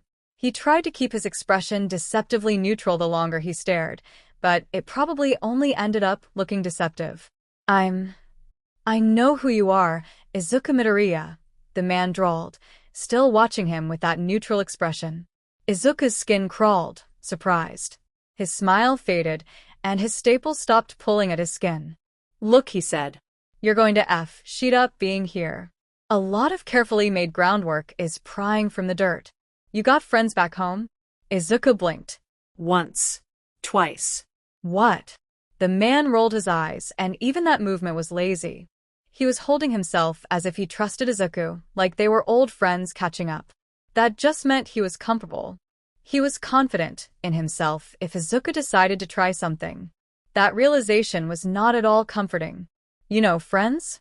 Got anyone who cares about you? Izuku watched him warily, shoulders tensing. Tell them not to come here, his kidnapper said, narrowing his eyes. Or, better yet, go home and make sure no one comes here again. Izuku felt each word hit him, blunt like a punch. His brain spun, trying to process what he was saying. What did he want? What was his motive? We cannot come back, Izuku blurted before he could stop himself. He just barely realized that he was messing up his cover story, but the curses tumbled past his lips before he could stop it. The man pushed to his feet, so fast the chair scraped across the floor with a groaning noise, and Izuku leaned back with a yelp when he abruptly crossed into his space. This close, he could see the scarring on his face was purple in hue, not black like he'd originally assumed. Then take a human, he hissed, voice low, and leave. Izuku couldn't respond for a moment, breath caught tight in his throat. The shift in his demeanor had been immediate and terrifying. The man didn't seem surprised that he'd been lying about why he was there, and Izuku wondered if he'd ever believed him in the first place. Izuku wondered if he knew why he was there before he'd even grabbed him, if he'd been watching him beforehand. That might have been how he knew his name, how he... Somewhere behind him, through the wooden door blocking him off from civilization, he heard. Deku. The man raised his eyes to the wall behind Izuku, listening.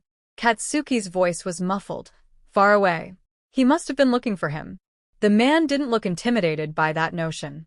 He quirked an eyebrow at Izuku. Friend of yours? Katsuki's voice echoed again, but it was softer this time. Izuku could hear the bite of frustration behind it. He pressed the pads of his fingers against the floor, concentrating. Something like that, he mumbled. And then, twisting his head around, Kaken. The scream ripped from his throat, loud enough to startle himself. He was trembling, head to toe, bracing himself for impact. Kaken. Ah, his kidnapper murmured. He was still leaning in close, but now he pulled back to stand. Helpless on the ground in front of him, Izuku processed how tall he seemed to be. He still couldn't make out many details in his face besides sharp blue eyes. Guess our time ran out. Listen to what I said if you know what's good for you. The sound of a door slamming open jolted Izuku in his skin, and he whirled around to face the entrance of the cabin. Katsuki was standing there, light from outside streaming in and outlining his silhouette. He was breathing. One hand gripped the door handle so hard, Izuku was almost afraid it would bend. Neither of them spoke. Izuku could feel his heart hammering in his chest, fragile and fast like a hummingbird. "What?" Katsuki said after a moment, and Izuku could hear the anger in his voice. He took a sharp step forward, blocking more of the sunlight with his body. "The hell?" Another step. Izuku yelped and scrambled back, glancing over to where the man had just been standing only to find he wasn't there. Katsuki wasn't deterred. He came closer still, and his words were venom. "Were you thinking?" "Someone grabbed me." Izuku defended himself, throwing an arm up to block any incoming attacks. His skin was sticky with sweat, muscles taut with stress and fear and exhaustion. When he didn't hear Katsuki step closer, he lowered his arm an inch to peer over it. The anger had left Katsuki's body in a flash, leaving him frozen in surprise. His eyes were wide, hands half raised in the air as if halting an attack. Izuku pushed himself to his feet. "Someone grabbed me," he said again. "And I woke up here."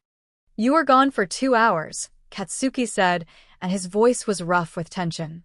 Izuku watched his shoulders drop, just a little, like he was trying to relax. He scanned Izuku's face. "What happened?"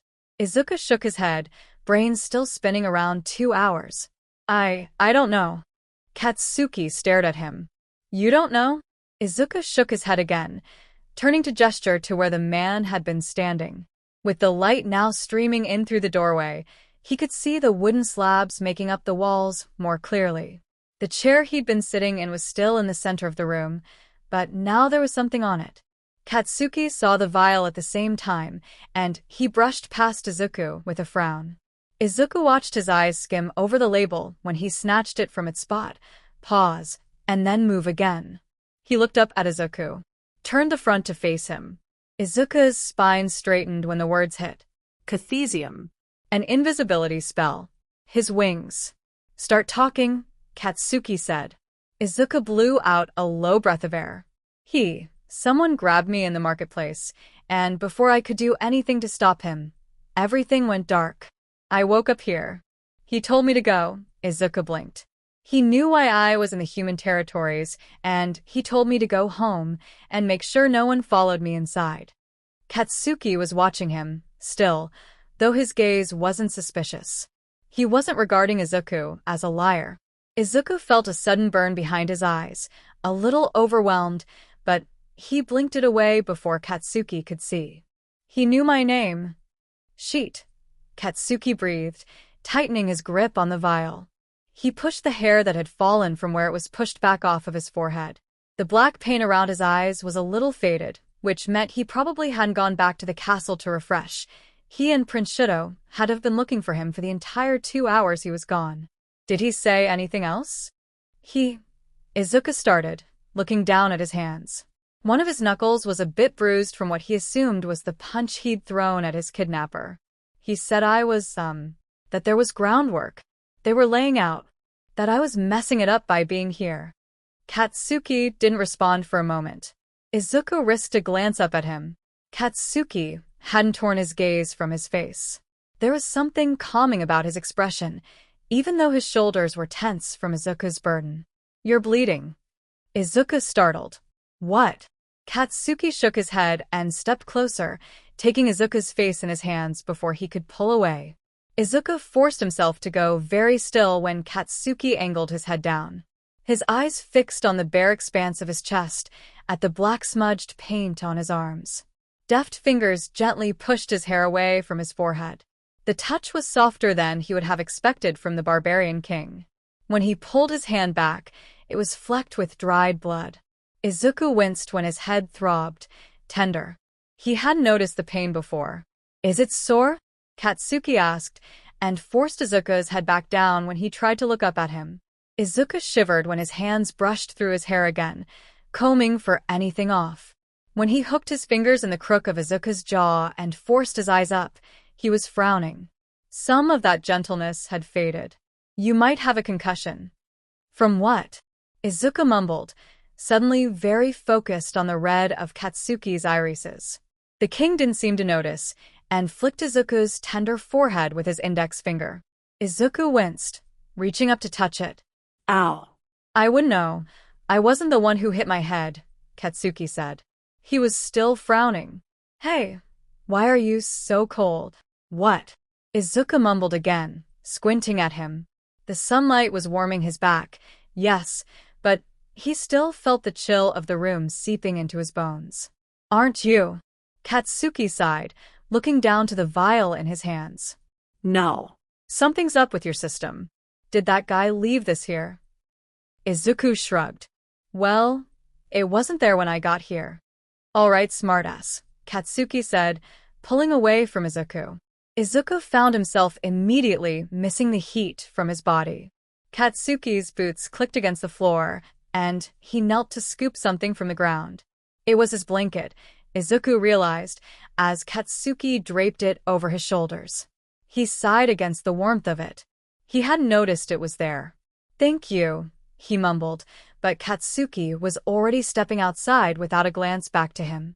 Izuku shook his head, pulled the blanket tighter around his shoulders, and hurried after him.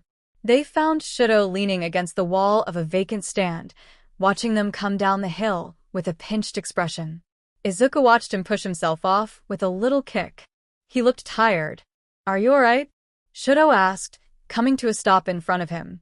Izuku half expected him to touch his face like Katsuki had, but Shudo wasn't moving any closer. He also, pointedly, wasn't looking at Katsuki, who scoffed when he noticed. Izuku nodded, so fast he got dizzy. Yeah, I'm okay. Well, I'm fine. Don't worry about me, please. Shudo frowned, like Izuku was being ridiculous. You were gone for 2 hours. He got kidnapped, Katsuki said gruffly. Shudo still didn't look at him. Izuku sighed, pushing his hair out of his face with his free hand. I was only awake for 5 minutes of it. He didn't have much to say. Are you hurt? Shudo asked, squinting when Izuku shook his head. He might have a concussion, Katsuki said, though he didn't wait for the silence of Shudo's answer. We need to get back to my castle. Your daddy's probably got his generals in a twist. I didn't mean to keep him waiting this long. Shudo sighed, folding his hands behind his back. Right. You can come back to the market another time, I suppose. I think we actually have something, Izuku said, wringing his hands together. He looked at Katsuki, who held out the vial for Shudo to see. I'm gonna test it on something in the castle first to make sure it's not poison, Katsuki said. He shot Izuku a flat look. We can't have him dying this early. Careful. It almost sounds like you care. Watch it. Shudo watched the exchange with calm eyes, and when Katsuki slipped past him to lead the way back to the castle, Shudo angled his body away so their shoulders wouldn't brush. The king didn't comment, but Izuku watched the way his gaze darted towards the movement, subtlety. Then he turned his head away, and Izuku couldn't read his eyes even if he wanted to. The walk back was shorter than it had been on the way out, Izuku thought, even though he knew that was impossible. He didn't realize Katsuki had stopped until he walked straight into him, and pain spiked in his skull. Ow, he mumbled, reaching up to press the pads of his fingers to his forehead. Katsuki glanced back, but said nothing, turning a corner that was mostly hidden by shrubbery, the south entrance into the castle. That meant they'd made it back unharmed. Well. Izuku winced again. Mostly unharmed. They made it back into Katsuki's office a few minutes later, when the sun was fully beginning to dip in the sky. It had to be after dinner time, by then, and Izuku's stomach rumbled with hunger pains at the reminder. Katsuki made quick work of shoving him behind the doorway out of sight, calling a servant, and requesting a bath be drawn. Tell King Enji I'll be with him in 10 minutes, he added, as if an afterthought. The servant nodded and scampered off, and Izuku peeled himself away from the wall with a huff.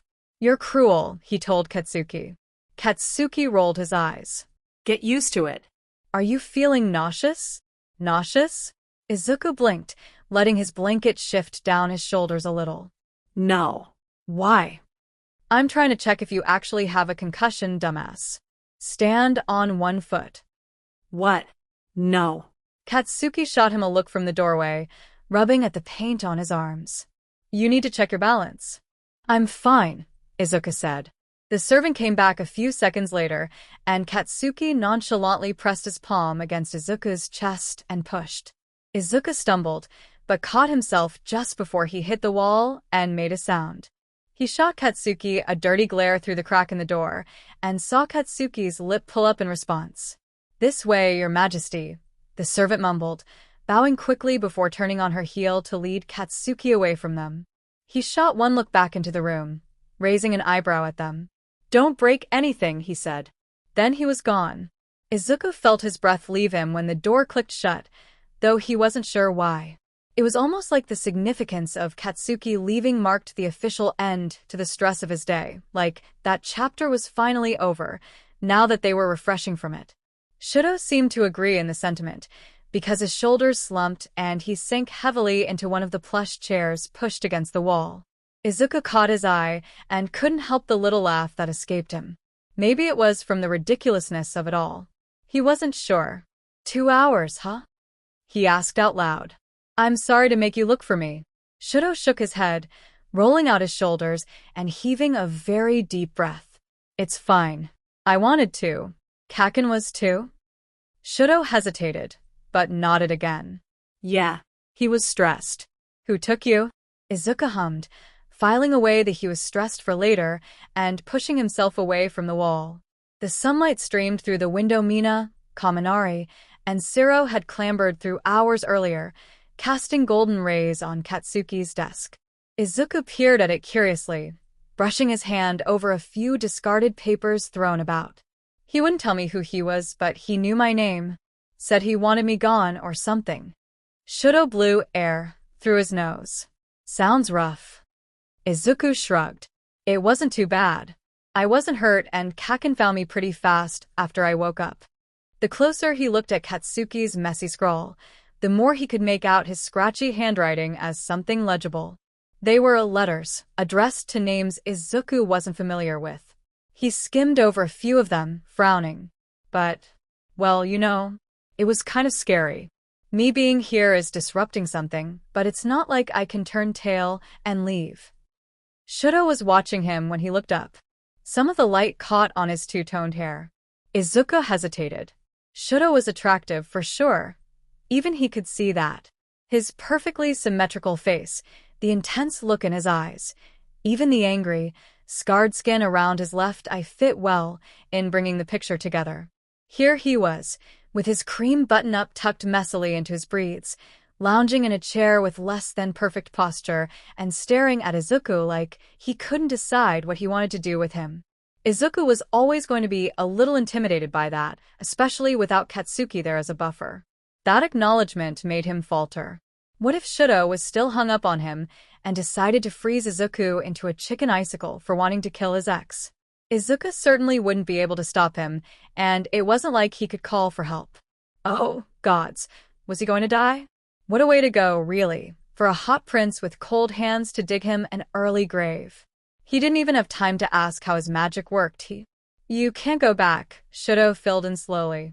"Because you have to kill King Katsuki first." Izuku felt his shoulders tense. He kept his eyes on the papers strewn about, though he wasn't reading them anymore. "Yeah," he mumbled. Yes. "That." Shudo looked away. Izuku felt his eyes leave his face in a flash, like he'd just been punched. Izuku wasn't sure what to do with his hands. Suddenly, he drummed the pads of his fingertips against Katsuki's chair and felt his wings droop low to the ground. "How does your curse work?" Shudo asked, voice soft. Izuku looked up very fast, brows pinched. What? Shudo sighed, pushing his hair out of his face with calloused fingers. The reason you have to is because of your curse, right? Why Katsuki? Izuku bit his lip, shifting his weight a little. He found the courage to meet Shudo's eyes again, hands tightening around the back of the chair. Yeah. Well, a couple 100 years ago, my clan, we were stronger than we are now. I guess we were, too selfish or greedy in how we lived. Too callous. We were hurting a bunch of people for power we didn't necessarily need, and that made a lot of humans angry. Angrier than they are now. Shudo mumbled. Izuku smiled, softly, before it faded. Yeah. This one human, He was an older king and he thought we were disrespecting his land. So, he put a curse on us with the help of a few of his mages. He said if we didn't stop being selfish, we would all wipe out. We've been getting weaker with every generation because of it, and the only way to slow that down is, well, there are properties in an individual's life force brought out by using an enchanted knife. Back in my village. It's like, we need a sacrifice, using that knife, to give ourselves strength to last another generation. We haven't been able to figure out how to stop the curse otherwise. Shudo stared at Izuku, and something in his eyes looked like he was genuinely processing his words. Haven't you tried not killing anyone for your benefit? That seems pretty selfless to me. We've tried that, Izuku said, and his voice was bitter. When the leader before our current one took over, that was her first idea. He swallowed, something uncomfortable building in his throat. But because we didn't take the strength from a sacrifice, we lost 80% of our population, and everyone who survived the blow was too weak to move. If we didn't kill anyone at that point, we'd all be dead in days. I wouldn't have been born because my grandmother wouldn't have made it through. It took her parents, took her siblings. She was 6. Shudo didn't respond for a moment. He slowly pushed himself to his feet, rubbing his wrists, and stepped closer to Izuku. I'm sorry, he said. That's horrible. Izuku shrugged, trying not to think of the hundreds of graves his mother had taken him to see when he was 10. To visit their family. Yeah. So. Well, right now we're weaker than we've ever been. Our hatchlings, they stopped crying. We think they're going into shock. They won't make it through the winter if we don't repair our strength. So our leader is sending someone to collect a human for sacrifice in a few months' time. But, Shudo mumbled, peering at Izuku curiously. You're here now. Izuku started. I didn't get chosen.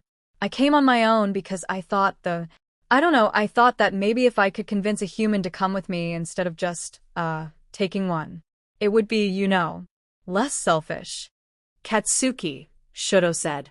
Izuku nodded, and some of his curls fell into his eyes. That's why we have a deal. His cure, my curse. It's the best I can think to do. And if it doesn't break the curse, we have to keep killing. It's the only way we can survive. Shudo was silent after that.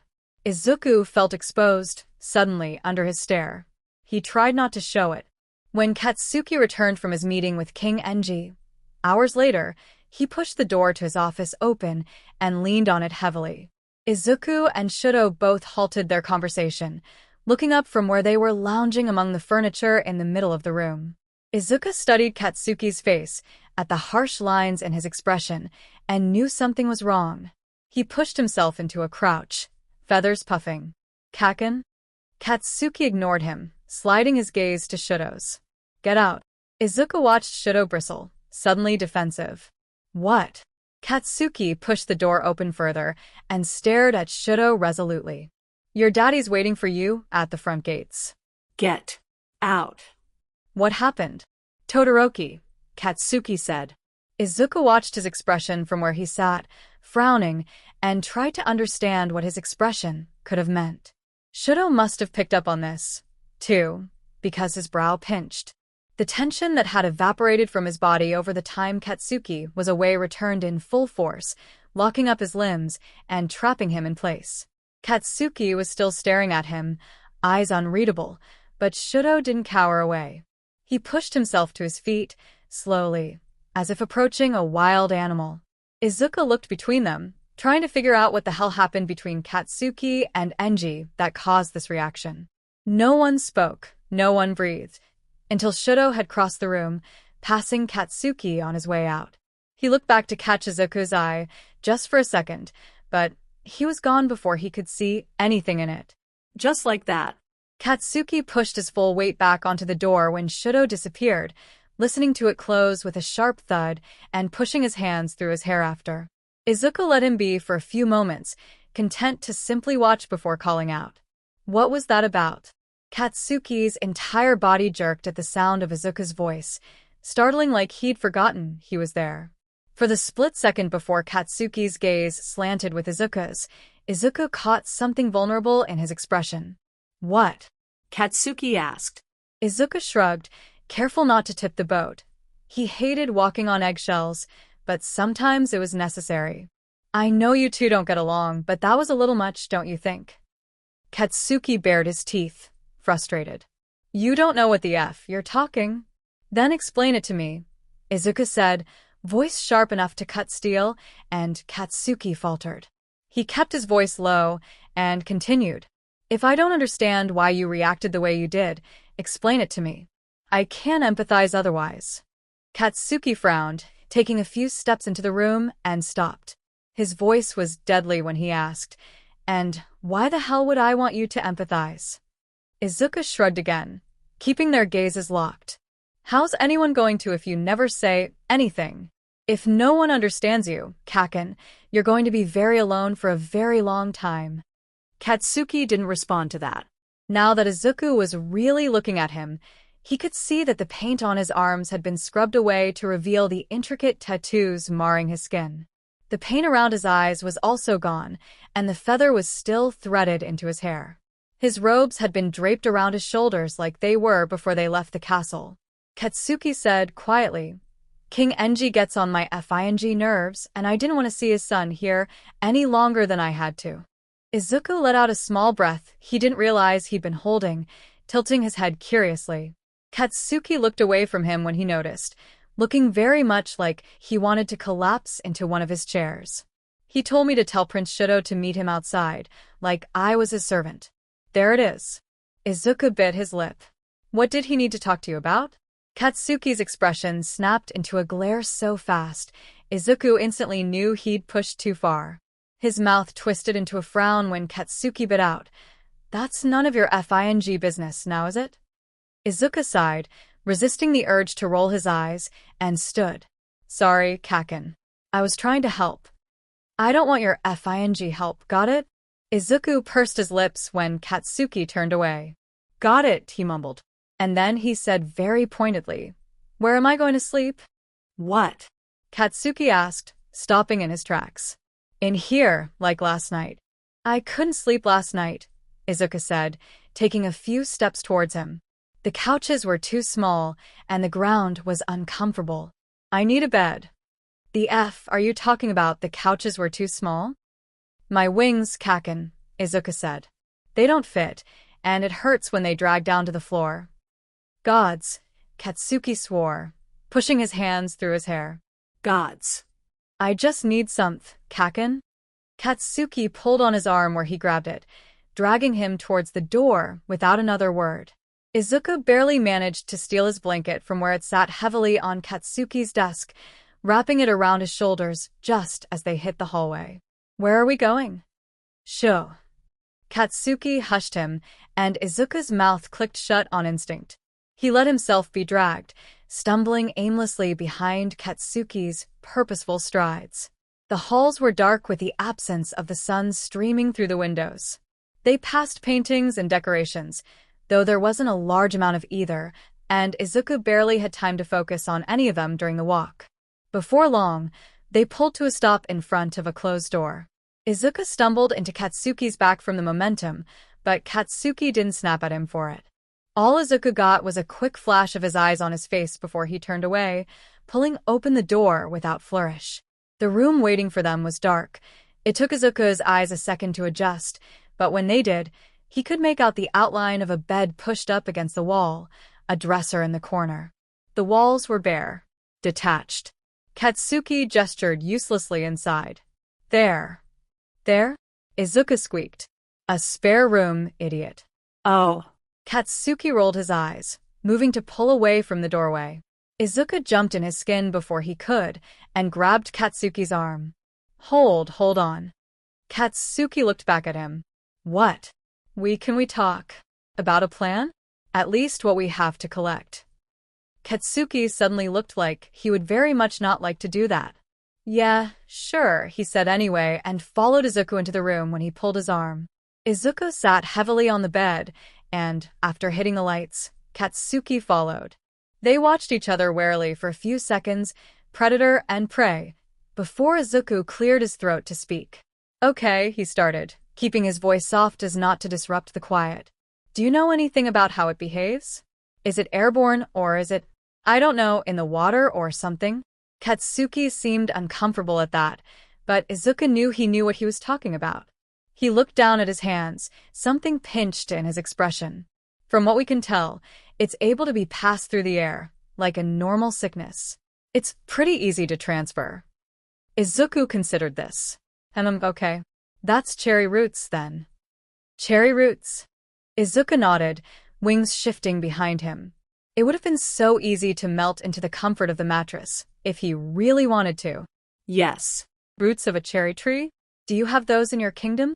If I know, Katsuki said, but he looked like he was considering it. What the F else do you need? Halesia Lavis, Izuku bit out, not able to help snapping in response to Katsuki's tone. Moonbeam buds, an ice sparrow's feather, ashes from a copper dragon. Katsuki's back straightened at that, and Izuku didn't like the look in his eyes. Ashes from a what? You know, Izuku squeaked, leaning away when Katsuki leaned forward. Ashes from a copper dragon? Katsuki asked, shoulders tensing up. Before Izuku could say anything, he tore his hands through his hair and snapped. No way, I'm not FING messing with those FS again. They FING hate me. Izuku blinked. Once. Twice. Silence settled between them like the aftermath of an explosion. Katsuki stopped moving when Izuku didn't respond, but that glare never left his eyes. What? They even interacted with a copper dragon? Of course I FING have. Are you shitting me? Okay, Izuku said, rubbing the spot between his brow. Calm down. How, exactly, have you interacted with them? And Katsuki fell quiet. Izuku stared at him for a few seconds, eyebrows raised. Kaken. Under his breath, Katsuki mumbled something. His words weren't as sharp and clear as they normally were, and Izuku's interest was immediately piqued. He leaned forward, wings fluttering, and Katsuki leaned away. The closer Izuku looked, the better he could see that Katsuki was blushing. Kaken. Somewhere behind Izuku, a sharp cough jarred him out of his thoughts. He spun around, mortified, but his heart shifted from his throat to his toes when he saw that it was only Kirishima. Katsuki looked at him, too, and his eyes were warning. Kirishima looked as red as Katsuki. Izuku's head swiveled between them, twistedly amused. What did you do? And Katsuki gestured uselessly to Kirishima, coughed into his fist with a burning flush on his ears, and said, I kidnapped their prince. And Izuku was not prepared for that.